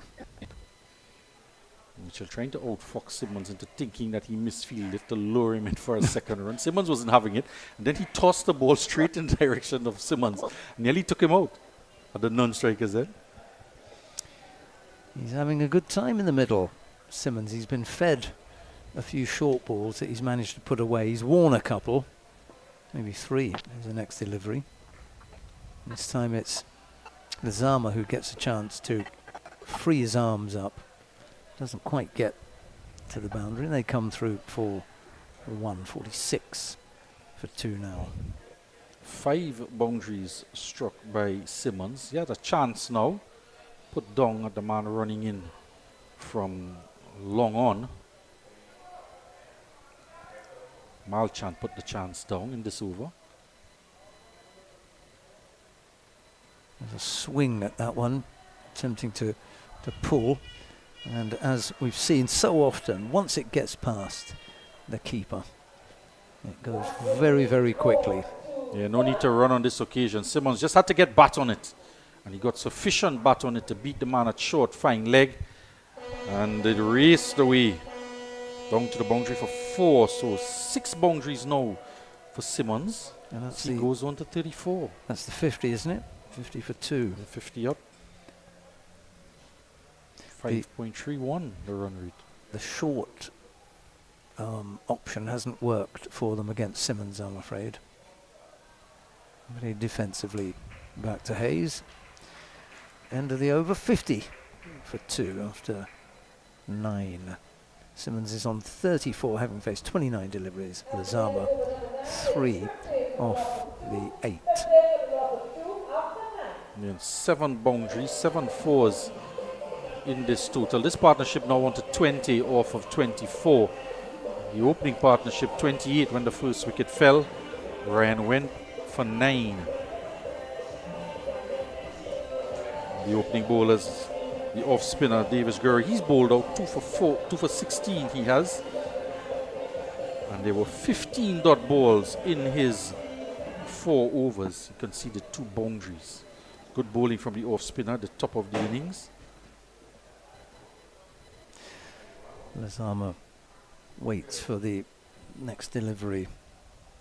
He comes down the track, he lobs it over the head of Brian Yearwood, and they come through for a single. So after the power play, fielders out in the deep, long off, long on. A deep cover, deep mid-wicket and a deep backward square. There is a short third man and a short fine leg. And a point and extra cover on the 30-yard circle on the on side. That swung out to deep backward square. We haven't had the signal from the umpire yet. We get it now. No ball. He took that on the full above the waist. Yeah, the first thing umpire Gaskin had to do was get out of the way. It was smacked in his direction over his head, but he still had to take some evasive action. No doubt it was a no ball, going to be a free hit. Lazama have the opportunity. Yes, they took 1. Simmons is down at the non-strikers end on 34, 51 for 2 with this free hit. There's a good swing. That doesn't have to worry about the possibility of being caught. They come through for 1 run. Simmons comes back on strike, and the score goes on to 54 for 2. He wasn't given any pace to work with for that free hit. Lazama. It's good thinking from Brian Yearwood. Just slowed it down a little bit as well. Sorry, you said that. You just said it a different way. I just realised that you'd said he wasn't given any pace. Sorry. Outfox the batsman as well. I am listening. I am genuinely listening to what you're saying. I just lapsed there for a moment. 54 for 2. Yearwood, little walk, and then he bowls. It just died at the end there. Managed to get enough bat on it to hit it out into the deep. They come through for another single, and the score goes on to 55 for 2. There's good bowling here from Yearwood, just continuing off where Guerra left off the top of the innings, creating pressure, bowling a lot of dot deliveries as well. He's bowled 4 dot deliveries so far. Pulls that one down a little bit, thick edge. There's a man, that short third man, he's angry with himself, Lazama, for not having hit that harder. It was a little bit delicate in the end. They ended up not taking anything at all. On that occasion, he was just trying to hit it too hard instead of just guiding it with a deft touch. Could have beaten third man. He's trying to get power onto it and trying to get power on a delivery that Yearwood is not offering any pace. Or kill the pace completely and run through quickly. Here's another chance. This one's hit down to the ground too, long on. They take 1. And the score is now 56 for 2. End of the over. Simmons on 36, Lazama on 6. And it's time for the Blue Water drinks break. They want to get the inside information. They go to the real source, the team members. Let's hear what they're saying. One of the joys that I have is calling someone and telling them you have that approval. We want to know our clients, the attention that we give the client feels that warmth. We help you, the customer. We are here to help you, achieve your dreams. Client succeeding, it has helped the bank to succeed. Lots of great information here. And yes, GMMB is a real bank. Here at GMMB, love is the currency. And let's show you how we are able to transfer that energy into real conversations. What about the connection with you and your team members? It's top priority for me to have that clear understanding of who my team members are and building connections with them to ensure that they carry out the vision of what we are trying to achieve as a team, realizing opportunities for both the clients and ourselves. GMMB. It's banking for real. Having that family lime at home, that cookout by the river, or you're just feeling to bubble up pot? then Can's Poultry and Meats Limited has got you covered for all your meaty needs. Whether it be chicken, beef, steak, lamb, or even seafood, check Can's. They even have seasoning and condiments to complement your dish. So if you're looking for top quality meats at prices that wouldn't bust your pocket, then come on in to Can's today at any of their convenient locations. Here at GMMB, love is the currency. And let's show you how we are able to transfer that energy into real conversations. How important is it for the client to be recognized and not to feel invisible, to feel like just a number? At GMMB, everybody is seen as an ideal, important client. And we give everybody the same level of respect, the same level of acknowledgement, and we deal with you to suit based on that vision of love. GMMB. It's banking for real. Truth be told, here at GMMB, love is the currency. And let's show you how we are able to transfer that energy into real conversations. It seems to me there's a power in listening. It seems like that is a part of the mandate. Of course. We need to listen to our clients. We need to hear what they need. We need to hear that they are satisfied, they are loved, they are feeling that JMMB culture. JMMB. It's banking for real. This one? Hey, look, KFC has an incredible promo. I already had that for lunch. Crunch whoever isn't on board. Order KFC's Mega 6 Bucket for only $115. KFC, it's finger licking good. When you want to get the inside information, you go to the real source, the team members. Let's hear what they're saying. One of the joys that I have is calling someone and telling them you have that approval. We want to know our clients, the attention that we give the client feels that warmth. We help you, the customer. We are here to help you, achieve your dreams. Client succeeding, it has helped the bank to succeed. Lots of great information here. And yes, GMMB is a real bank.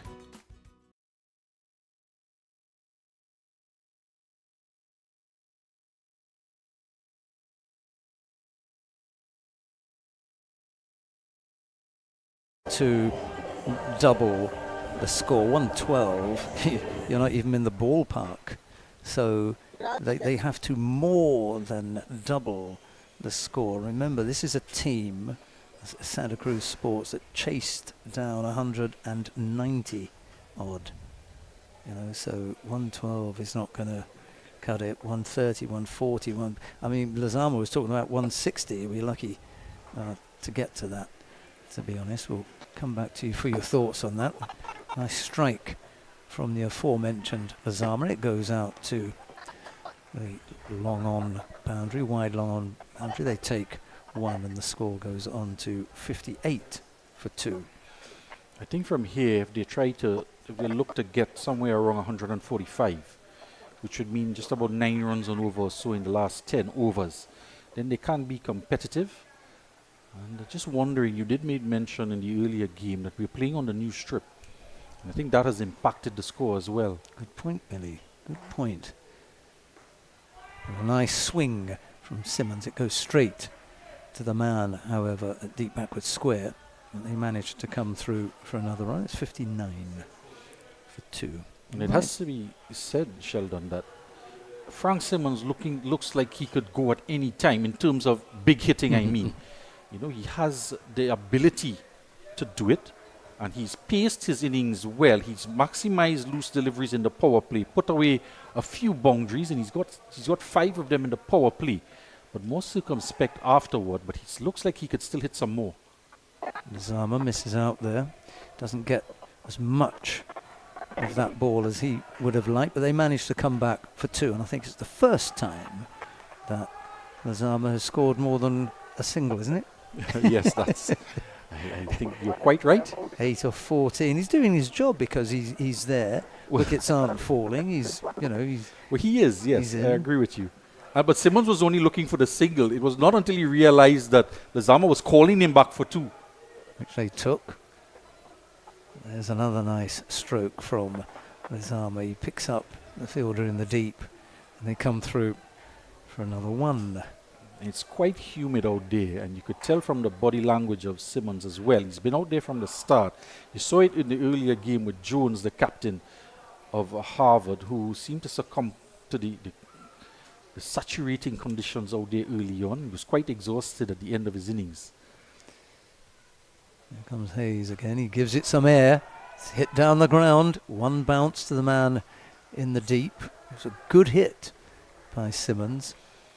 Yeah, but that man is quite straight, isn't he? Yeah, exactly. I thought maybe it was that wide. He could have looked to go over extra cover, but he was clearing the front leg and pushing it down the ground. He almost didn't reach it. Hayes bowls again. And they've brought a man in to stop that little tuck off the pads that Lazama likes. End of the over. I think it's 61 for 2. That's if my memory serves me correctly. 62. There was another run there. So 2 for 2. A good comeback over there from Isaiah Hayes. He was a bit expensive in his first over. He went for 10. So a good comeback from him here. The spinners working in tandem, trying to squeeze the pressure. Guerra's bowled out, hasn't he? Yeah, he's bowled all for 2 for 16 and impeccable. Yeah, absolutely did his job. Who else opened with him? It was the fast bowler Kashmir Mitchell. And he has gone for... He went for 20, but he did try out a few short deliveries against Simmons that was He pulled got around hold of the him, corner. didn't he? Yeah. I think he hit him for 3 boundaries. So he was a bit expensive, despite bowling 9 dot deliveries in his 3 overs. First delivery of a new over, up in the air, out in the deep, but one bounce to the fielder. And another run goes on to the total, 63 for 2. That was the man in question, Mitchell there, feeling a deep mid-wicket. Simmons just lighting up a little bit. He saw the flight, thought he could go big. Couldn't quite get a hold of it. Lazama at a 50 strike rate in this inning so far, the captain. He needs to up that. He's got hold of it, up in the air. And again. Well, he's looking at the umpire. Yeah. And umpire Clive Gaskin is indicating that it was under the waist height, but Lazama wasn't convinced, which is why he played the shot. He thought he would have gotten a no ball for height, but all he has gotten is out caught on the deep mid-wicket boundary by the man Mitchell. Let's have a look and see if we can... Well, we did make mention that the ball was dipping all the time from the bowling. Yes, so we saw part of it. We haven't seen it actually... No, I'm okay with that. Yeah, that's perfectly fine. He's going to have to go. Either way, he's going to have to go. There's no doubt that there is a point at which it would be above the waist. And he has to make a decision about when it arrives where the batsman is standing. Not what happens before. It could be above waist height before. Where was it when he received it? So Gaskin is down at one end. Ryan John. And Ryan John, then whoever is at square leg can say, I've seen this, and I think that neither of them. I'll put it to you this way. Had he let that ball go, it would have hit the stumps. Stumps, yeah. Because it was dipping. Yeah. So even though you might think that it's over the height of the waist, because it's dipping, and in fact, I've seen it in a game as well that I was playing in. Have a look at it here. It has always been dipping all the time. I think that would have been very hard to call a no ball. Now this youngster at the crease, Abdul Rahim Toppin, was captain of the Trinidad and Tobago under 19 this year. He faces his first delivery. He plays that defensively back to but then there's no run. I coached this boy when he was aged 10. This youngster. He's had a look. He was a good all-rounder since then.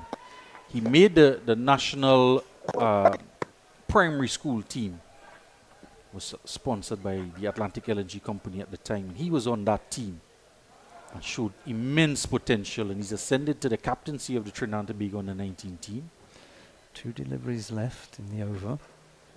And Toppin gets a little bit of that on the inside of the bat, but they come through. for 1 run, and the score goes on to 64 for 3.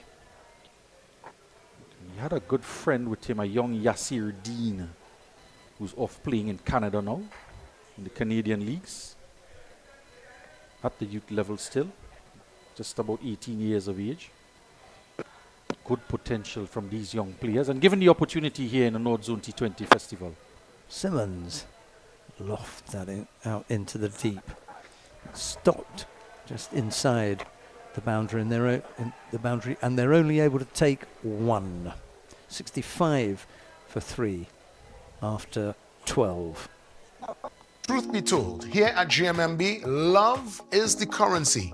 And let's show you how we are able to transfer that energy into real conversations. It seems to me there's a power in listening. It seems like that is a part of the mandate. Of course. We need to listen to our clients. We need to hear what they need. We need to hear that they are satisfied, they are loved, they are feeling that JMMB culture. JMMB. It's banking for real.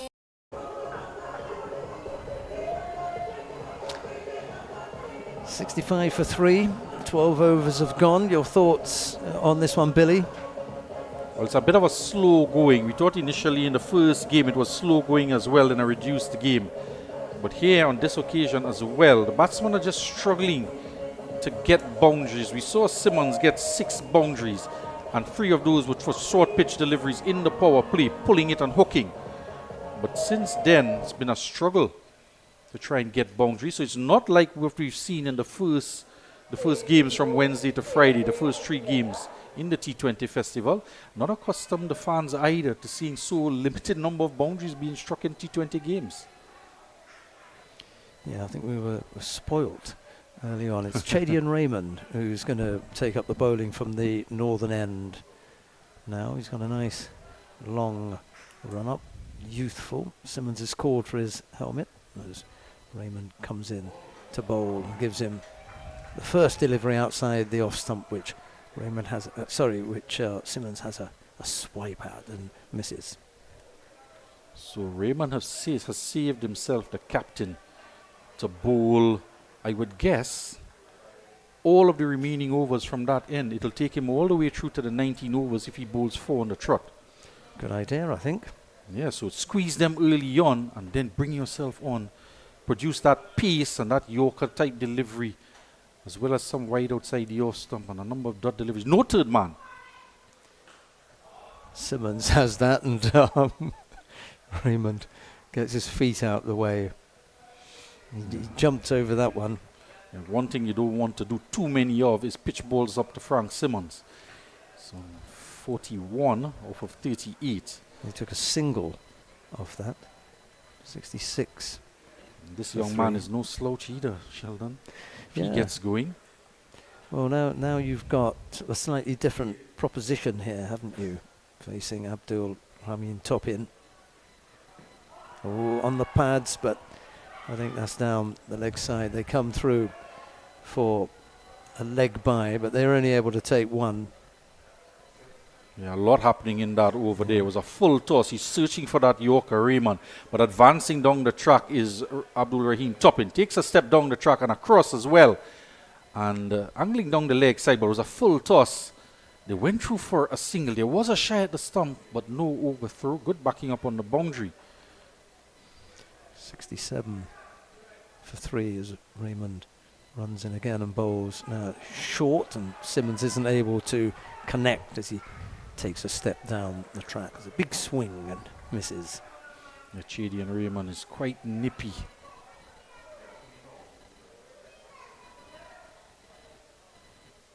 Has that type of catapult action. Generate an additional yard of pace. You can tell as well from how far back the wicketkeeper Alvin Smith is standing for the bowling of Raymond. He's taking a step up now. And again, bowls. Simmons manages to get some bat on this, but it barely comes off the cut strip, and they come through for 1. That was good running by Topin. He was down on there quickly.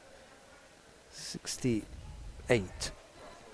for 3 now. Simmons has gone on to 42 or 40. Just needs to step that up a little bit. You want maybe 50 off your 40. So he's a few runs off the pace here. Yeah, typically we see in T20s batsmen getting to 50 or off about 38 deliveries, close to 40 deliveries. That's a good hit. There's a man out in the deep who runs in to pick that up. They only take another single. So 69 for 3.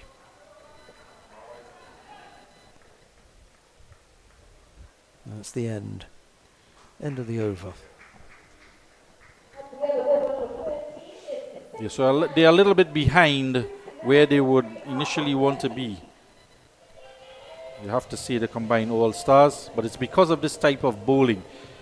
Chedan Raymond just 3 runs in his first over, but 2 for 16 from Guerra and then 1 for 13 from Yearwood. And they've really stifled the batting of the combined all-star. This is exactly what they wanted to do when they won the toss.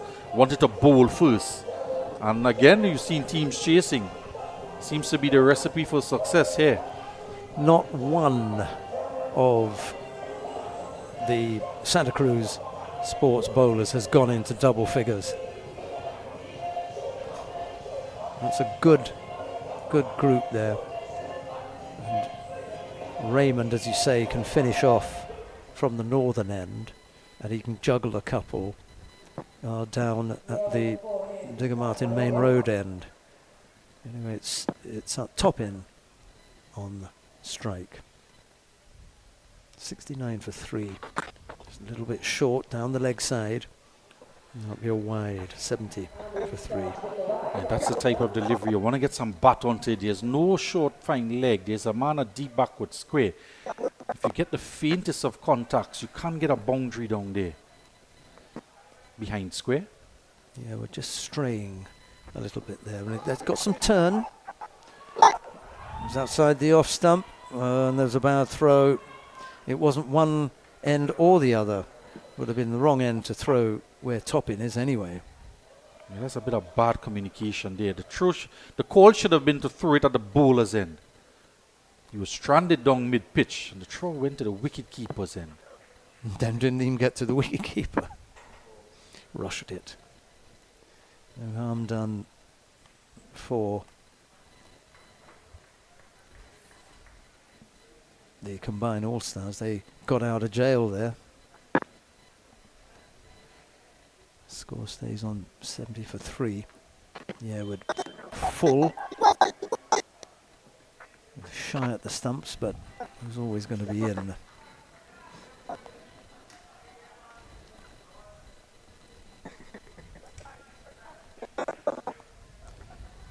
$71 for 3.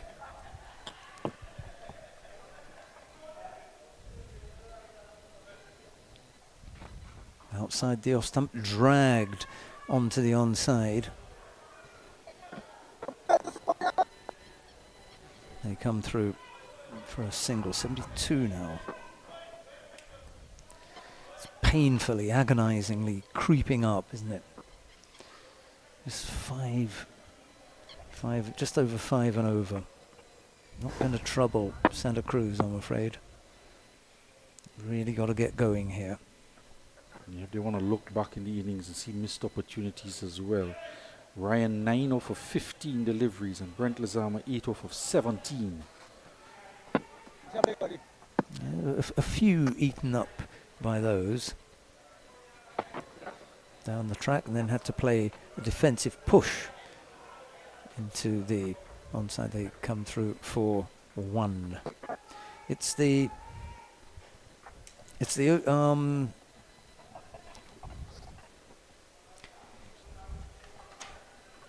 balls faced by Simmons now. He hasn't given the best return. 43 is great if you can get those 43 off 30 deliveries. And he's not taking too many risks either. Once he got into the 30s, and he's in fact just slowed down his strike rate as well. And just at a point in time where you want to start to accelerate, because you do have batting to come still. And in the last segment of the game now, once you've crossed past 14 overs, You're very much in the back end, and you want to try and get at least 50 runs off of the last 6 overs at the very least. Yeah, he's just eating up deliveries that need bigger scores from. There's a man out in the deep, so they'll only take one. It's a good hit, but it's not going the distance. And we've said enough about the pitch, but you can't blame the pitch for everything because some of these deliveries, you've got to try and get it to the boundary. It's just not quite happening. 75 for 3 after 14. This one? No. Hey, look, KFC has an incredible promo. I already had that for lunch. Crunch whoever isn't on board.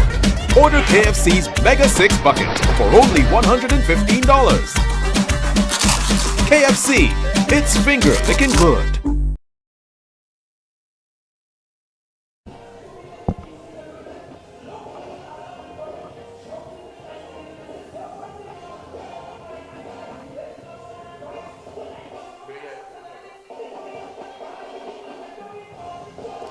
$75 for 3 after 14. Simmons has faced 42 deliveries. He's just edged ahead. Well, he's always been that little bit ahead on runs scored off balls faced. 44 he's on. Top in, there's 5 runs off 9 deliveries. So when you add up all of those ones like you were, we'll come back to that after this Raymond delivery. Swing. He just gets something on it. He's missed that, the fielder. But they only come through for 1. There have been 40 dot deliveries so far in the innings. Yeah, you can spread those out between the batters that have gone, but 40 is, well, 20 too many. Yeah, that's just over 40% of the deliveries as dot balls. Yeah, if you add 20 runs, just a single off all of those to that, that's a better score. It's a nice strike, but again, he finds the fielder and they're only able to take 1. Yeah, we'll have to give credit to the Santa Cruz Sports winning the toss and opting to bowl first, and their bowlers have been doing a good containment job. They've picked up 3 wickets as well. The current run rate is 5.36. So they are executing their plan.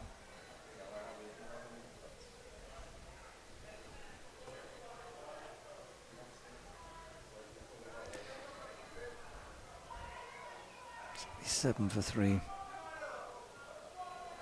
can't get that one away. That's a dot from Raymond. It's a good spell here from the young Santa Cruz skipper.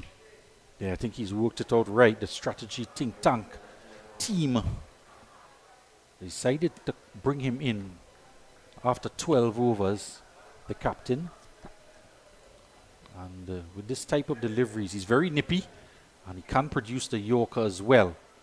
So they've saved him to bowl where they would have anticipated the big hitters would have been coming to do a finishing job. I suspect he's going to bowl through to the end of the innings. And even when they have been able to connect, they've only ever been able to get it out in the deep with 1 at a time. They can't find the gaps and they can't get it for the maximums. 78 for 3. I don't want to jinx him as well, but Chidian Raymond has been bowling these Yorker deliveries that they can't get under it. And he's not really missing his length. We saw 1 full toss to Abdul Rahim Toppin, who he couldn't put away because of the pace. He was trying to change it up as well. He was advancing and shuffling in the crease. So he's making an effort to try and change it up. But Chidian Raymond is very much on top of his game here. In he comes again and bowls. That one is full. That's the only way that they're going to get to the boundary. And it's a miss hit, really.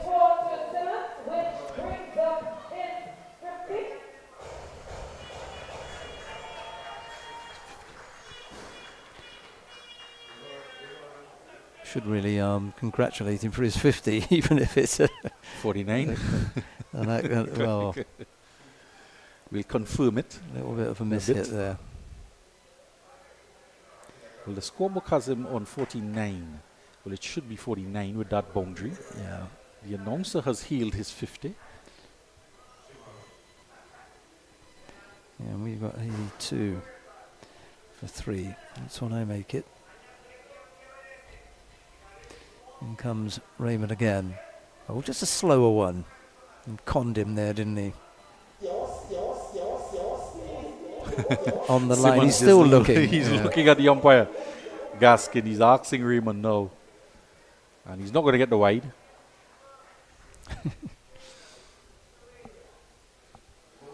Let's see where that went then. Oh, I think he had a point. Well, it's one that he can't get back. No. And everyone knew it except the umpire. 82 for 3 after 15. And he's still on 49. Yeah, we've got 49. Yeah, we'll give him a clap with the next run. Should he make it? As you say, we don't want to jinx him. But I go back to this choice to have Chady and Raymond bowling a full quota from one end right to wrap things up.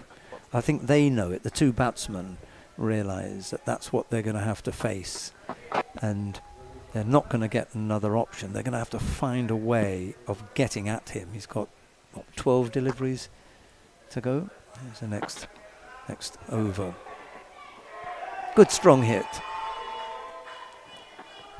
And a good stop in the deep. Well, he's put it down. Well, it went straight to him. Couldn't see from that angle, I'm afraid. He did see 4. Did say 4. Let's have another look at this. What was it missing? That was a previous delivery. This is the one.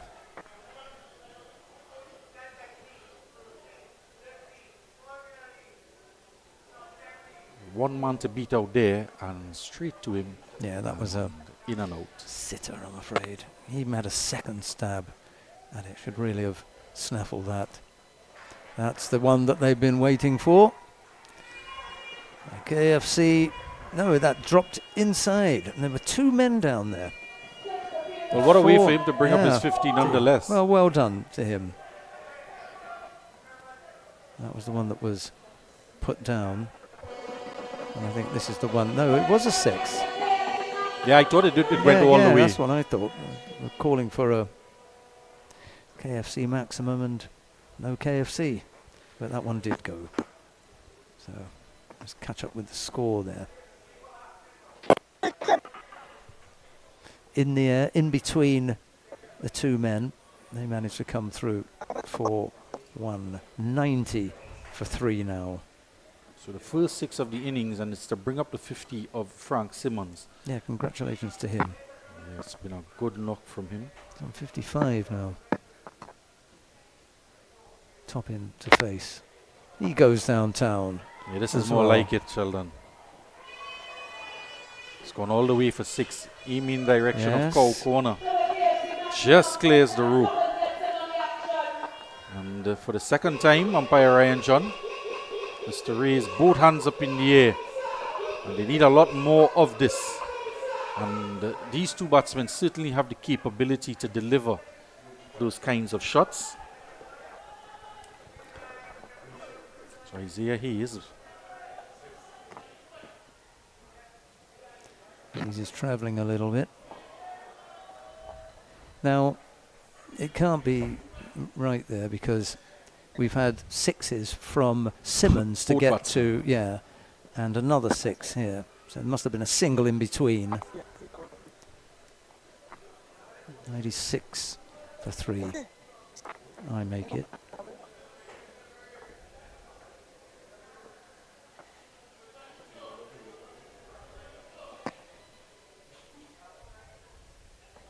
Drops that a little bit short, pulled into the onside. There's a big chase around there, and he does get a hand to it. It's a good bit of fielding.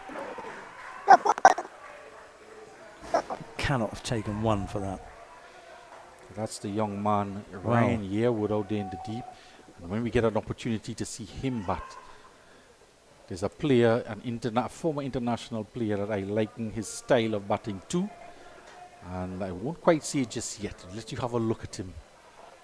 Make up your own mind. All right. End of over number 16, 97 for 3.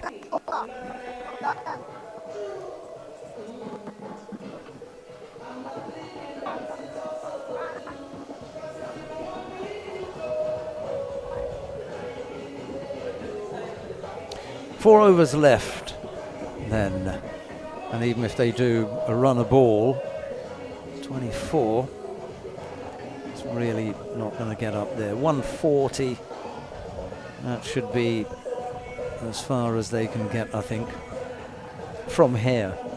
Yeah, they're going to need more than 10 runs and over.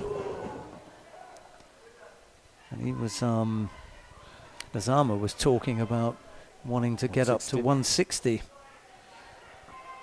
Well, I think they've decided to target the opposite end, Isaiah Hayes, because Jaden Raymond here with the ball has been quite sharp and accurate. Raymond bowls, it's full. Sit back down the ground and running in off the boundary to pick up. They take 1. All they can get from him with this type of Yorker deliveries.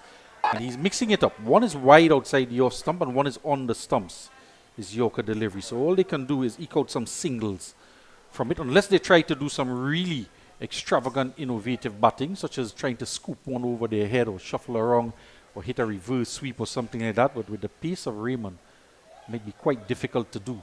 And he comes again outside the off stump. Simmons not claiming a wide this time. I think he was moving away and then looking to come back. And by the time he did, Raymond had delivered, and it was a legal delivery. But he's looking to do something different here, Simmons, recognizing that they do need over 10 runs and over now. Advancing down the track to negate the Yorker delivery, to try and get it on the full. Might just step outside the off stump. There we go. Well, he tries the ramp. Yeah, you're gonna have to be innovative to change up the line and lengths of Raymond. And I suspected that he was going to try and step across, which he did in anticipation, because he's bowling a few wide outside the off stump and then wicket to wicket.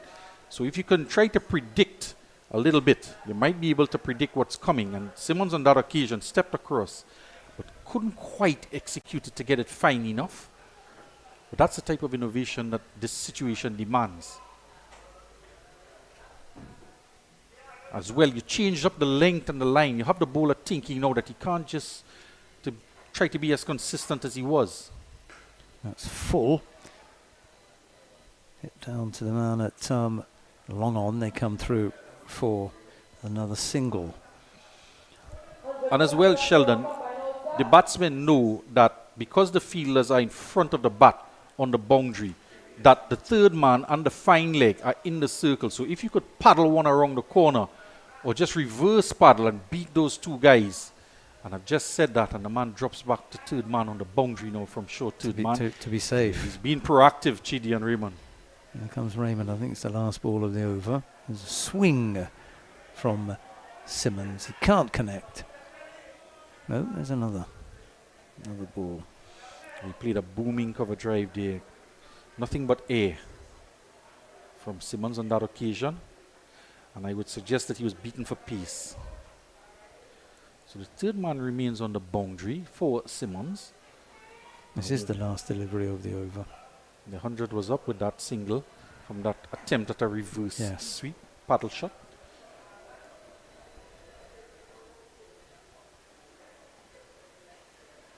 It's full. Hit to extra cover. There's no run.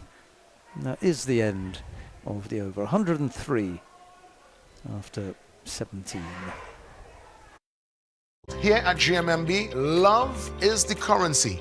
And let's show you how we are able to transfer that energy into real conversations. What about the connection with you and your team members? It's top priority for me to have that clear understanding of who my team members are and building connections with them to ensure that they carry out the vision of what we are trying to achieve as a team, realizing opportunities for both the clients and ourselves. GMMB. It's banking for real.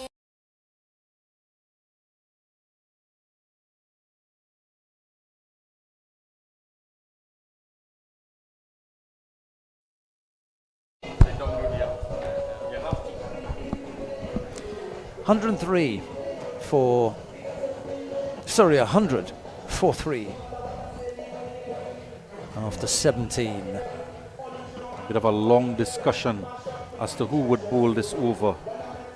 Hayes went for some runs in the last over, so they made a bowling change now. Seems as though Kashmir Mitchell is back into the attack. Runner ball's not going to do it.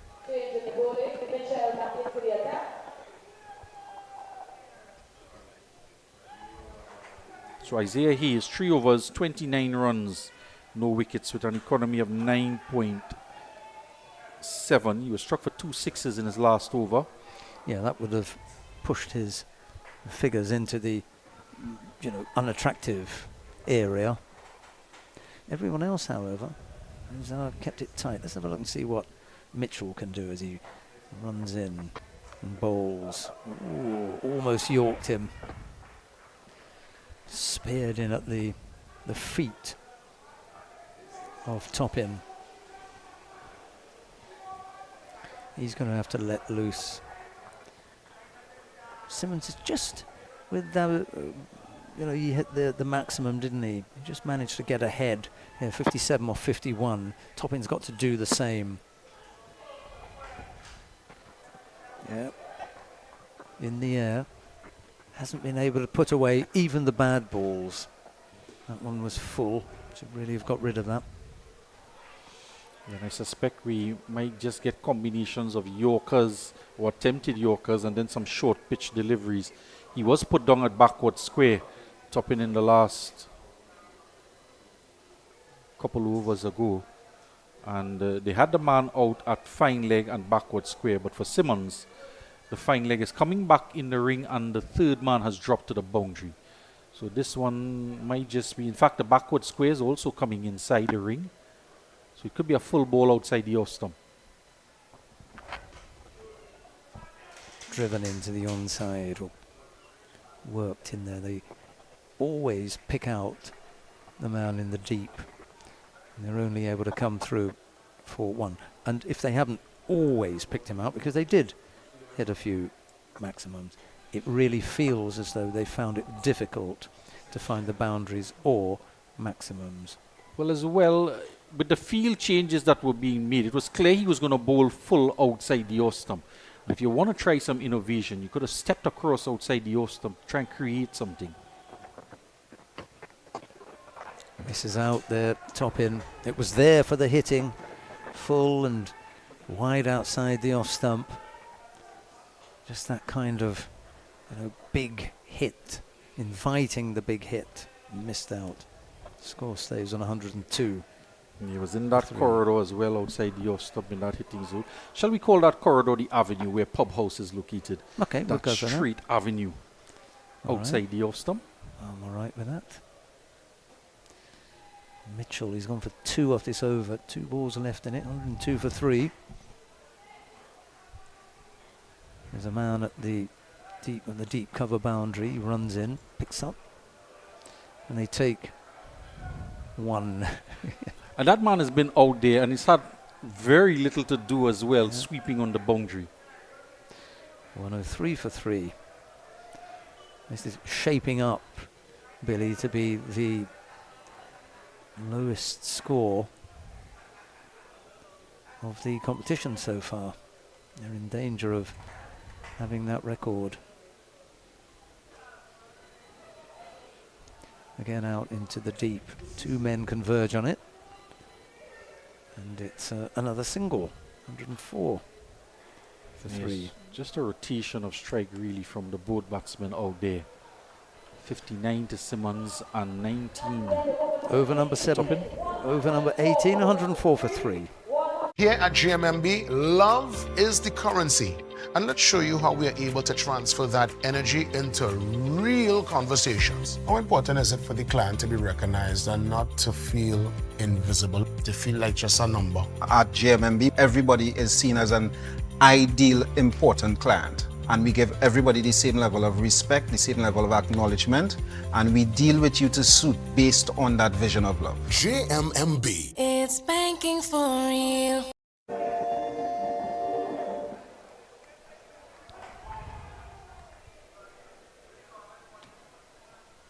12 balls left. That's the extent of the innings, and just over 5 and over. Here comes Raymond, and it's a bit of a gimme, that one. Just over-pitched, full, and put away gratefully. And we see the danger with, we see hesitancy sometimes from fast bowlers to bowl the Yorkers. And that's exactly why, because if you do miss, you end up bowling a full toss and it can go for boundaries. But of course it doesn't mean that you shouldn't continue to try to bowl your Yorkers and trying to perfect the delivery. Because it is a wicket-taking delivery as well as an economical delivery. Still a little bit too full. They come through for a single. It's 5 off the over so far. This could end up being one of the biggest overs, because they really are going to go for it here. No doubt about it. They've lost 3 wickets up to this point. 64 Simmons of 55. He's just turned it around for me, because he's held the whole innings together. I mean, goodness me, 64 out of 109.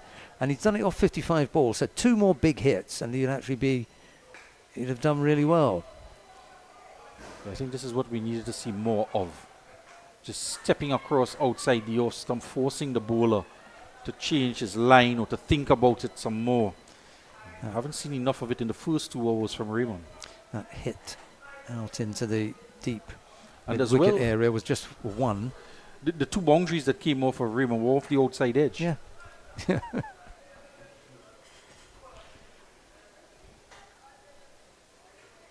Third man is in place. The deep backward square comes in the ring. The backward square. 6 now off the over. 110 for 3. Raymond up to the wicket. Bowls. There's a go at that. They're going to come through for a bye. Well, he stepped across outside the off stump to try and change it up. It passed between himself and the off stump. Didn't get anything onto it. And luckily as well, didn't play it onto his stump. Actually went between his leg. Yeah. 7 now off the over. And this has been good bowling from Raymond. His economy rate was only bettered by Davis Guerra at the top of the innings with his 2 for 16 in his 4 overs. Penultimate ball of this over. Again, over pitching. Getting to the batsman on the full, but they just take 1. So he got away with that as well. Yeah, they seem content just to settle for the singles as well. Simmons just indicating, yeah, he's just signaling to the bench that he might just come off at the end of this over. And do what? That for me, that would be the worst thing. I think he's exhausted because he also knows he has to come and open the bowling. So it'd be very interesting if he does come off, and I think he will. He's got to stay out there and swing big. Yeah, he's already walking off at the end of the over. He's going to retire out here. Simmons.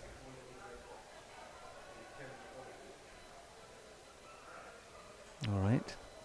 He threw the kitchen sink at that last delivery he faced, and he's going to retire himself out on 64. Having faced 56 deliveries. Wow. Yeah, he's just conserving some of his strength to come and open the bowling later. And just have enough left over in the tank to head across to the pub house on the avenue. Well, I'd have stayed in there if I were Simmons and tried to use that knowledge, that experience of hitting a few big shots. You know, you can give up on the quick single because you haven't got the energy. And I don't think he's going to recover in time to come out and be a real threat, not with 112 on the board. That's the problem. And this youngster here has made a comeback cricket in the last season. Amir Ali. Good young talent.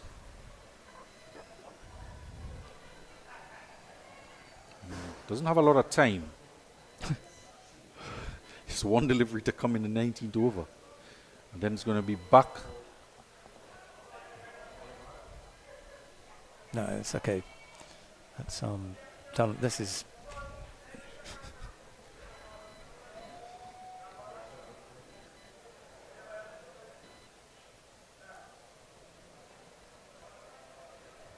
Current score is 112.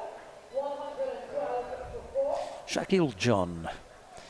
Very interesting time to get your first over. Going to bowl the last over. Got the inside part of the bat there. They can't come back for a second, so it'll be 113 for 3.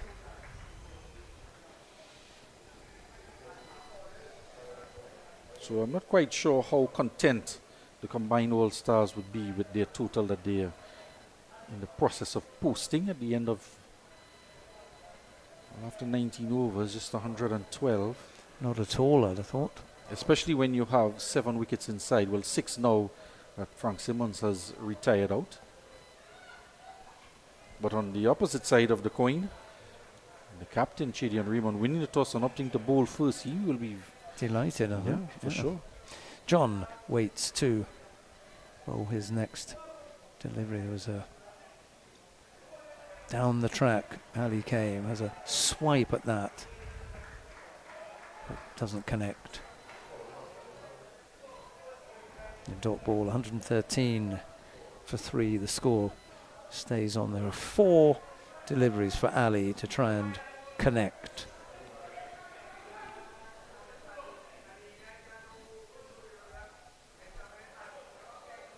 He does hit down the ground, but there are 2 men back there and straight. There's a misfield, which allows them to come back for a second. And that's the difference there. If you run the first one hard and put pressure on the field, and we haven't seen a lot of that at all. When Simmons was at the wicket with Abdul Rahim topping, they were just running the singles, not looking to put pressure on the fielders out in the deep.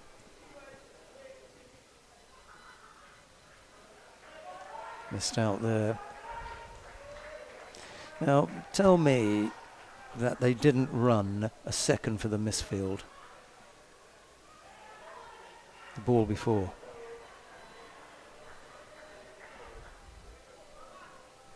Yeah, 112 became 114.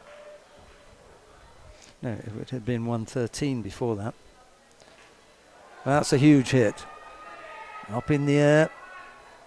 Nope, that's gone for 6. Yeah, and this is the potential that has been sitting in the dugout for the last 10 overs or so. Amir Ali, the young talent. Not much deliveries, but in the short time he's been there, we see what he's capable of. He's a very good young player. Coming back after injury a couple years ago, building his game back, and he's on showcasing his talent here. There's another big swing, and that's also gone for a maximum. Yeah, and all of a sudden, it's 227 for 3. It's the end of the innings as well. Yeah, so 2 KFC maximums to finish things up. 127 for 3. Shaquille John travelled for a little bit at the end there. Yeah.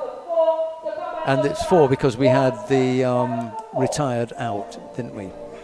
Simmons retired out for 127 for 4. We'll have a little roundup of the highlights with Billy Furlong, and then we'll be back for the innings of the Santa Cruz Sports.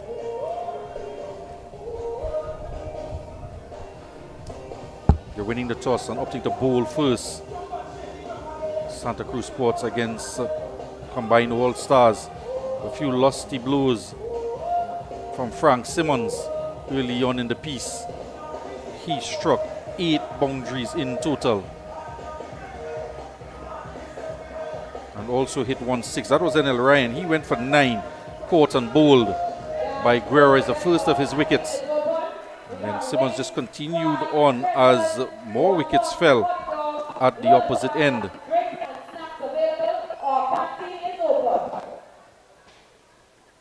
One of very few boundaries in the innings, and then Frank Simmons continued dealing in some boundaries here.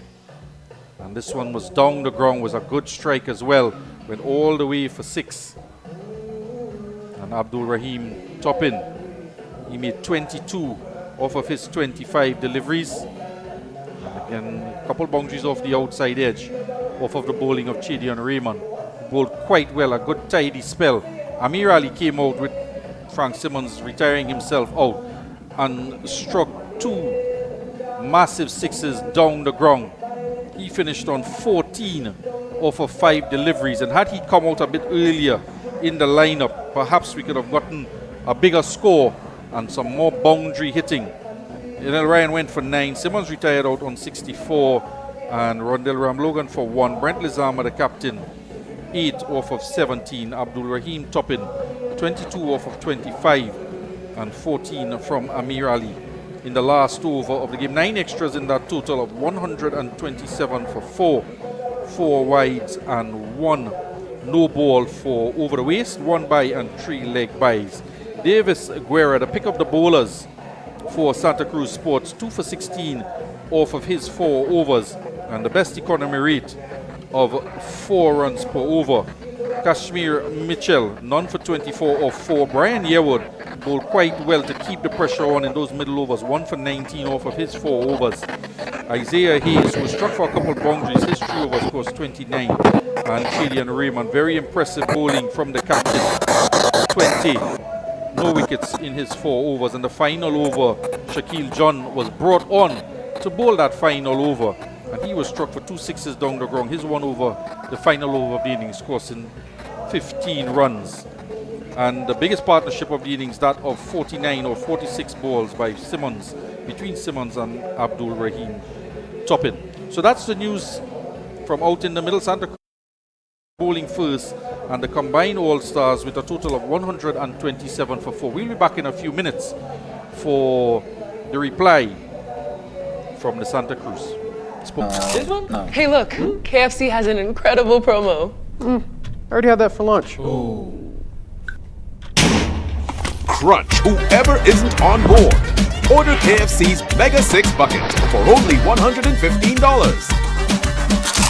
KFC, it's finger licking good. Having that family lime at home, that cookout by the river, or you're just feeling to bubble up pot?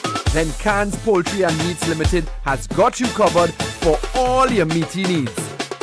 Whether it be chicken, beef, steak, lamb, or even seafood, check CRUZ. They even have seasoning and condiments to complement your dish. So if you're looking for top quality meats at prices that wouldn't bust your pocket, then come on in to CRUZ today at any of their convenient locations. When you want to get the inside information, you go to the real source, the team members. Let's hear what they're saying. One of the joys that I have is calling someone and telling them you have that approval. We want to know our clients, the attention that we give the client feels that warmth. We help you, the customer. We are here to help you, achieve your dreams. Client succeeding, it has helped the bank to succeed. Lots of great information here. And yes, GMMB is a real bank. Here at GMMB, love is the currency.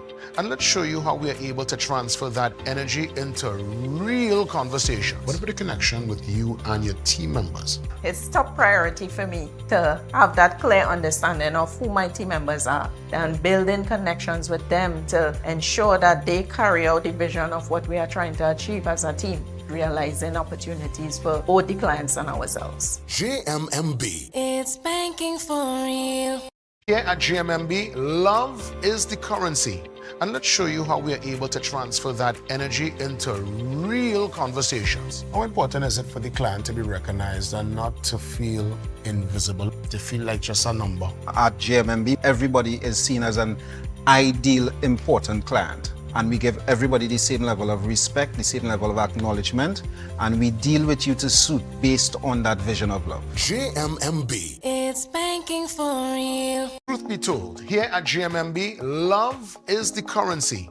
And let's show you how we are able to transfer that energy into real conversations. It seems to me there's a power in listening. It seems like that is a part of the mandate. Of course. We need to listen to our clients. We need to hear what they need. We need to hear that they are satisfied, they are loved, they are feeling that JMMB culture. JMMB. It's banking for real. This one? Hey, look, KFC has an incredible promo. I already had that for lunch. Crunch whoever isn't on board. Order KFC's Mega 6 Bucket for only $115. KFC, it's finger licking good. Having that family lime at home, that cookout by the river, or you're just feeling to bubble up pot? Then CRUZ Poultry and Meats Limited has got you covered for all your meaty needs. Whether it be chicken, beef, steak, lamb, or even seafood, check CRUZ. They even have seasoning and condiments to complement your dish. So if you're looking for top quality meats at prices that wouldn't bust your pocket, then come on in to CRUZ today at any of their convenient locations. When you want to get the inside information, you go to the real source. The team members, let's hear what they're saying. One of the joys that I have is calling someone and telling them you have that approval. We want to know our clients, the attention that we give the client feels that warmth. We help you, the customer. We are here to help you, achieve your dreams. Client succeeding, it has helped the bank to succeed. Lots of great information here. And yes, GMMB is a real bank. Here at GMMB, love is the currency. And let's show you how we are able to transfer that energy into real conversations. What about the connection with you and your team members? It's top priority for me to have that clear understanding of who my team members are and building connections with them to ensure that they carry out the vision of what we are trying to achieve as a team, realizing opportunities for both the clients and ourselves. JMMB. It's banking for real. Here at GMMB, love is the currency. And let's show you how we are able to transfer that energy into real conversations. How important is it for the client to be recognized and not to feel invisible, to feel like just a number? At GMMB, everybody is seen as an ideal, important client. And we give everybody the same level of respect, the same level of acknowledgement, and we deal with you to suit based on that vision of love. JMMB. It's banking for real. Truth be told, here at GMMB, love is the currency. And let's show you how we are able to transfer that energy into real conversations. It seems to me there's a power in listening. It seems like that is a part of the mandate. Of course. We need to listen to our clients. We need to hear what they need. We need to hear that they are satisfied, they are loved, they are feeling that JMMB culture. JMMB. It's banking for real. This one? Hey, look, KFC has an incredible promo. I already had that for lunch. Crunch whoever isn't on board. Order KFC's Mega 6 Bucket for only $115.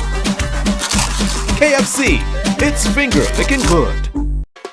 Having that family lime at home, that cookout by the river, or you're just feeling to bubble up pot? Then CRUZ Poultry and Meats Limited has got you covered for all your meaty needs. Whether it be chicken, beef, steak, lamb, or even seafood, check CRUZ. They even have seasoning and condiments to complement your dish. So if you're looking for top quality meats at prices that wouldn't bust your pocket, then come on in to CRUZ today at any of their convenient locations. When you want to get the inside information, you go to the real source. The team members, let's hear what they're saying. One of the joys that I have is calling someone and telling them you have that approval. We want to know our clients, the attention that we give the client feels that warmth. We help you, the customer. We are here to help you, achieve your dreams. Client succeeding, it has helped the bank to succeed. Lots of great information here. And yes, GMMB is a real bank. Here at GMMB, love is the currency. And let's show you how we are able to transfer that energy into real conversations. What about the connection with you and your team members? It's top priority for me to have that clear understanding of who my team members are and building connections with them to ensure that they carry out the vision of what we are trying to achieve as a team, realizing opportunities for both the clients and ourselves. JMMB. It's banking for real. Here at GMMB, love is the currency. And let's show you how we are able to transfer that energy into real conversations. How important is it for the client to be recognized and not to feel invisible, to feel like just a number? At GMMB, everybody is seen as an ideal, important client. And we give everybody the same level of respect, the same level of acknowledgement, and we deal with you to suit based on that vision of love. GMMB. It's banking for real. Truth be told, here at GMMB, love is the currency. And let's show you how we are able to transfer that energy into real conversations. It seems to me there's a power in listening. It seems like that is a part of the mandate. Of course. We need to listen to our clients. We need to hear what they need. We need to hear that they are satisfied, they are loved, they are feeling that JMMB culture. JMMB. It's banking for real. This one? Hey, look, KFC has an incredible promo. I already had that for lunch. Crunch whoever isn't on board. Order KFC's Mega 6 Bucket for only $115. KFC, it's finger licking good. Having that family lime at home, that cookout by the river, or you're just feeling to bubble up pot?